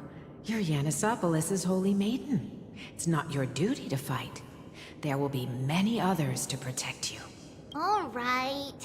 Then where will they come from? I believe one warrior hails from a lovely village where bulrushes flourish, while another comes from a magnificent royal city. Though each has their own troubles, both are ready to lend their strength for the ship's long voyage. In that case, let Trianne fight by their side. This way, they'll always stay on course. How could I have known the name Trianne back then? Was it just a coincidence? Or... Learning can change your destiny. When navigating at sea, you need to know both astronomy and geography. Isn't Yanis's knowledge enough? Oh, sweetie. The ocean isn't like the land. It's easy to get lost. That's why it's important to learn to recognize the miracle of Aquila. Alright. Even though my brain is already super duper smart, I'll still try my very best. Circe also favors children who try their best. They will send a wise scholar as everyone's teacher to help you reach your dreams. I want to be a teacher too. Oh, wait. I'm super duper smart. So I want to be the teacher's teacher. Why not? But if you're going to be a teacher, you might need to tone down that hyper energy of yours. Then Trinan can do it. She's well behaved and would make a great teacher. Mama and the others always said that I had a great memory. But now, I can't even tell if this is a memory or a dream. Come, let's line them up.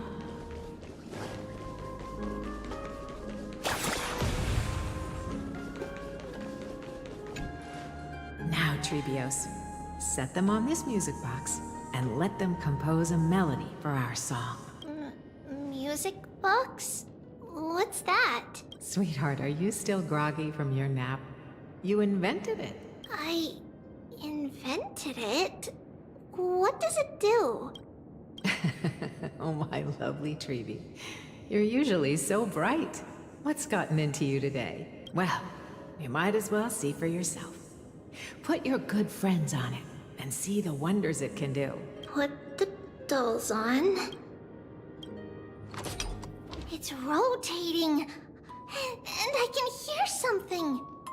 That's right. It's a music box. If you place the dolls in the right spots, it will start rotating and play beautiful music. Out of all your inventions, this one is my favorite.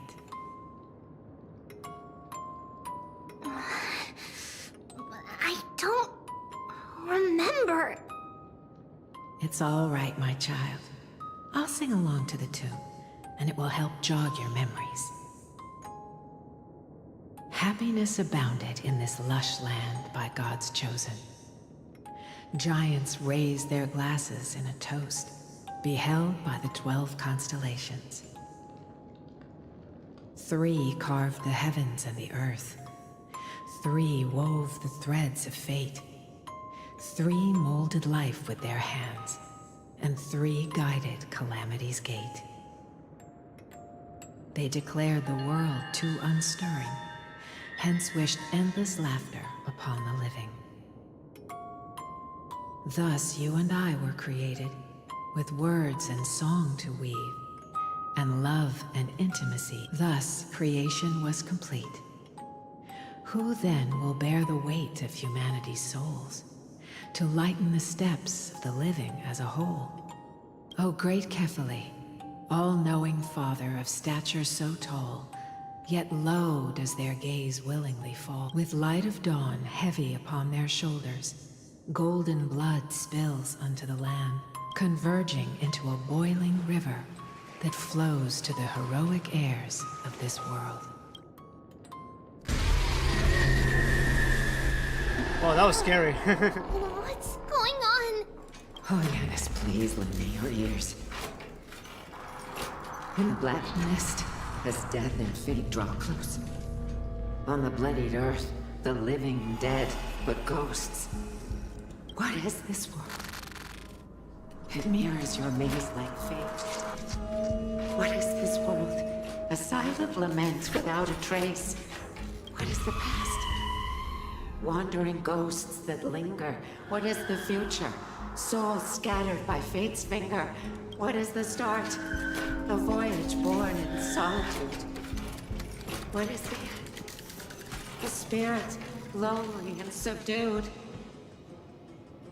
Lonely and subdued. And subdued. And subdued. Subdued. Subdued. Subdued. Subdued. Subdued.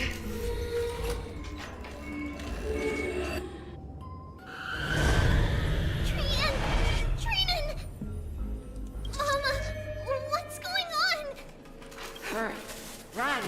Traitors, run! The black tide has arrived! Where can I go? That was actually scary. What's this?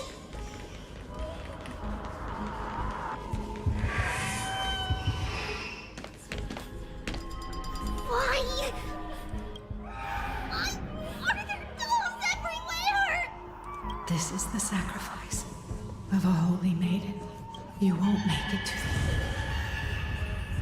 Only one person can. I know! It's fine if we can't reach the end. Our minds are made up. Go. Bid your farewells, Treatments. Time is running out. Mama, are you going to leave me? My sweet girl. I will never leave you. But remember this, Trevios.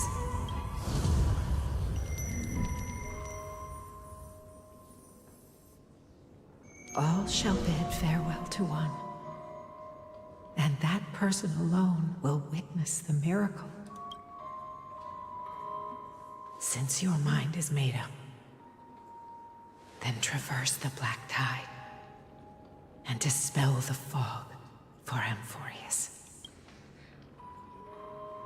I shall see you tomorrow, my dearest Trevios.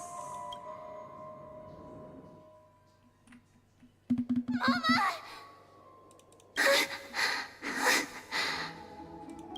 Are we still in a dream? Did you have a nightmare? Maybe. But it's been a long time since we had any dreams. It's not yet the entry hour. You still have plenty of time to rest. No. Our heart is still racing. It must be that reckless Kremnoan soldier who startled Trinan. And you as well. If you want, I can pass through his chest with the golden thread right now. Aggie, cut it out with the scary talk. I'm just kidding. If I were serious, I wouldn't have waited until now. Do you want to talk about the dream? keeping it bottled up is not good for your health. We had a dream about Mama. The dream itself was nothing. It's just the timing that feels a bit unsettling. You mean... It's Trianne. Even if we refrain from ever using the power of the Century Gate again, her soul continues to slowly drift away from her body. There isn't much time left. Perhaps it wouldn't be such a bad idea to let her relinquish her role as the gatekeeper and live out her days as a carefree child. You have a point, Aggie, but our decision has already been made on that matter. I believe there's still another way. Souls will be spent until they dissolve into dust. Such is our fate. Once we had a whole and connected body.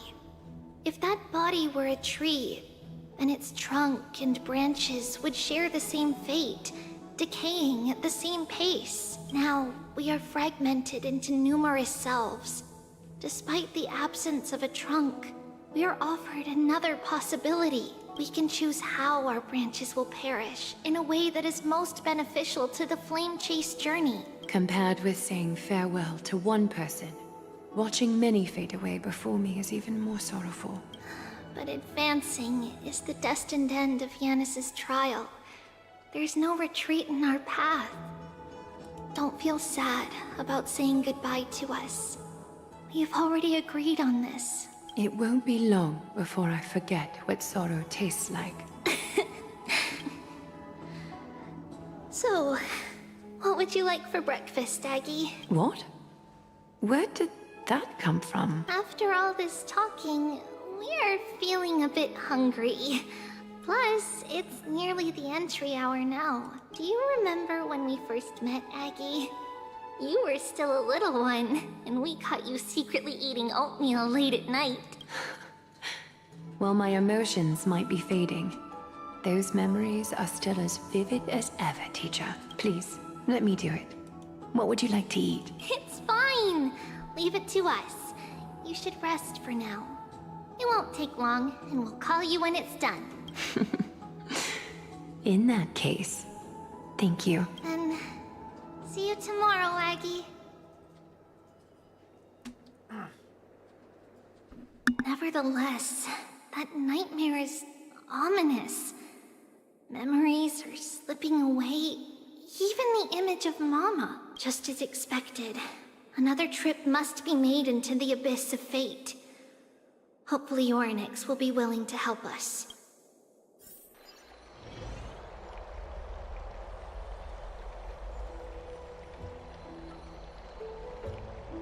Long time no see, Professor Anaxa. Who are you? It's been a while. I'm the one who once overthrew the entire classroom in that spiritual physics lecture. Oh, it's you. No way. Do you really still remember that, Professor? I remember that glib tongue of yours. What brings you here? Surely you're not here to reminisce. You could tell. Of course. You only beat around the bush when you have a hidden agenda. That's not true. I'm here to seek enlightenment, as always. Could you please teach me everything you know about the black-robed swordmaster? Rumors sure travel fast. Unfortunately, I too know nothing about it. I can only tell you that it is clad in a black robe and wields a greatsword. At least, it looks like a greatsword. It's shaped like a twisted half-sun, and a peculiar dagger resembling a crescent moon. By the way, take this with you. I got it from the sneak attack. It's yours now. Oh, I was right. It is this thing. The one who torched Aedes Elysiae to the ground. Don't try to be a hero. No one in Akama stands a chance against that thing right now. Is that what the Titan said as well? Not at first. But the god relented after having had a taste of its power. Even with the god possessing me, I couldn't fight against that blade. That incredible power doesn't seem to be granted by any Titan. Are you suggesting that it originates from Aeon? beyond Amphorius?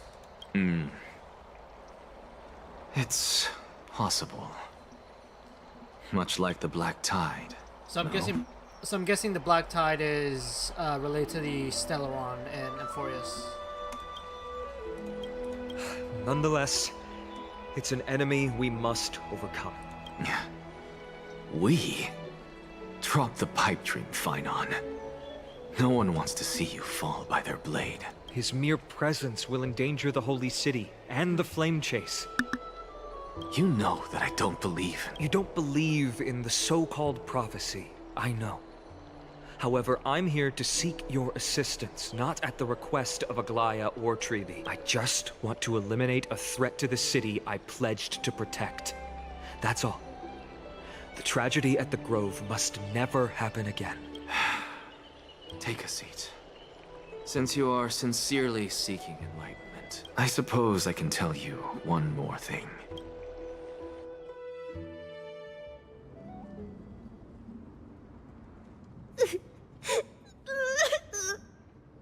What's wrong, Trian? Nothing. Just remembering what happened at the Grove. The monster in the black cloak. So scary. Everyone in danger. Nightmare. I can't forget. Don't be scared. There are no bad guys here. Didn't you save everyone with the Century Gate, Trian? Trian threw it away. Far, far away. It's never coming back. We got back safe from the Grove because of you, Trian. You're the reason the Flame Chase journey can continue. Sorry. Trian feels a bit dizzy. Why are we here again? For the same thing, of course. Remember? Tomorrow we will reveal the prophecy's past to everyone. But first, we need to restore the memories that have been blurred by the fragmentation. We hope to present the full truth to everyone, but since Yanis caused the fragmentation, we can only turn to another Titan, Orynyx, for help. Also, remember to get breakfast ready for Aggie before the Lucid Hour tomorrow. Oh, yes! Trian remembers now. Oh, on that note, we had better prepare some saffron before we meet with the Titan. Saffron? Ah, it's an essential offering for rituals in the Temple of the Three Fates. You think we shouldn't go to Orynyx empty-handed? Yes, it's also a symbol of Yanisopolis. If we are to replicate memories, we need to use something that has experienced those days. And when we first met Aggie, we added that to the porridge we made for her, and she really loved it. I see! It's like killing 3 birds with 1 stone! But it all depends on whether Orynyx is willing to help us. This could be a problem. After all, it was us who took the core flame from Yanis, from Orynyx's kin. We will have to give it a try. If there's truly no other way... In our current state, we probably can't do anything to them. Leave it to Trian. Trian knows how to play cute. In any case, let's look for saffron first. I hope there's still some left in the temple, untouched by Nikador's soldiers. I remember that aged saffron is preserved in sealed jars. Let's be on the lookout as we go.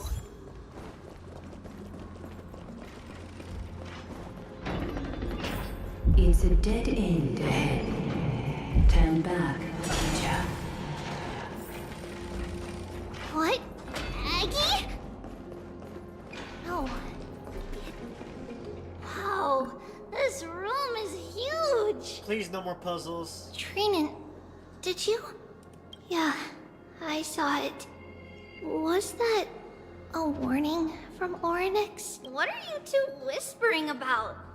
Treeby? Trinan? Trian can't even hear our own telecommunication.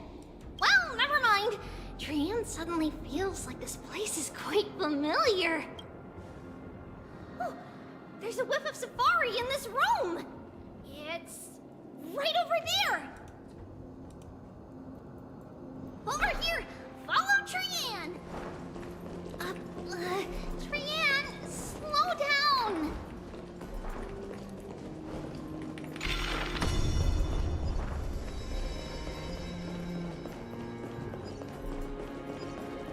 Even if separation is our fate, a futile death is not the solution. Right here! I summon thee, Orynyx! Stir up ripples of past reverie! Something's appeared! Wait, we should read it first. Wait, this is a letter? It mentions something about Saffron and Tripio. Isn't that name? Never mind that for now. Why is this letter here? And how did Trian sense it? Could it be? Is it possible that we were already noticed by Orynyx and entered their trial?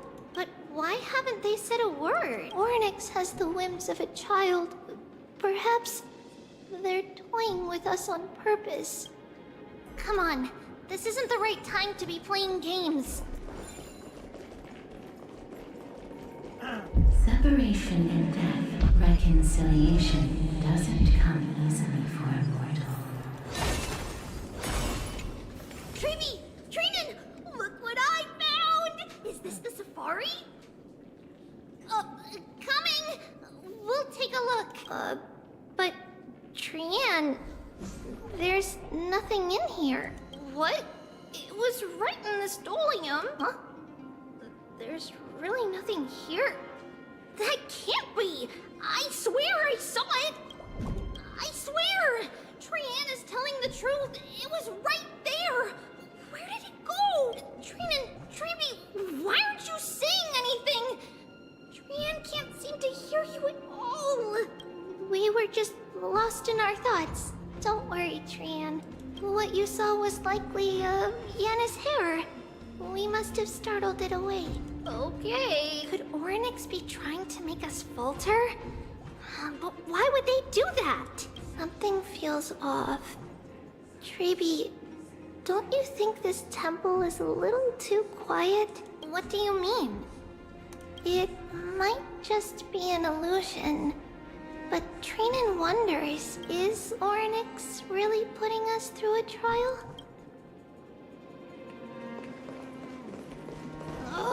Still no luck finding any safari. I suppose we can do without it. Let's try to convince Orynyx. Whoa, Trevi, Trinan, look at this! So cool! It's really quiet in here. Do all Titans live in dark places like this? What's going on? Orynyx disappeared?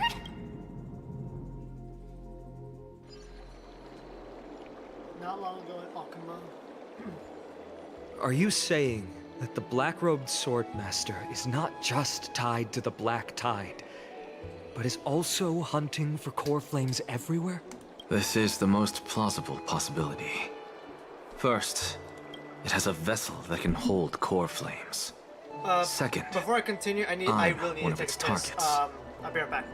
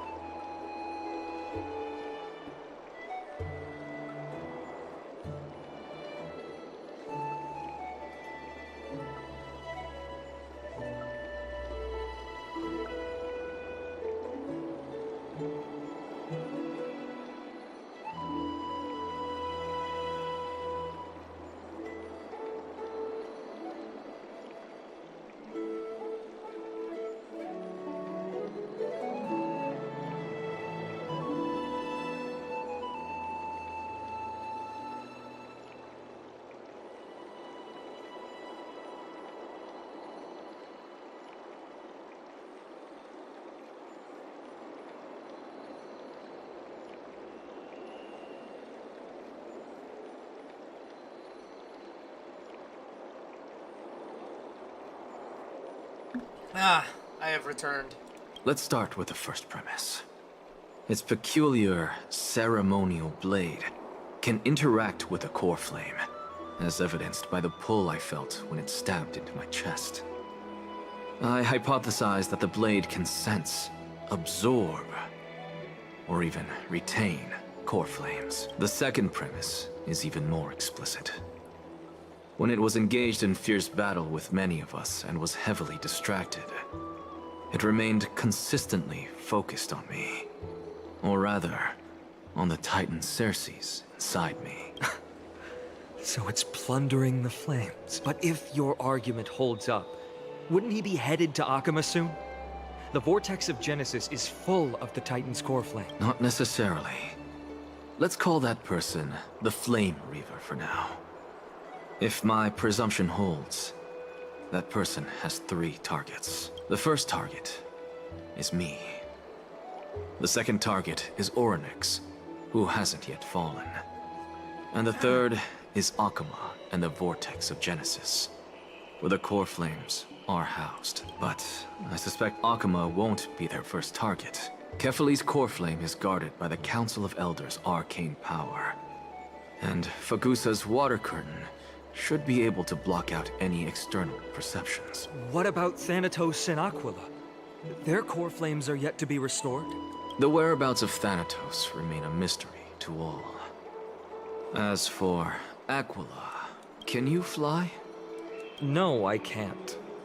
Why are you asking that? Can that Swordmaster fly? Good point.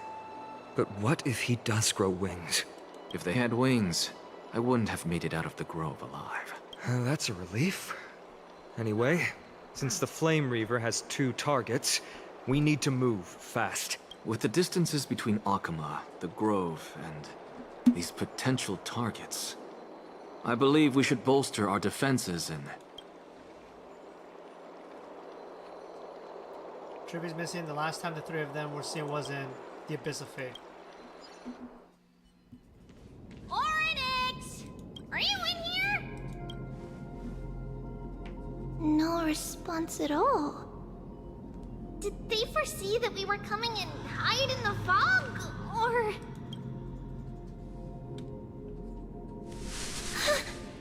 Treby, we should leave.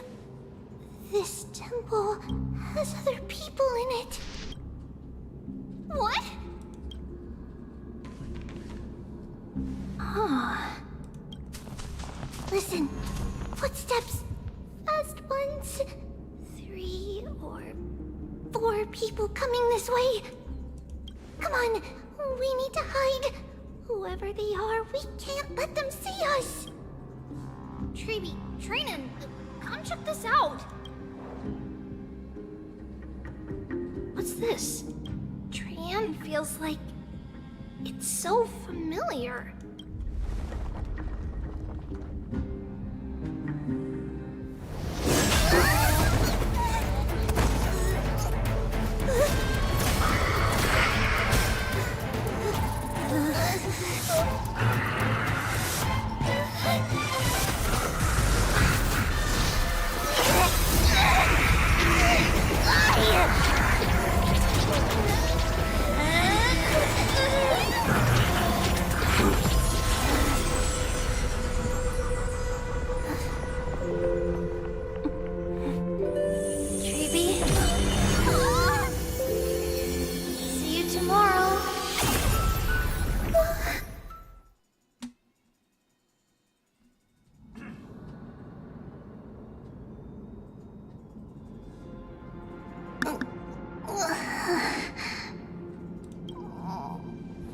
Where am I?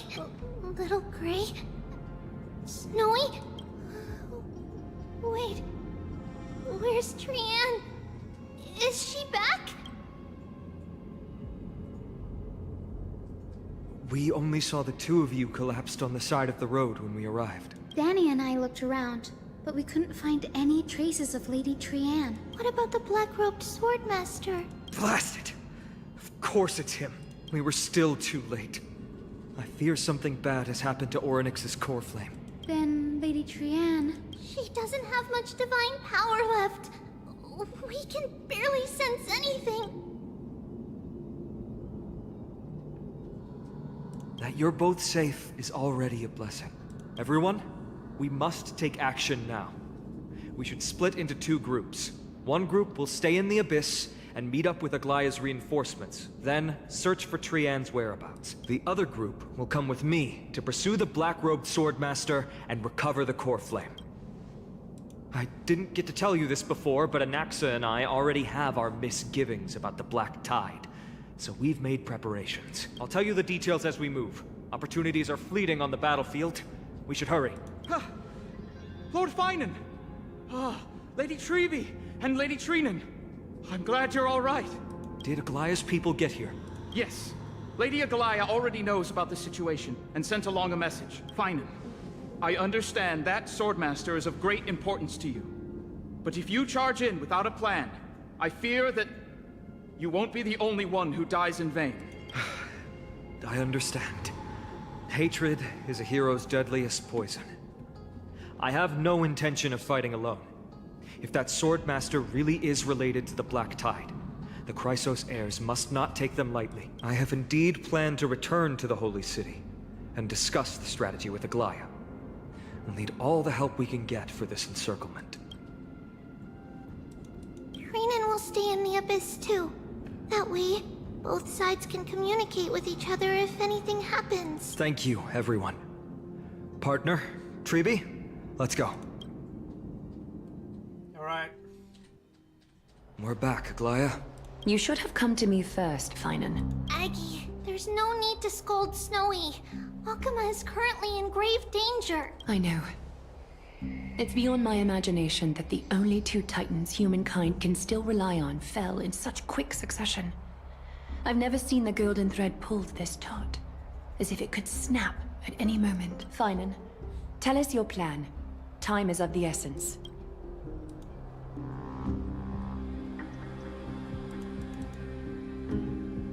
This being is not just hunting titans, but taking the core flames too? Yes.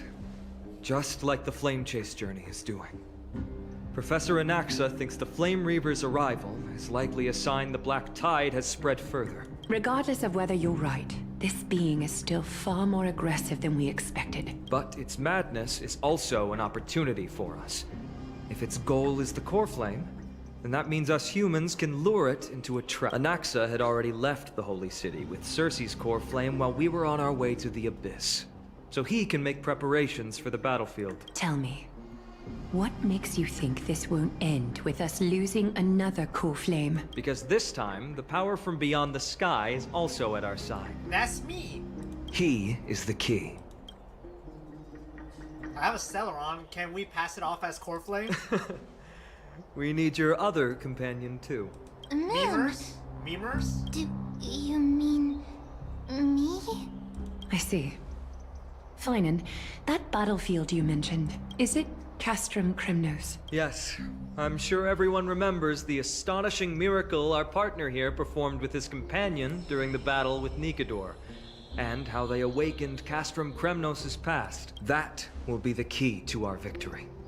We will use Orynyx's power to once again open a passage to the past and lure our enemy inside. Then, we'll seal the Flame Reaver in the maze of time. Impressive. Orynyx has fallen, and Yanis's divine power already belongs to Akuma. Once we take back the core flame, the Swordmaster will have no means of escape. It's very clever, using the element of surprise instead of brute strength. Can you do it, little one?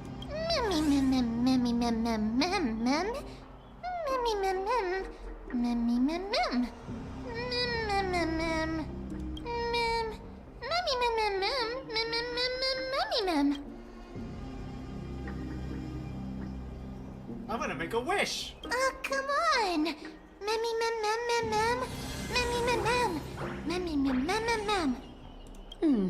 Such enthusiasm. I'm glad to see you're confident. By the way, the Council of Elders declared a state of emergency when Treby went missing. Kynus and her following have heard tell of the incident at the Grove, and our galvanizing support in secret. I fear she'll make her move before the next assembly of the citizens. What are they plotting? That short-sighted politician likely believes the Chrysos heirs have outlived their usefulness and is making preparations for her next step. That ugly side of humanity is something we'll have to deal with eventually. But that's a problem for another day. I've sent Casterus ahead to the Council with a message. She should be able to keep the situation under control for the time being. Finan, it is my hope that we can come to an understanding on this. We must take down the Flame Reaver in one go and retrieve the core flame. And in doing so, grant ourselves an advantage against the Council of Elders. Of course. You may count on me to lead the charge. I apologize for tasking you to spearhead the plan once again, but Akima is currently beset by enemies from within and without. The situation brooks no delay, and we have precious little time to confer and discuss the plan with you. That being said, you are the key to our success, and I shall respect any decision you make. Of course, should you feel fatigued after our confrontation with the Flame Reaver, you are free to withdraw from the battlefield. We will find another way. We are grateful to you for your aid. And to the rest of you as well. Now, let us be off to begin the hunt. May Kefili sharpen our gaze and grant us victory over the enemy. You mean Mighty? He's dealing with a different problem. Don't worry. That man would never miss out on this fight. So, what that means is... Alright, gotta change teams. Farewell, my dear friend. You must lead us back home. You and I, we're both the same. We feast on strife and fear. If you're truly capable of leading our people beyond this blood-stained fate, then prove it to me once more, Mighty Mos. Why does his voice sound familiar? It's been bugging me this entire time. Wait. Let me think. Let me think.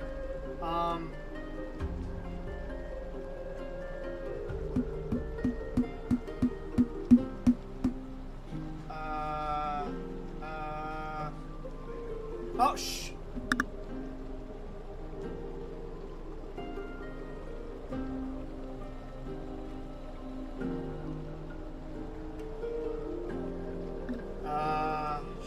Shoot. Oh, right, Raiden from Mortal Kombat. Raiden from Mortal Kombat. Ah, I remember now.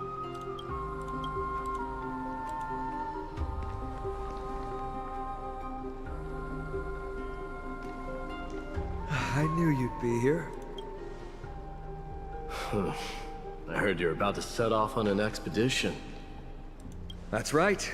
It's going to be a tough battle, and our destination is... turns out to be Castrum Kremnos. Is that why you're here? To pray to the dead Nikador? No, just the opposite. I'm here to tell you, you can entrust the front lines to us this time. You can't afford to lose your upcoming battle either. Have you heard the story of Geocles the Mountain Breaker? Sounds like you've spoken with Cartonus. That's the name of the legendary mountain dweller, right? Let's have a chat before we go our separate ways. Cartonus told me that back in ancient times, the mountain dwellers lived in seclusion. They spent their days quarrying and gathering, living a simple and peaceful life away from strife. But Geocles was different. He resisted their traditional way of life, yearning for the world beyond the mountain. They're safe, but humdrum culture was like fetters around him. He sounds a lot like you. Yes. That is why he, too, faced the same dilemma as I do. One day, during one of Geocles' many ventures beyond the mountain, he spied a battalion of Ladonians stationed at the foot of the mountain. The Ladonians were at war with their archenemies, the Companions, and they used the mountain as a base to carry out guerrilla warfare operations. When Geocles, who had taught himself the common tongue, approached a soldier, he learned a shocking piece of news. The Ladonians were planning to plant mines and explosives all over the mountain, and then lure their enemies within. With danger lurking with every step, the mountain dwellers' homes were no longer safe. Geocles quickly returned to his village to bring the news to his people. But... let me guess. They refused change and chose to put up with the situation instead. That's right. The mountain dwellers were fearful of even the smallest change to their lifestyle, let alone leaving their home. Despite the imminent war, the elders would rather negotiate for peace instead of leaving the mountains. This made Geocles both angry and sad, but he didn't give up. If you were in his shoes, what would you have done? Lead my people on a resistance, perhaps. I'm not sure. I can't think of a solution that would make everyone happy. A solution that would make everyone happy, huh? That's how naive we are. Well, let me tell you what Geocles did. He took the mountain dwellers' store of gemstones and traded them with the Ladonians for a massive amount of gunpowder. But he didn't do this to fight the Companions. Under the cover of night, he set ablaze the forest surrounding the settlement, forcing his people to flee the mountain. That great fire marked the beginning of mountain dweller history. Since then, their people became part of civilization, and giants became a common sight in the holy city. Meanwhile, that mountain they once lived in has turned into little more than foam inside the black tide. But leaving their homeland also brought many mountain dwellers misfortune. They were hunted by Kremnoans or enslaved. Indeed, that is undeniably also part of their history. But that is Geocles for you. The merits of his actions, or lack thereof, have been scrutinized by many, but historians nevertheless hail him as the Mountain Breaker. Why do you think that is? It's simply because he took action and enacted change with his own hands.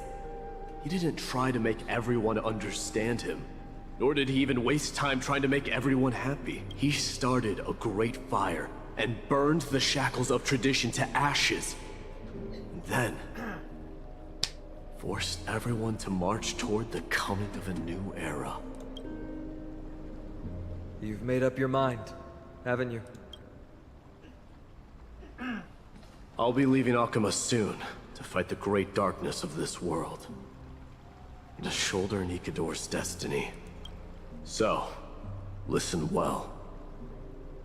If there comes a day when we meet again on the battlefield, and I stand opposed to the flame chase, remember to stab your sword into my back through my 10th thoracic vertebra. That's my weak spot. And the only way to kill me.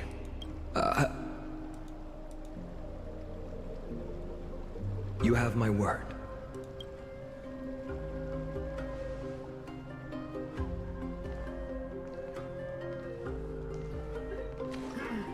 Go now. The battlefield calls. Send that flame-thieving hyena to their death. But if you find yourselves with no other recourse, pray to that blade in the sky. And loudly call out the name of the new god.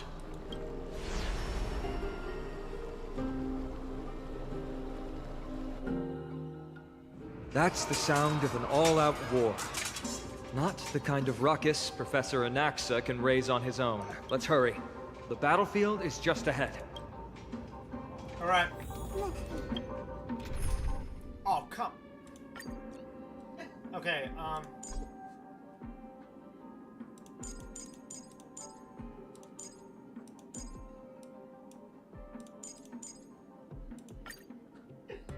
there we go.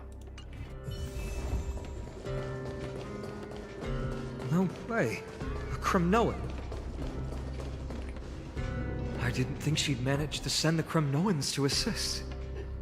Brave warrior, what's the situation on the front line? Ackerman, why are you here?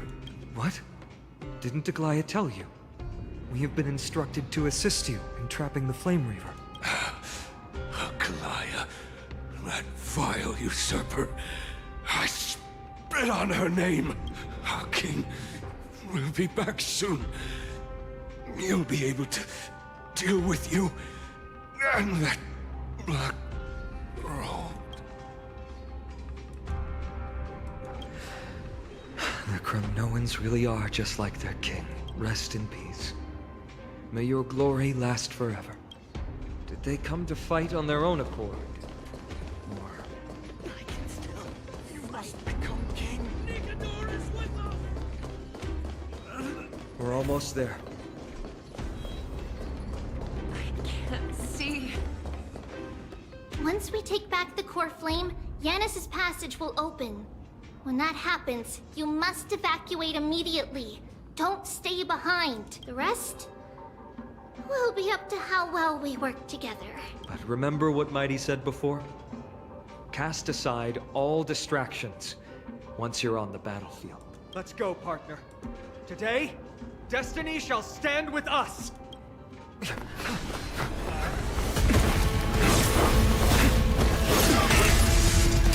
Finally!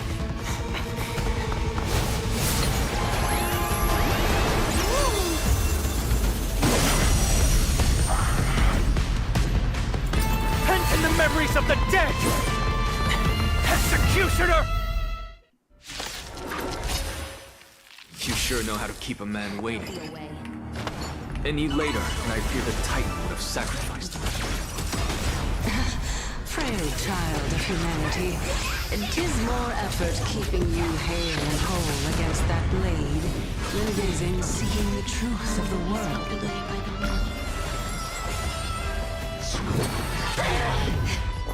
Eternal.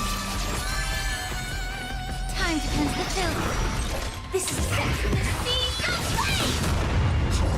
Clouds scattered. Dreams of a... Let us dance once more.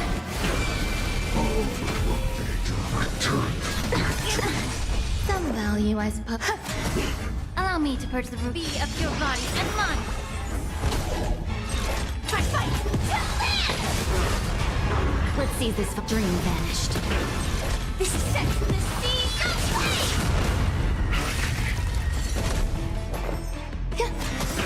Every petal and all will be swept away by the wind.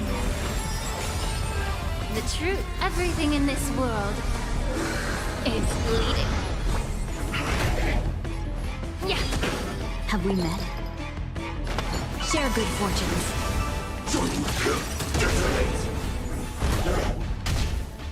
Get ready, Crawford. Can't hold out much longer. Quiet! I know what I'm doing! Until everything burns to ashes! Fight to land!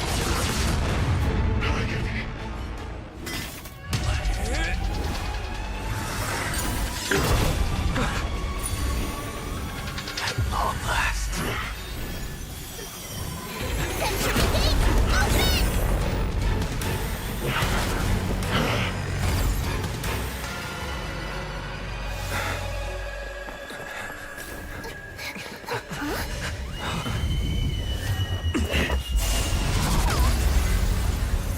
How embarrassing. You didn't come down from the sky? The city is mine anyway. So why shouldn't I go through the front door?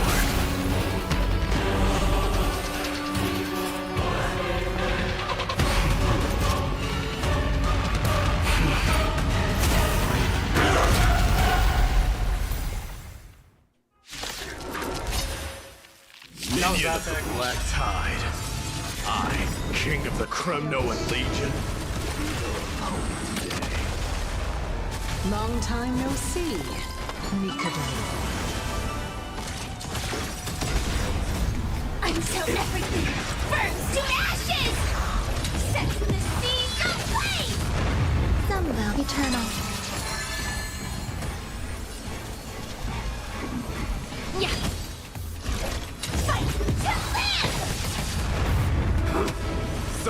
petty tricks.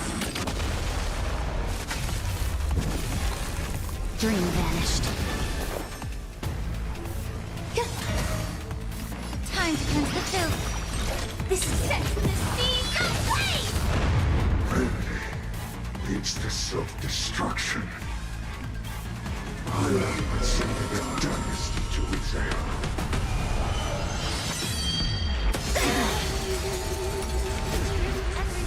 Fine. That was a good opener to the ceremony. We honor the fallen gods in this fight to the death. All will be swept away by the wind. Let's seize this fine cloud scattered. It's time to end this.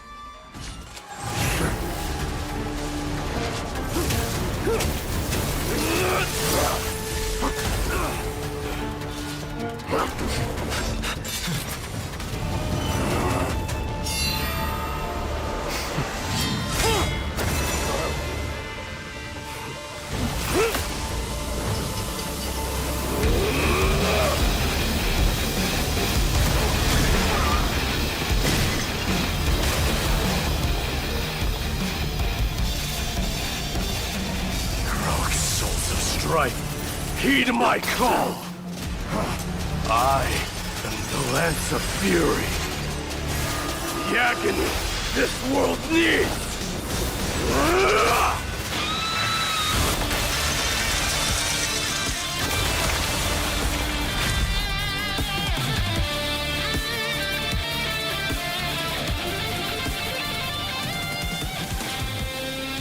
Witness this. New God has come to Castrum Kremnos. Yeah, that was epic. Look! And it's a good the thing I warriors used have the returned. main team. But are the rumors true? Has Ornyx fallen? It's as the Council of Elders said. We face a dangerous threat. Yet the Chrysos heirs are only inciting more chaos. They really gave the core flame of strife to a Kremnoan at the end. What a noisy crowd. This, doesn't feel right. It's probably because Ornyx is gone. Ornyx was a generous titan in the eyes of the people. They graced us with miracles, allowing humanity to reap many a convenience from the past. What they don't know is that the Titan didn't do all of that of its own volition. Regardless, the Titan has fallen, and we must surrender Ornyx's core flame. A meeting with that woman again so soon? I just can't catch a break. Professor Anaxa, why don't you find someplace to rest first? Matters that require Aglaya's attention are piling up. You two meeting again will, forgive my honesty, only distract her. Just try to stay on your best behavior, if you know what I mean. That's not up to me, I'm afraid. I've been trapped in her prison the moment I set foot in this holy city. The price of having a Titan living in my head, I suppose. Don't worry, I don't want trouble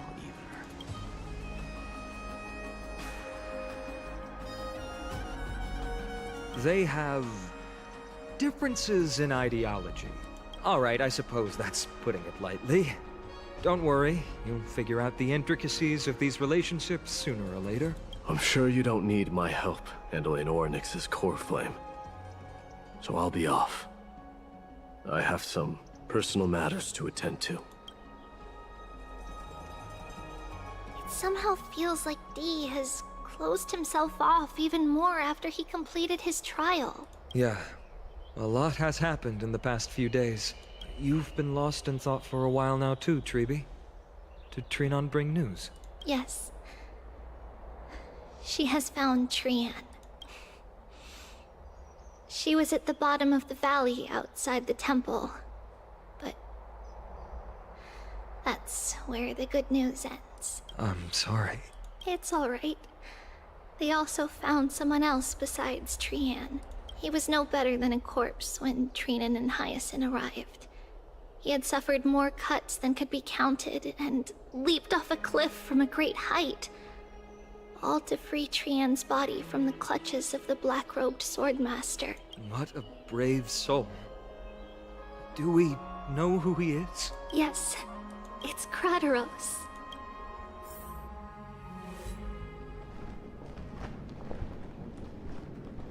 Stop!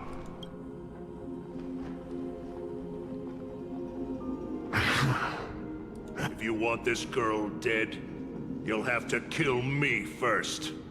How ludicrous. Your body made of flesh and blood as it is will not survive more than a single strike from me. Better to die in battle than return even in glory. As a Kremnoan, I know not the fear of death. She's lost her divinity. I have no interest in an empty shell. But answer me this, child of strife. Why do you raise your shield for her? As the leader of the God Shield Brigade's elite, I protected the king against the Black Tide with this very shield. And I've done this over and over, hundreds and thousands of times. A pathetic killer like you could never understand the weight it bears. Pity and crumble like rusted iron. Good! Supreme glory shall be mine, as I indulge in the libations and incense offered by my descendants. Come, let us fight! For Kremnos! For my king! For Amphorius!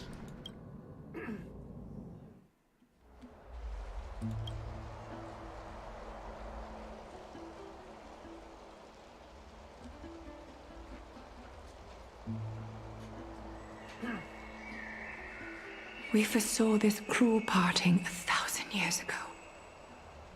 Today is but a reminder of that bitter taste.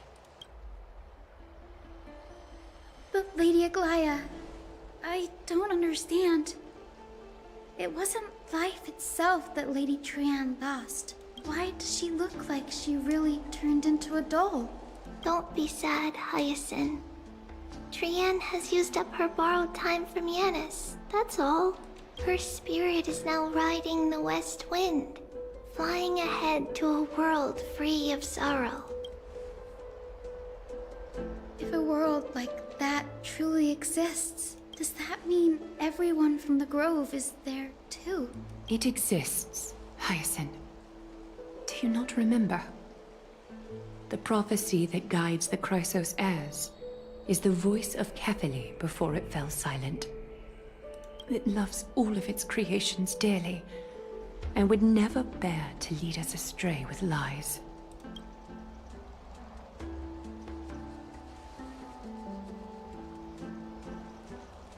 What about the Kremnoan veteran? How is he doing? The Twilight Courtyard has done all we can. Even so, we've only managed to keep him from breathing his last. I had to use the Sky Priest's techniques to help him to walk again. But if light ever disappears from Akima for good... No. Let's hope that never happens.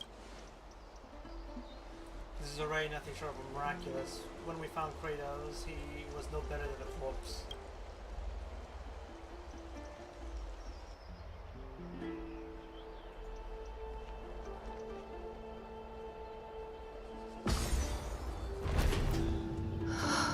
The parting hour is upon us. Yet the golden thread runs slack. The heroes have returned with their spoils. Everyone, please take this opportunity to rest and prepare for what awaits us. You've returned unscathed and brought tidings of triumph. Truly a moment worthy of celebration. It's incredible to think that we returned Nikador's core flame not so long ago. It wouldn't be an exaggeration to say that you and your friend's arrival has melted the glaciers of history. You could say this is the true face of history.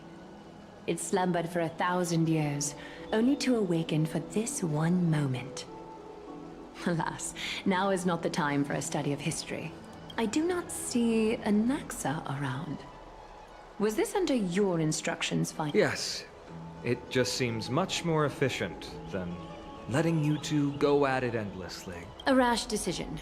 After all, he still bears a core flame with him. I do concur with your assessment of efficiency, though.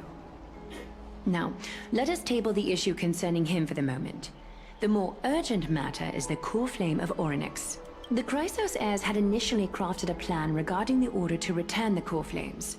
For titans like Orynyx and Circes, who harbor no intentions of harming humanity, our strategy entailed assuming their divinity only at the very end. But this unforeseen turn of events has thrown everything into disarray. If we don't return the core flames to the vortex of Genesis, and we leave the Titan's divine positions vacant, we can't even begin to imagine the disaster that would follow.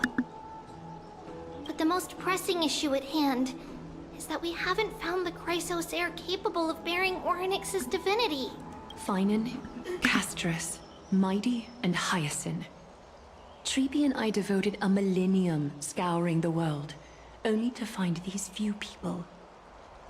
Only a chosen few possess the capacity to assume divinity, the elite among the Chrysos heirs. We would never hastily extend our invitation without first verifying their potential to bear such power.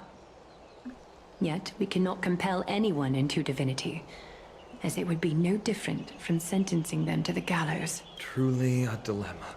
Yeah. How about letting him give it a try? I was just thinking the exact same thing. I've been waiting for someone to say that, friend. So you're okay to sentence it? The owner isn't liable for their pet's words. No, but honestly, I think it would be cool to have the core flame.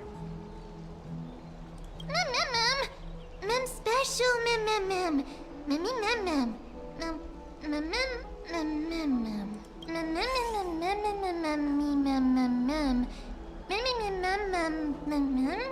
Yeah, it was why am I forgetting the name of the Eon? The Remembrance.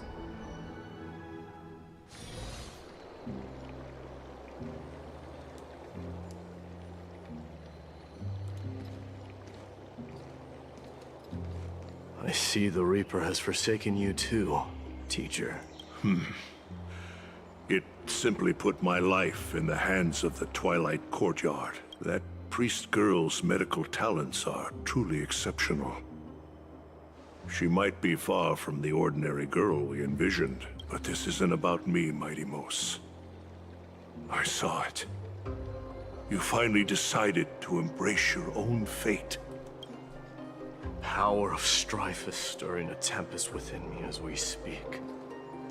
My bones have turned into steel, and my blood is seething in a blaze. Past rulers of Kremnos could only aspire to this might, yet I have merged with it. I've made history, and henceforth divinity and kingship shall coexist as one. Indeed. You've realized the aspirations of every former king of Kremnos. And now, you can at last bring our people home and reforge the glory of Kremnos. Unfortunately, I harbor no such desire. What? What do you mean by that? Over 2 millennia past, devotees of Nikador's might banded together beneath their feet and erected a city of their own.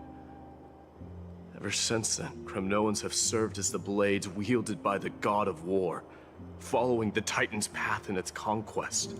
Yet, gazing upon our history through the lens of my newfound divinity, I now see it with unprecedented clarity. This history is sheer absurdity and inferiority.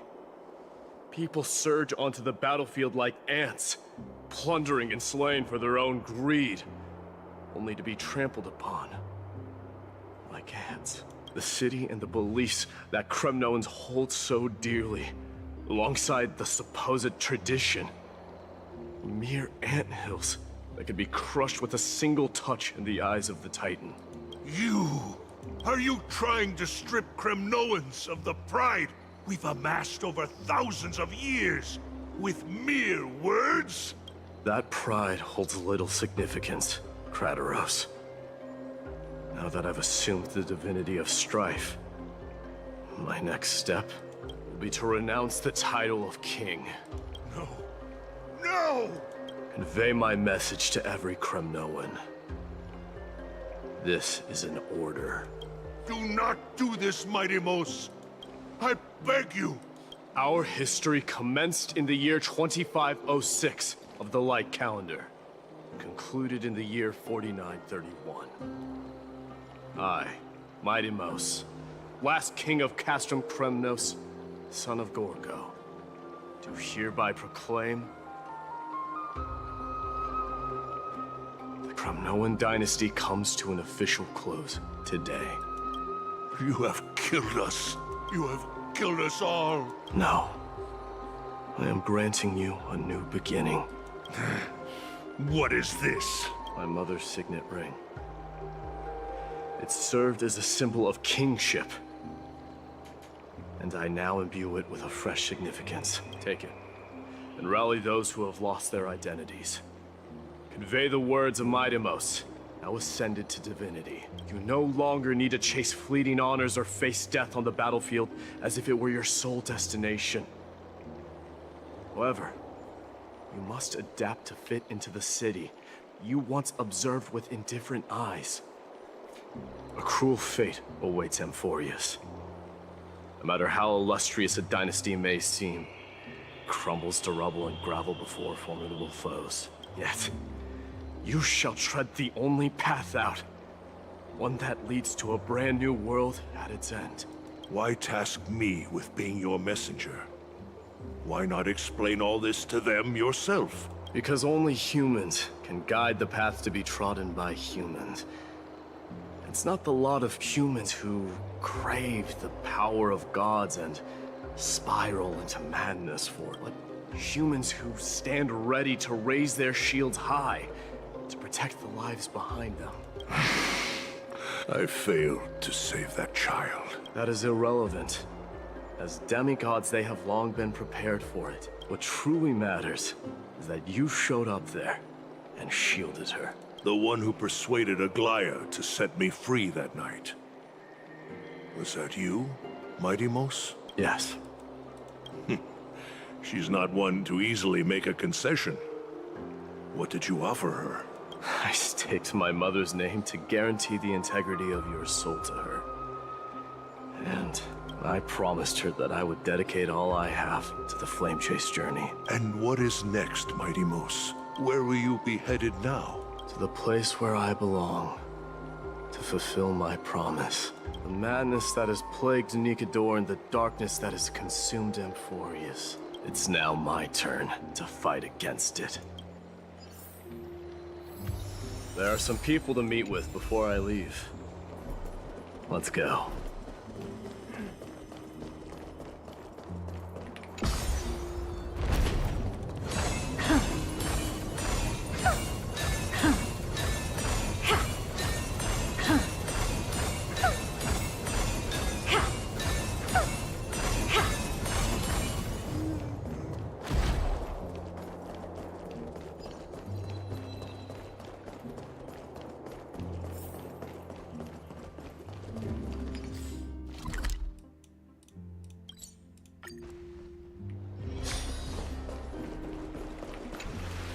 You're here, Mighty Mos. It seems that you are prepared. Yes.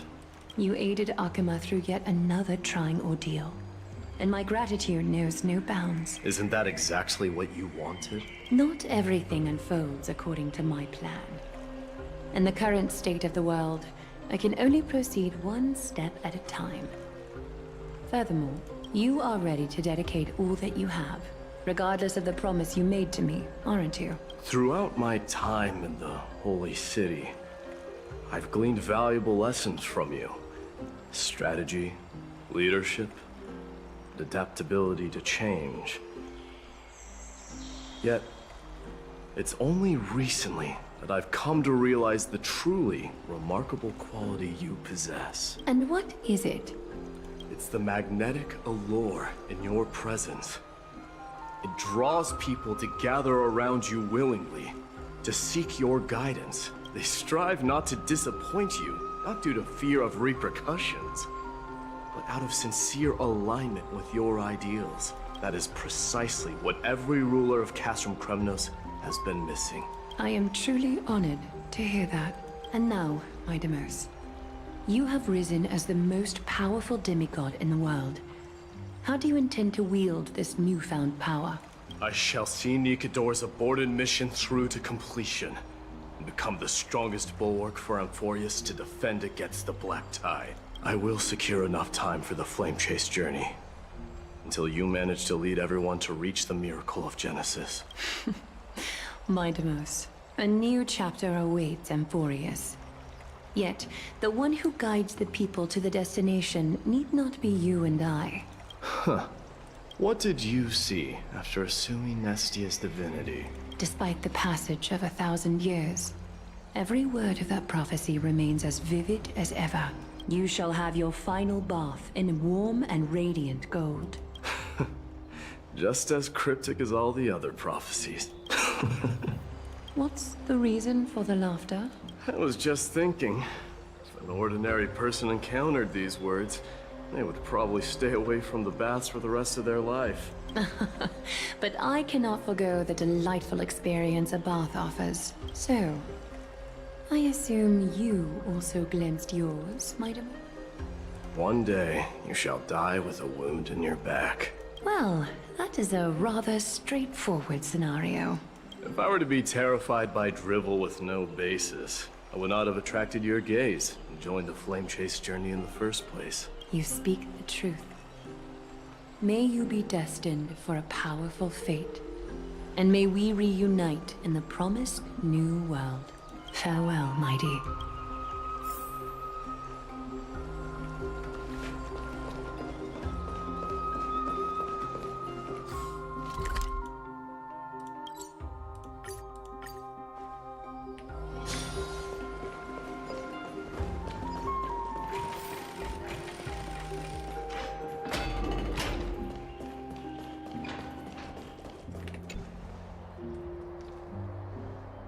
Outlanders? No. Trailblazers. I will soon make my way to Castrum Kremnos. If all goes according to plan, this may be our final meeting. I just want to let you know that I appreciate everything you have done for Amphorius.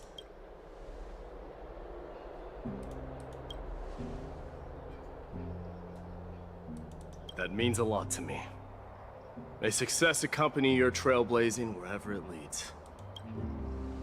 How about you let me guess what's on your mind?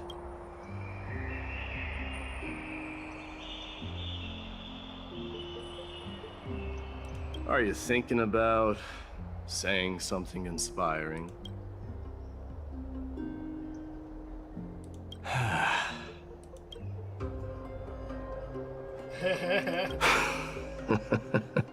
Now that I bear the divine within me, I can get the vague feeling that you have a great significance for the future of Amphorius. With this departure, I fear that I will never again return. Can I entrust you both to watch my back? And to continue supporting the Flame Chase journey in my absence? You have my gratitude. Then, farewell. Yes? Yay. Sure, let's do it.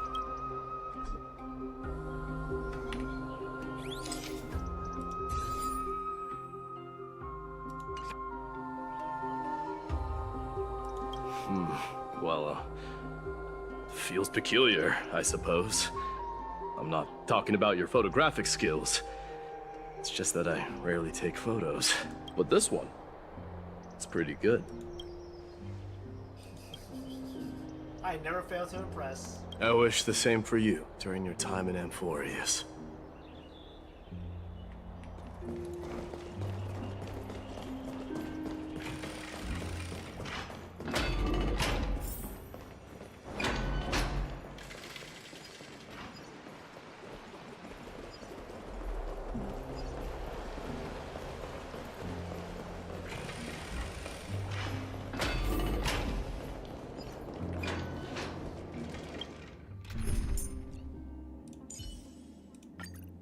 cry out.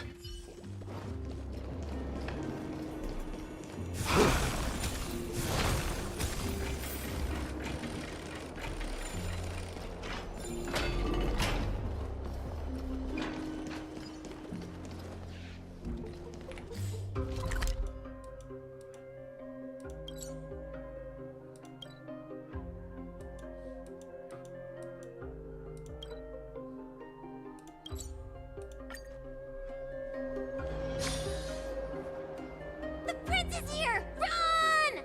Hold on! Lord Mightimos isn't the prince anymore. He's... What's going on?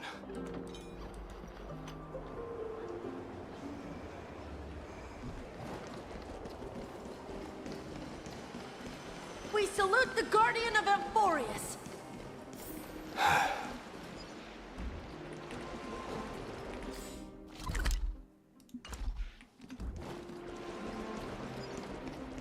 We salute you. It's been I should have known you were the mastermind behind this. Hey, don't go pointing fingers without cause. I swear I'm innocent this time. See those kids over there? They're the ones who brought everyone together. I admit, that took me by surprise. Were you seriously just going to sneak off without a word with me? Well, I was actually on my way to bid farewell to you, but ended up running into this. Oh, that's quite an honor, I suppose. We better not leave them waiting too long, don't you think? The road to Castrum Kremnos from here is long. Perhaps it wouldn't be a bad idea to take a moment and etch their faces in my memory one last time.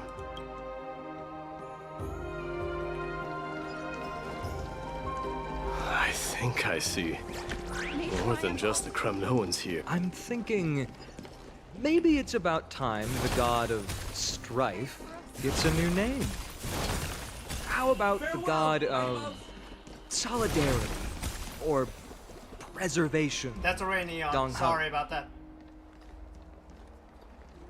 All right. It's about time for us to part ways. Any final goodbyes you want to share? This might be your last chance. Huh. Why so quiet? I thought divinity would wash away some of your sentiments. Do you truly feel as carefree as you seem? Or is this just a facade you wear? You know what? You sound just like a Glaya at this moment. But you're not off the mark. I just thought that putting on a nonchalant front for this occasion might help us preserve some dignity. I can see through your deception, even without the power of mind reading. Am I really that terrible at controlling my facial expressions? Well, with that said, thank you for aiding me in defeating my archenemy, Mightimos. No need to thank me. This triumph brings no delight, nor does it signify closure. You understand that more than me. Indeed. In the end, I still haven't unraveled the mystery behind that black-robed swordmaster. And I can't even ascertain their demise. Maybe I've never managed to cut off my destiny. But that matters not. Pain may be cured, but scars remain. And this should not be effaced. Even with the divine might of Ornyx, you cannot stop the past from leaving its marks in our blind spots. Can you genuinely let go of everything as soon as that swordmaster is dead? That's impossible. Revenge is merely an obligation that must be carried out, and no one can find mental fulfillment through it. You're right. Look forward.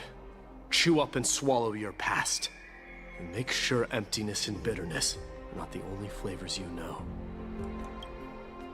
Remember that there is a whole world behind you waiting to be saved.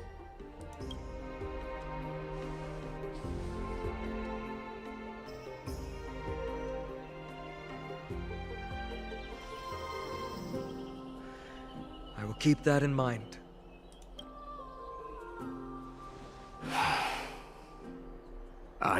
have a final favor to ask.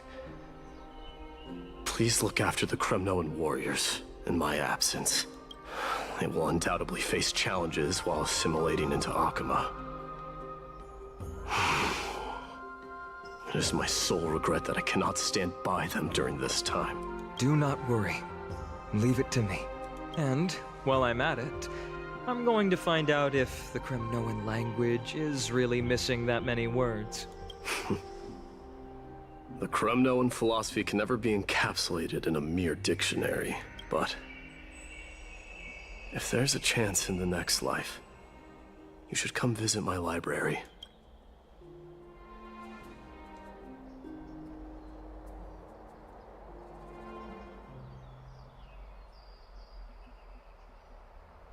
I'll be on my way, Deliverer. Remember to stay alive till the final act. Yes. Same goes for you. Don't die too easily. May triumph always be yours, Mightimos.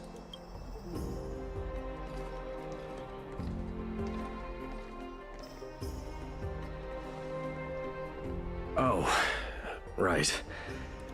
One last question. Go ahead. You better not leave any regrets behind.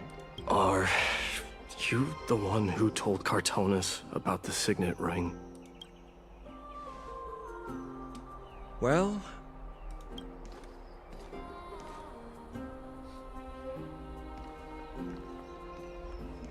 who knows? I guess that already answers the question.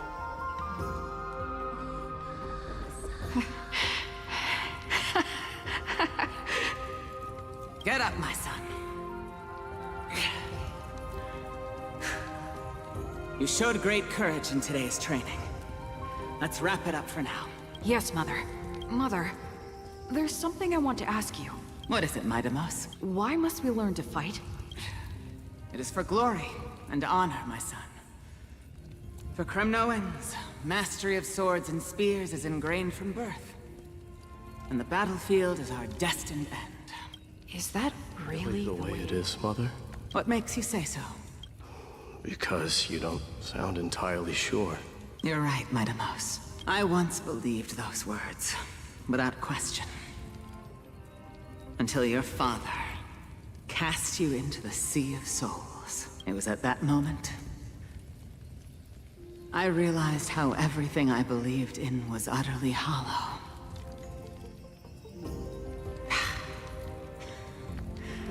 Perhaps the spirit of Kremnos had once existed. But as greed bloomed in the hearts of humanity over the years, such spirit had long faded alongside our glory. I no longer put my faith in any oath or doctrine. Now I have just one role, that of your mother, Mightimos. Your guardian. That dream always ends there. The journey back to Castrum Kremnos is proving to be longer than expected. Kratos said that shortly after my fall into the sea, my mother challenged my father to a duel. She died through father's treachery, and I never saw her face. Yet each night she would show up, waiting by the flickering firelight. I always anticipated the sequel to that dream, believing she had more words of wisdom or guidance to offer.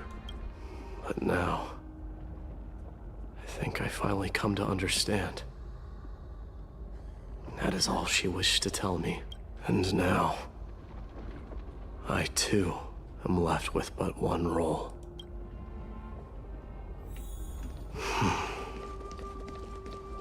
It is time for this journey to reach its end. Look! Mightimos is back! Glory belongs to you! We've got fresh pomegranate juice. Want to try some? Back. We meet again, Your Highness. Welcome back!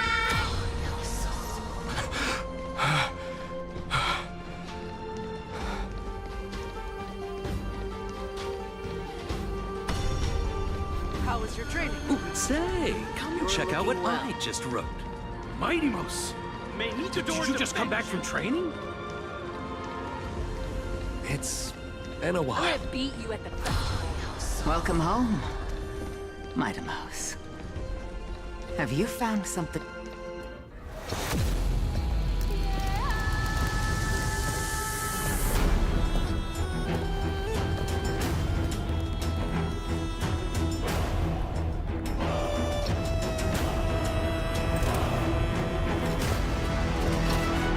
The son of Gorgo will be crowned in blood!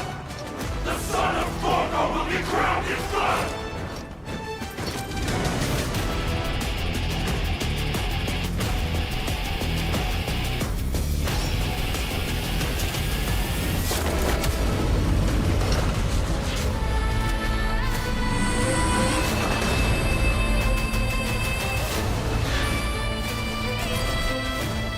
Mother. I'm home. Bro, he's such a cool character. Year 4931 of the light calendar, month of balance, Nicodor, strife of Titan, lands of fury fell, Mighty Mouse, king of Kremnos, triumphed over the trial, and the new god was born. On the following day, the Kremnonian dynasty, which had lasted for thousands of years, came to an end.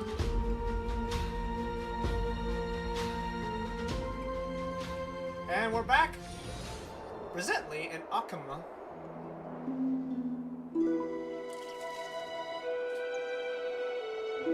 We smell sunlight and the wind of Akama. This was your favorite spot, wasn't it, Trian? Lady Trian, why did it have to end up like this? Take it easy, Cass. Departure is a part of life. It's just that ours isn't as tumultuous as it is for ordinary folks. When we started our journey, Yanis had already provided their prophecy. Just like how that Titan divided themselves to create the countless passages in the world. It's only natural for us to follow the same path since we inherited their destiny. If you don't mind, Treeby, are you still willing to unveil that past for us? The past regarding the prophecy? What do you seek to learn, Snowy?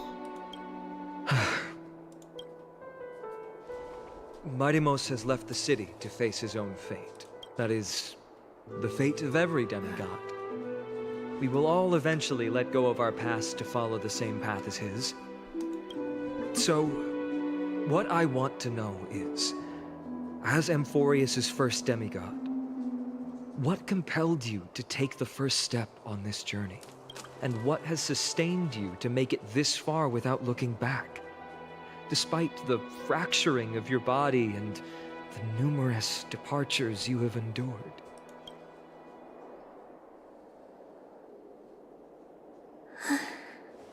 All right. Teacher, are you sure about this? Dee is already doing what he has to do. What reason do we have to keep it from them? Let's go, everyone. Let's go to the Abyss of Fate and see how it used to be.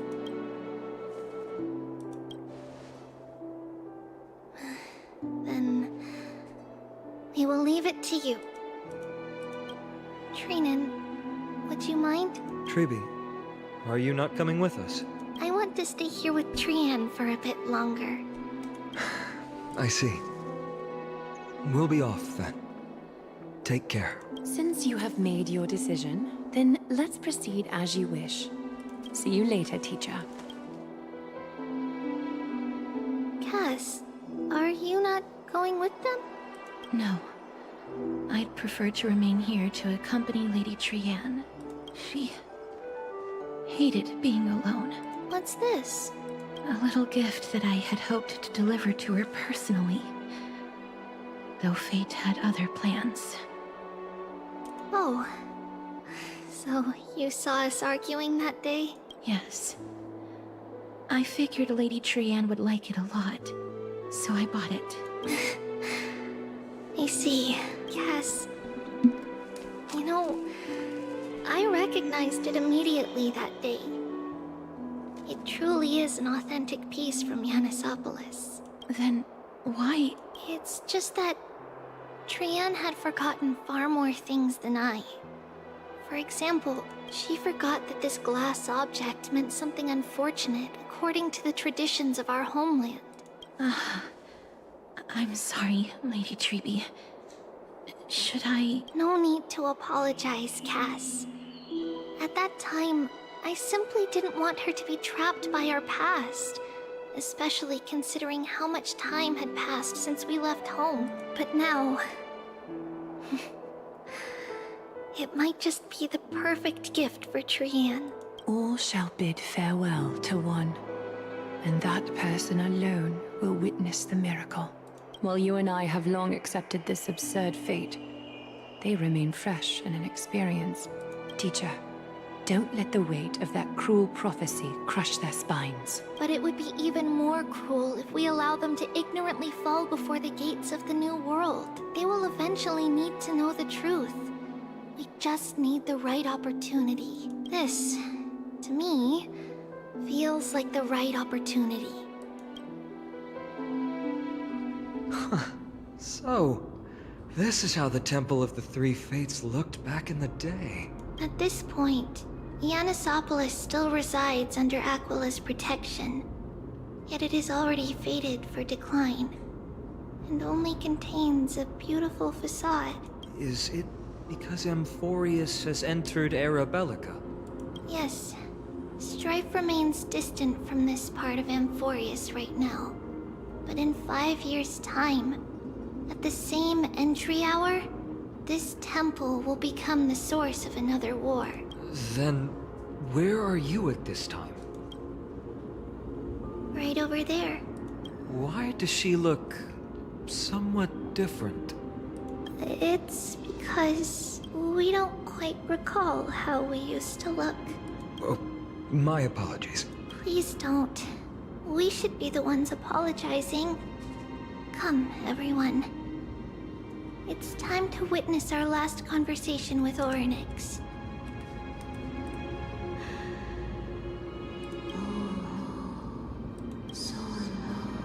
You're here, Orynyx.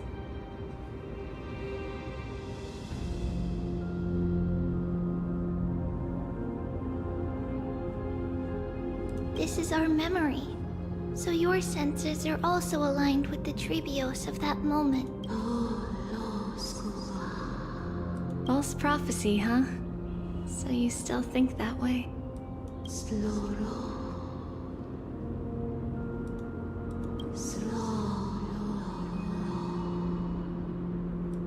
But the Black Tide has already arrived, and Yanis remains in slumber. If even the God of Passages, known for guiding mortals, cannot resist this catastrophe, then what can we do against the incoming destruction?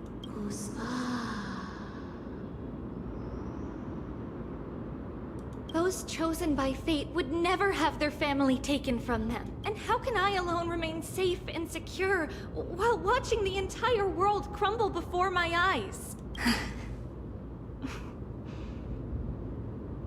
This might be our last conversation, Orynyx. I will do everything I can to protect you from the Black Tide. The family she just mentioned. It's our mother. She fell from the spot into the valley a long time ago. It was during a grand ceremony held to seek Yanis's guidance, but things took an unexpected turn. It was Kefali who responded instead. Did something go wrong with the ceremony? Yes, but those two occurrences were in fact unrelated. Kefali's response was simply a coincidence on that frosty night with treachery abound. As the Holy Maiden of Yanisopolis met her demise, the world-bearing Titan also fell in another corner of the world. Let's keep up with her. this story. She should be the one to tell it. That thing ahead. It's the altar of Talantin. But that's not our destination. We're heading to the left. This place used to be passable.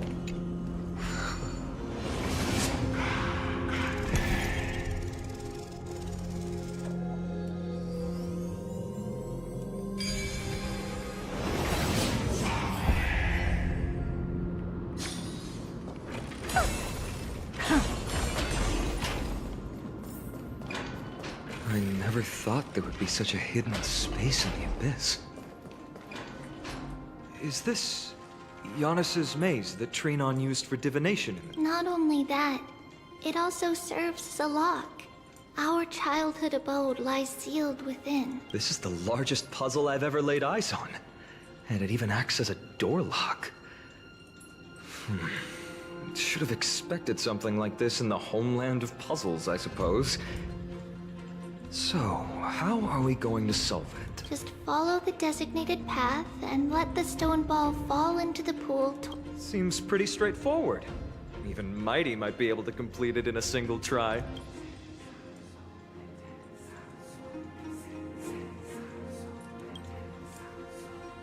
You still don't know him well enough, then.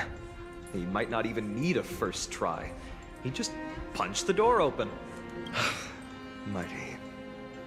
If he were still here, we'd probably take a lot fewer detours to solve our issues. Enough with the talking. Let's just get started.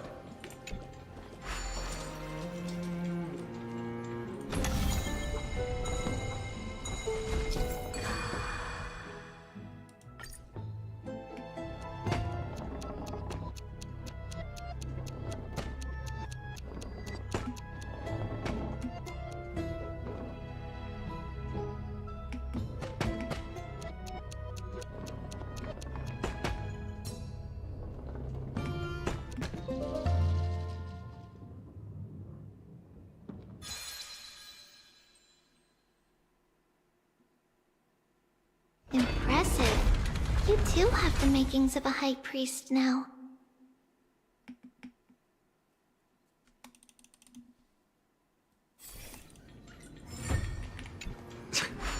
Getting that stone ball to the endpoint looks pretty tough.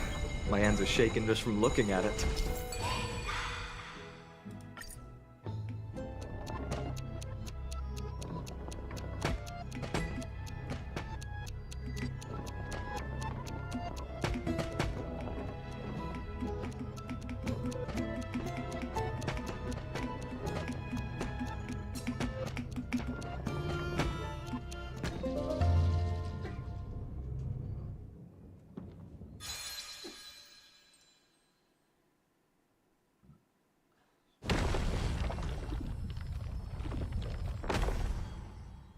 The secret door is open. Go inside, and you'll see the place where we grew up.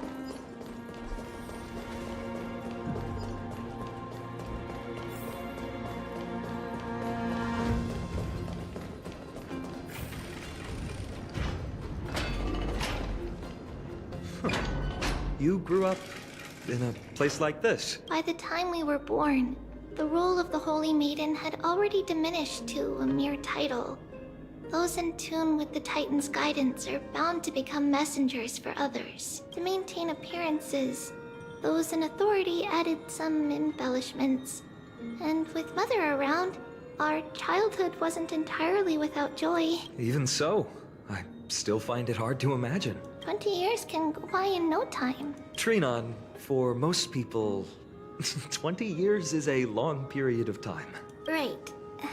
Becoming a demigod sure changes how one lives through time. It's hard to believe it's been so long. Your power is exceptional, Little Gray. This place looks exactly as before. Let's explore the room a bit.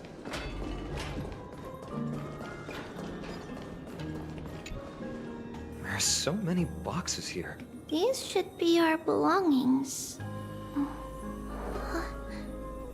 What's this? A red glass fragment? We were still very young the first time we saw it. Mother came back with a beautiful glass piece, but her face was streaked with tears. She simply placed it on the table. It looked so sparkly that we couldn't resist playing with it, but we ended up breaking it by accident. Mother didn't get angry.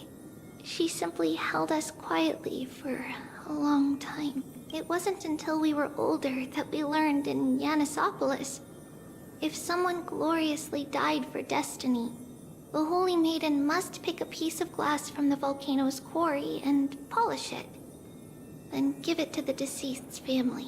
On the day Mother returned with the glass, her friend lost his life on the battlefield. Since he had no family left, Mother had to keep it herself. Later, on the eve of the ritual, Mother also gave us a beautiful piece of glass. Let's move on to the bedroom. It's Trebios. Just as expected. It's time to get going after all. Mama, are you going to that ritual tomorrow? That's right, my sweet girl. What's the matter? I wish I could go too. I have something to ask Yanis. Oh. What do you want to ask? I want to know how to chase the black tide away. Ah, I see.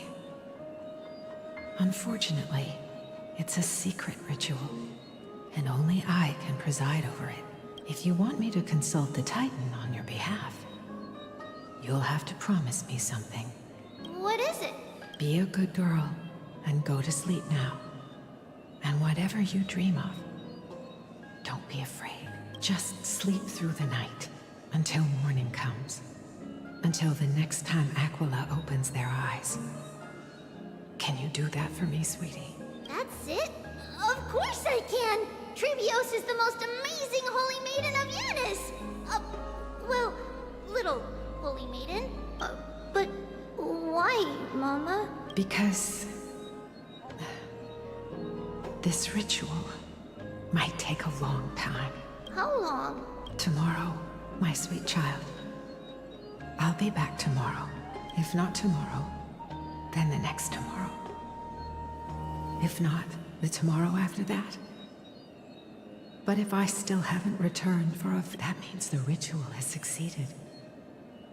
It means I found a way to chase away the black tide and reach the new world on the other side. But for various reasons, I can't return to bring my sweet girl with me. But I'll be waiting for you there. As long as you stay brave and kind, we'll meet again in that new world. It's the end of the West Wind, the black tide's other shore. A radiant sea of flowers, blessed and protected by the gods. In the rosy horizon, you'll see a silver-white shoal. It marks the end of your voyage. The haven, free from storms, cold, and heavy rains. No sorrow can linger there. That is where I'll be, waiting for you. Wow, that sounds just like the island from my dream. Oh, I know. I'll turn the moon into a ship and the stars into sails to go find Mama. Pinky promise? Pinky promise. As long as you sail toward tomorrow. As long as the sun will rise for the next day. Our wishes will come true together. If the final murmurs of the Titan are true, if such a place really exists on the shore beyond the black tide at the end of Genesis, then our promise still stands. Please, wait for me, Mother.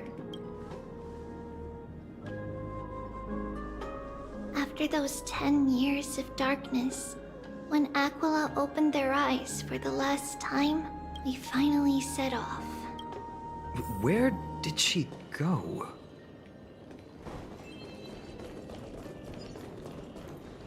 This way.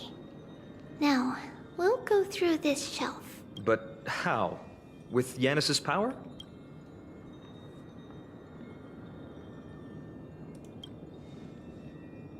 Indeed.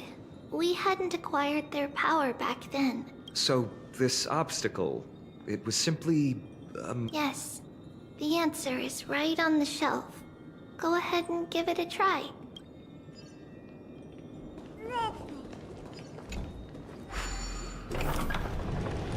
It's a secret passage.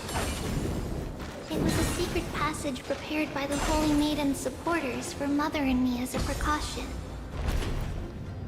And now, it is turned into our passage to escape, just as anticipated.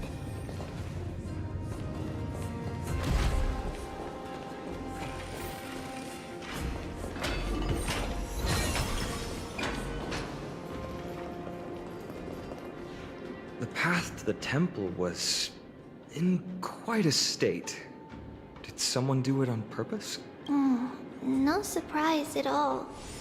Some people caught on to what we were planning and tried to intercept us, while others were willing to clear the way for the Holy Maiden. Ugh, I can't move it. Time Titan? Someone will help me.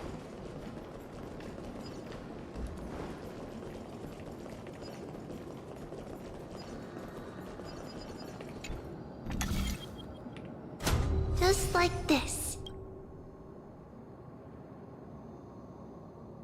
Regardless of our actions, the past will remain unchanged. It was someone else who helped Trebios in the actual events of history.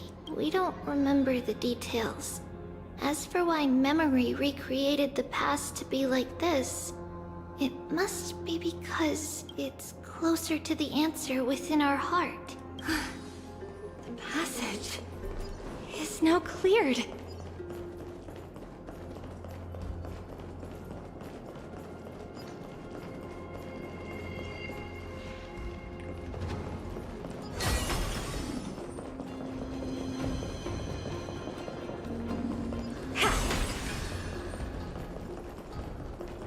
Ornix. Thank you, nameless god.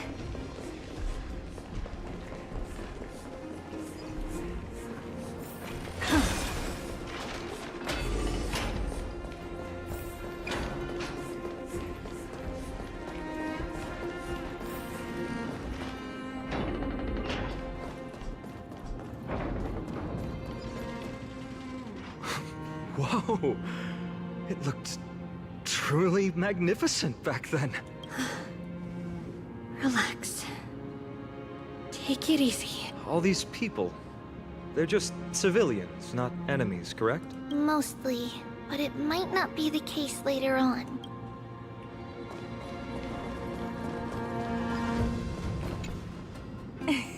Hey, little ones. How did you sneak in here? Please keep it down. We had to be really sneaky to get in here. Okay. But what did you sneak in here for? I heard there's a lovely holy maiden living in the temple, and I want to meet her. I couldn't stop her, so I had to think of a way to sneak her in. Oh, really? I was here to meet the Holy Maiden as well, but the guard said she had to go somewhere far away today. Huh? What a bummer. Mommy even asked me to bring her gift to the Holy Maiden. It's getting late. We couldn't go home now. Okay then. We'll come back next time. By the way they are dressed, the siblings look like civilians living outside the temple. Mother mentioned that when she was a holy maiden, she caught a girl sneaking into the temple to steal the tributes. Stealing from the temple was punishable by death. But that poor girl had no family and just wanted something to eat. So Mother took her outside and even gave her some food. Perhaps these two children are the descendants of that girl from back then.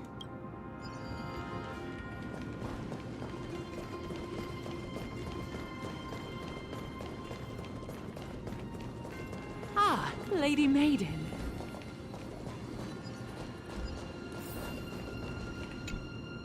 Lady Maiden, you need to dress warmer. It's pretty cold out. Let me get you a blanket. No need to trouble yourself. I'm just going for a quick walk. All right, but please take care of yourself. Your mother made us promise to look after you before she left. It's been a while since I last saw you. I just realized you've grown into such a beauty, just like your mother. Oh, here, have some of my sweet pastries. She used to enjoy them, so maybe you'll like them too. What's wrong, Lady Maiden? I'm fine. It tastes really good. This lady is Mother's old friend. When we were little, we sometimes got to eat the sweet pastries she brought back. We've always remembered the familiar taste, and only now do we learn where it came from.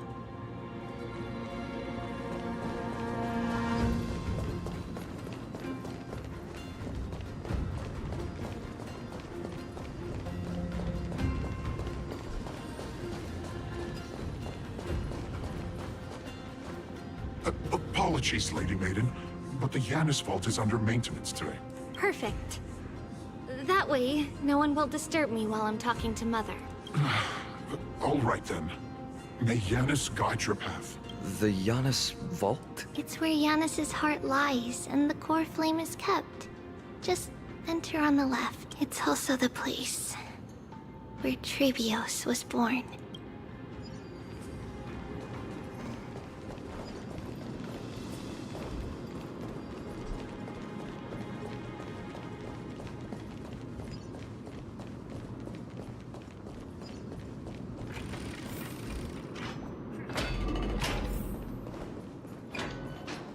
Trebios. What does that name actually mean? The one with 3 lives. Mother believed our birth was blessed by the 3 titans of fate. She named us thus to express her gratitude. Looking at how things have unfolded, fate might have had a role in it.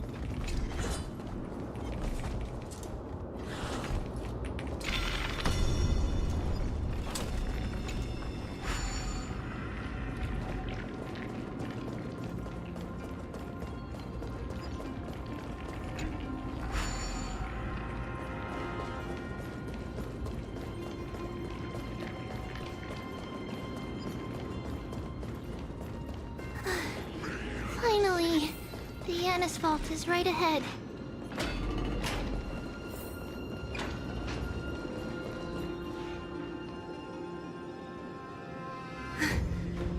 At long last.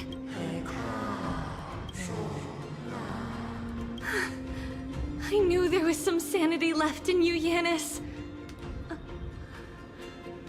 Just as I thought, you too have been confined.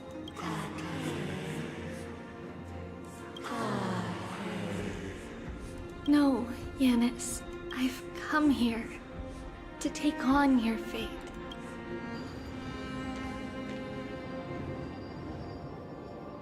By the blood of the Lamb and the strength of my blade-wielding right hand, I am Trebios, the listener, the announcer, and the witness of the prophecy.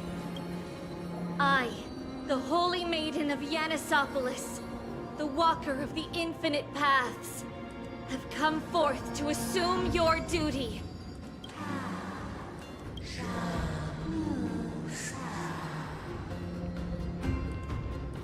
Just as I wished.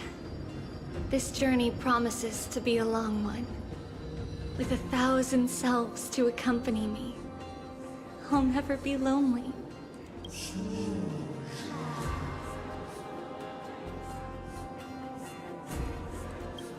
No matter.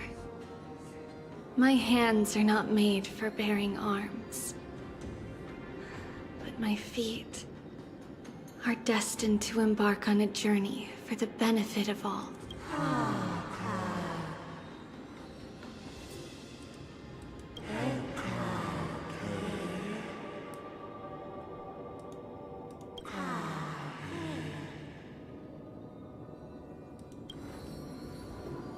Without a doubt, Titan. Let the prophecy shatter me, so that I may open a myriad of paths for this imperiled world.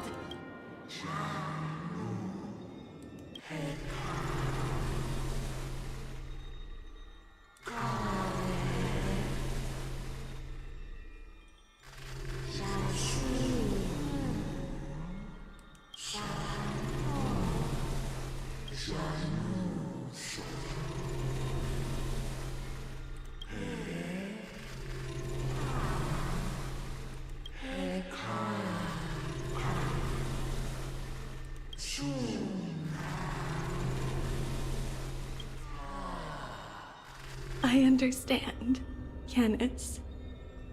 Thank you. Now, may you rest well.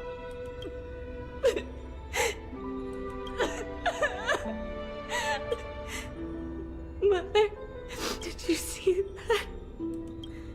I have assumed my duty and stand ready to set out. We will step over the gods' corpses and wander among humanity, and thus we shall sweep apart Amphorius's pitch-dark fog.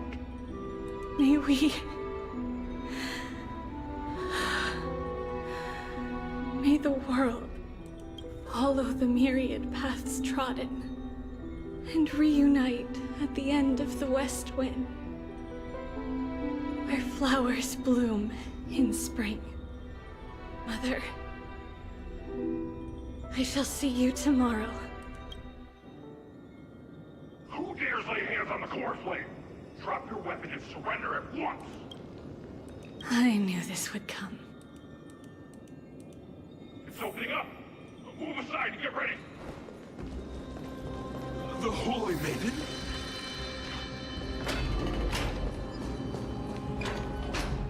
What's happening here? Lady Maiden, where's the thief who stole the core flame? Look at what she's holding, you buffoon! She is the thief! Take your positions and ready your arms! We're taking back the core flame! Bring it on! What? Come forth, loyal guards. At least do it properly. Pierce me in the chest. What are you scheming? This is your last chance. If anyone wants to earn a promotion and rise through the ranks, I'm right here. You all know who I am. Go ahead, however. If there's still any loyalty within you, step aside for the Holy Maiden. Otherwise, by the decree of the Holy City's Codex, anyone who dares to harm the Holy Maiden shall face execution! Captain, what should we do? Do it. Kill her! If any of you want to get rich, then come with me. Take this traitor's head and wealth will be ours! We can't just stand by and do nothing. Let's move, partner. I hope for an end to strife resonate all together.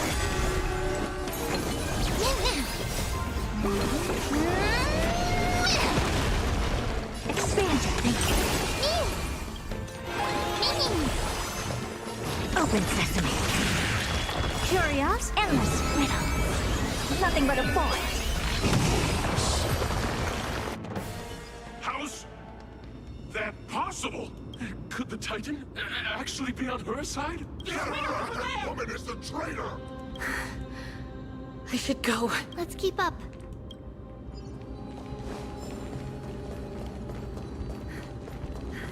The path is opening up for me. Oh, Yanis, protect me.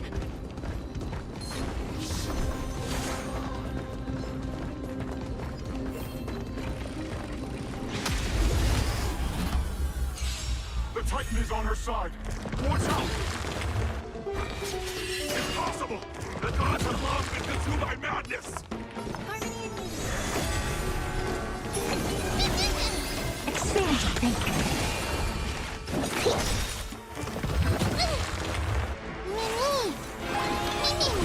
Never open sesame.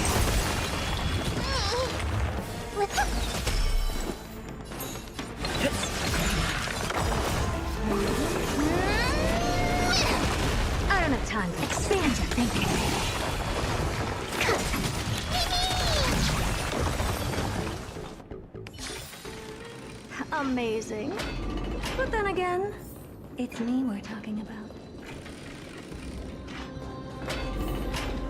The main path is lightly well guarded. What do I do? Just as I thought. Inside!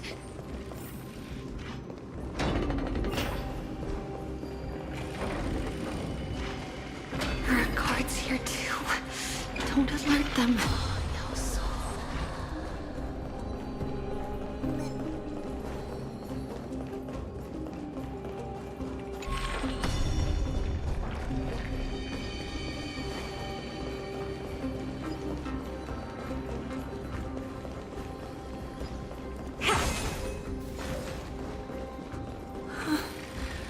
Long last.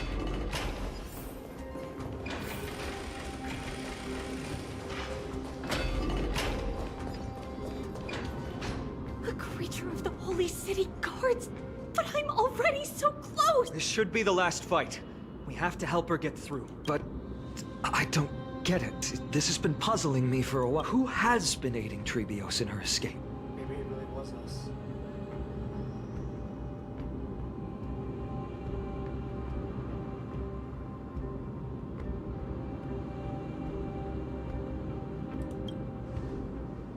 Well, history might be blurred by memories. Seeing how the whole city is hunting her down, if she pulled it off alone, were we too involved in this process? Trebios had been on her own since she entered the vault. But what did we truly mean to her? You'll find that answer at the end of this memory. In that case, let's focus on the mission at hand now. Let's do this, everyone!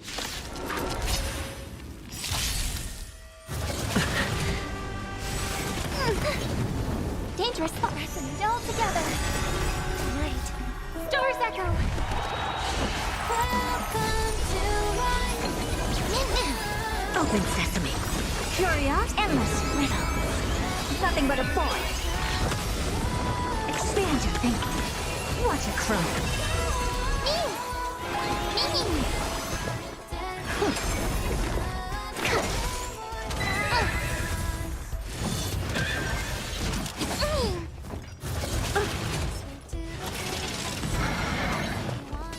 Open sesame. To travel far.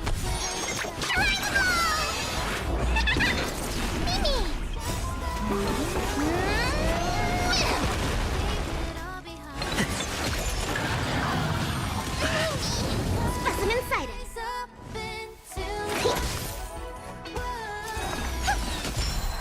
Expand your thinking.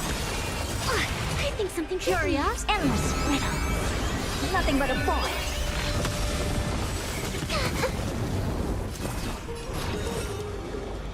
Open sesame. Glimpse the unknown.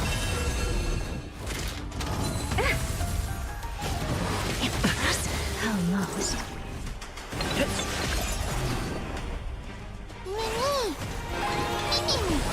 Expand your thinking.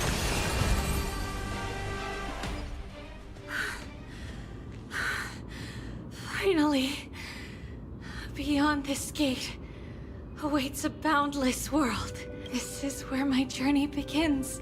God of passages, can you see me? I will complete the path that you started. No response after all. Yanis, may you have a good dream. I can't stay here much longer. It's time to leave. Well, looks like this is the end of the memory. Not yet. The question that has been puzzling you. She's about to reveal the answer. It was us. I knew it. But nothing happened. I said it before. Imagine if we were the ones interfering with the memories. Because I mean, we've already have we already have the time Titans power to do, like, you know, past, future, all that stuff. What was making her or you hesitate at this moment? If she had known this flame chase journey would proceed as the Titan foretold, bringing about great suffering and fatalities, including her own. Give me a minute.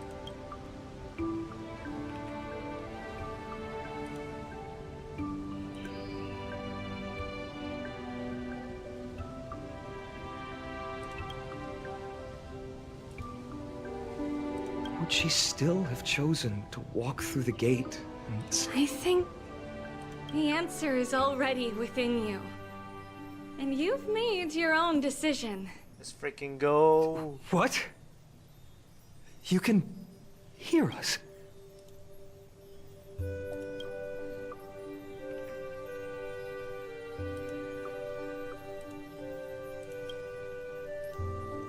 Not really.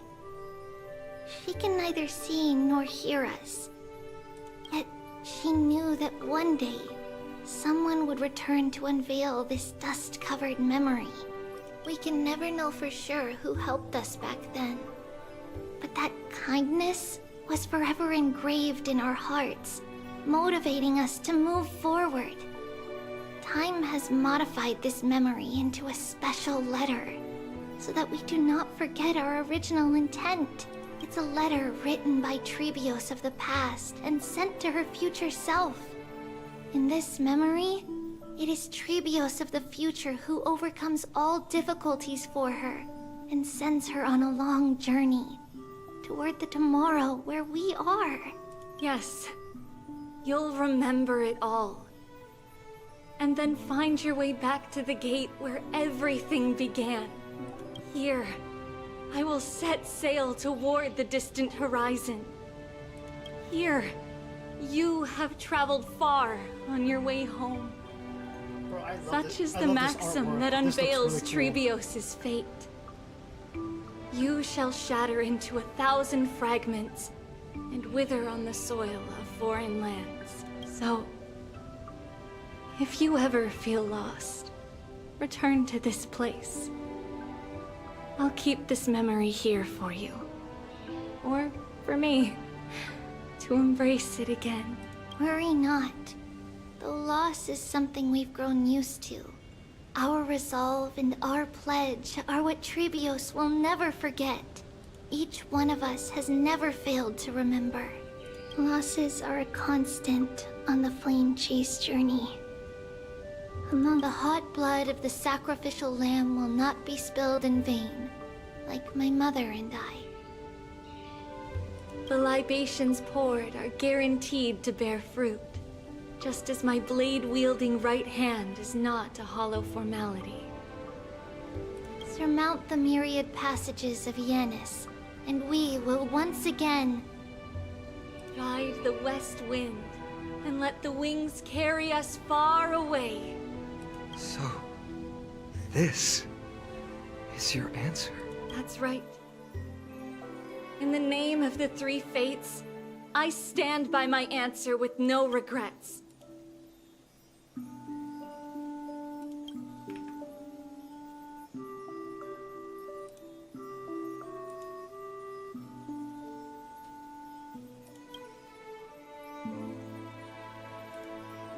Now, with or without the god's blessing, I run towards the world's agony. If I can truly pierce through the utter darkness, we will meet again at the end of the west wind, where flowers bloom in spring.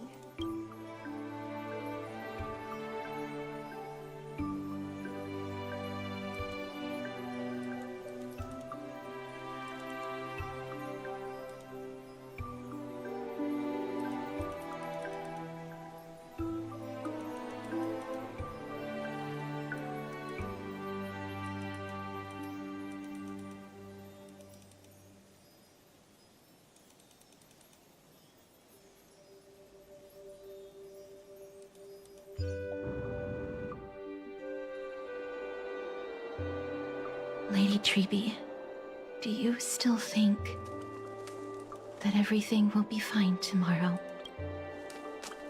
Yeah, that's what Trianne would say as well.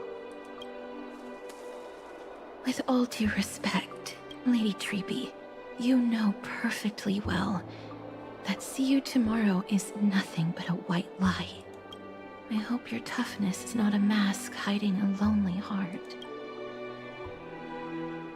Cass, that's not a lie. See you tomorrow is the greatest prophecy in the world. Prophecy? Listen, in every corner of this land, every heartbeat carries a prayer for that prophecy to come true. It may be that only a few heroes will bring tomorrow to the new world, but the prophecy of leading everyone to tomorrow belongs to all in Amphorius. But not everyone has the chance to see tomorrow. How can such words be called a prophecy? Because people believe it will come true, and they are trying hard to hold on to that belief. Even as the world teeters on the brink of collapse, everyone is pressing forward, longing to reach farther and move toward tomorrow. And that is why a holy maiden exists to lead the world toward tomorrow, and why Yanisopoulos' prophecy unfolds as passages. Fate is not about the outcome, but the journey. It's not the flowers that bloom at the end of the road, but rather the paths that lead beyond the gate, where people tread toward the sea of flowers. So, Cass, if anything is troubling you, just set it aside for tomorrow. There's no difference between demigods and mortals. The troubles we encounter can only be resolved by our future selves. Reflect through the long night. Wait for the dawn as you think. And set off at daybreak. The hesitant part of us will be left behind in the dark, while the determined side of us will know no fear. Because that's how Trivios has journeyed so far to spread the prophecy. Beckoning the morning sun, and the tomorrow it promises to bring. We will now continue the journey and face our destiny. We will step over the gods' corpses and wander among humanity, and thus we shall sweep apart Amphorius' pitch-dark fog. And at the end, all will reach that silver-white shoal, that end of the journey, that new world and new tomorrow. It is a haven free from storms, cold, and heavy rains. No sorrow can linger there. We've made a promise to meet again at the end of the west wind, where flowers bloom in spring. See you tomorrow, Brienne. See you tomorrow!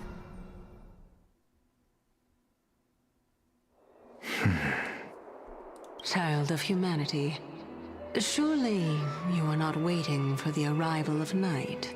Nights do not fall upon Akama. That's why it's futile for you to wait here. Honestly, I didn't expect the renowned Reason Titan to behave like this. And that's all thanks to you. If your soul weren't as prickly as a hedgehog, I wouldn't have to act this way. If you were more accommodating, you wouldn't be opposing me all the time, and I could teach you more freely instead. It was you who insisted on implanting the core flame in me. Forget it. Cut the sarcasm and just say what you need to say. Fine, fine. All I want is to remind you, there's not much left in your soul. If you don't do something soon, I will have to take over this body. If I'm not worried, why should you be? I know what you're planning. You just want my help answering the question, what exactly are we? Correct? It's good that you remember. Thus, equivalent exchange. It's only fair. Then rest easy. The answer will soon be revealed, and you'll have to return my body shortly. Is that true? Certainly. I initially thought this extremely frail state would hinder me from getting my body back. But I didn't expect the answer to be right within it. That saved me a lot of trouble. I don't even need the black-robed Swordmaster's ceremonial blade. That's certainly worth celebrating. Regrettably, I can't carry out the upcoming experiment alone. The girl who's walking with death, is she fully prepared? Be patient, Titan. If we're always so guarded, how can death reach us easily? Unfortunately, on behalf of Okima, I must ask you to slow your pace. I forgot about you. My apologies. A child's words are always carefree. I'll just dismiss these words as nonsense from a cheeky child. Come now, conceited performer. It's time to address your relationship with that Titan. What if I refuse? Provocation will only tip Talantan's scales further toward your demise. There's no need to go to such lengths. Oh, monster neither human nor divine. Don't forget that you won't dare kill me. If you snuff out the core flame of reason, what else can you use to stand against the Council? Do you two mind if I cut in? I warned you. Do not interrupt me. I just have been meaning to ask. Does death really matter to you? What do you mean? What I mean is, before I implanted the core flame into your heart, you were already a silent, cold corpse.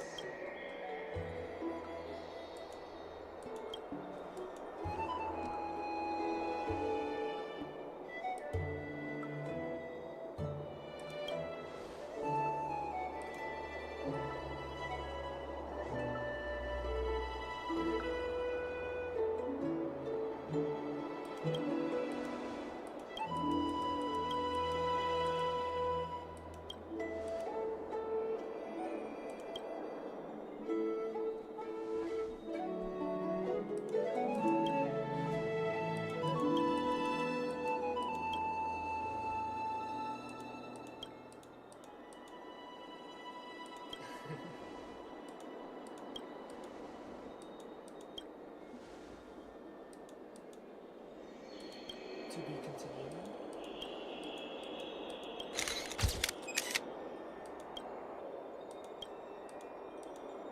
The memory card's full.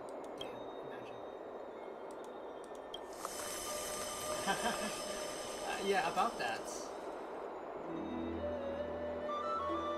And so, this long day passed for Akuma. Some people arrived, and some left forever. Just like every other day of this journey, where we, stumbling, move forward. We have long been prepared. If we are to chase the flames, then we must grow used to farewells. And yet, no one back then could foresee death. Its arrival would always be so sudden and so momentous.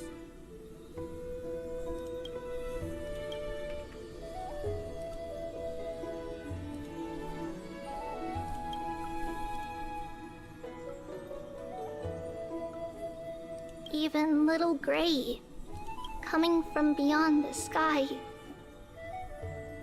could not escape the Reaper's two hands. And what people gained and lost in that trial of death was far heavier than life itself. Bro, Castros looks so beautiful here. Just Holy. like the destiny that the prophecy revealed for Cass at the end of the Sea of Flowers.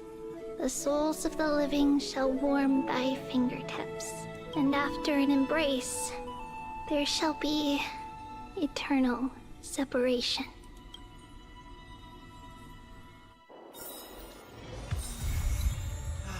Finally, it's over. Okay.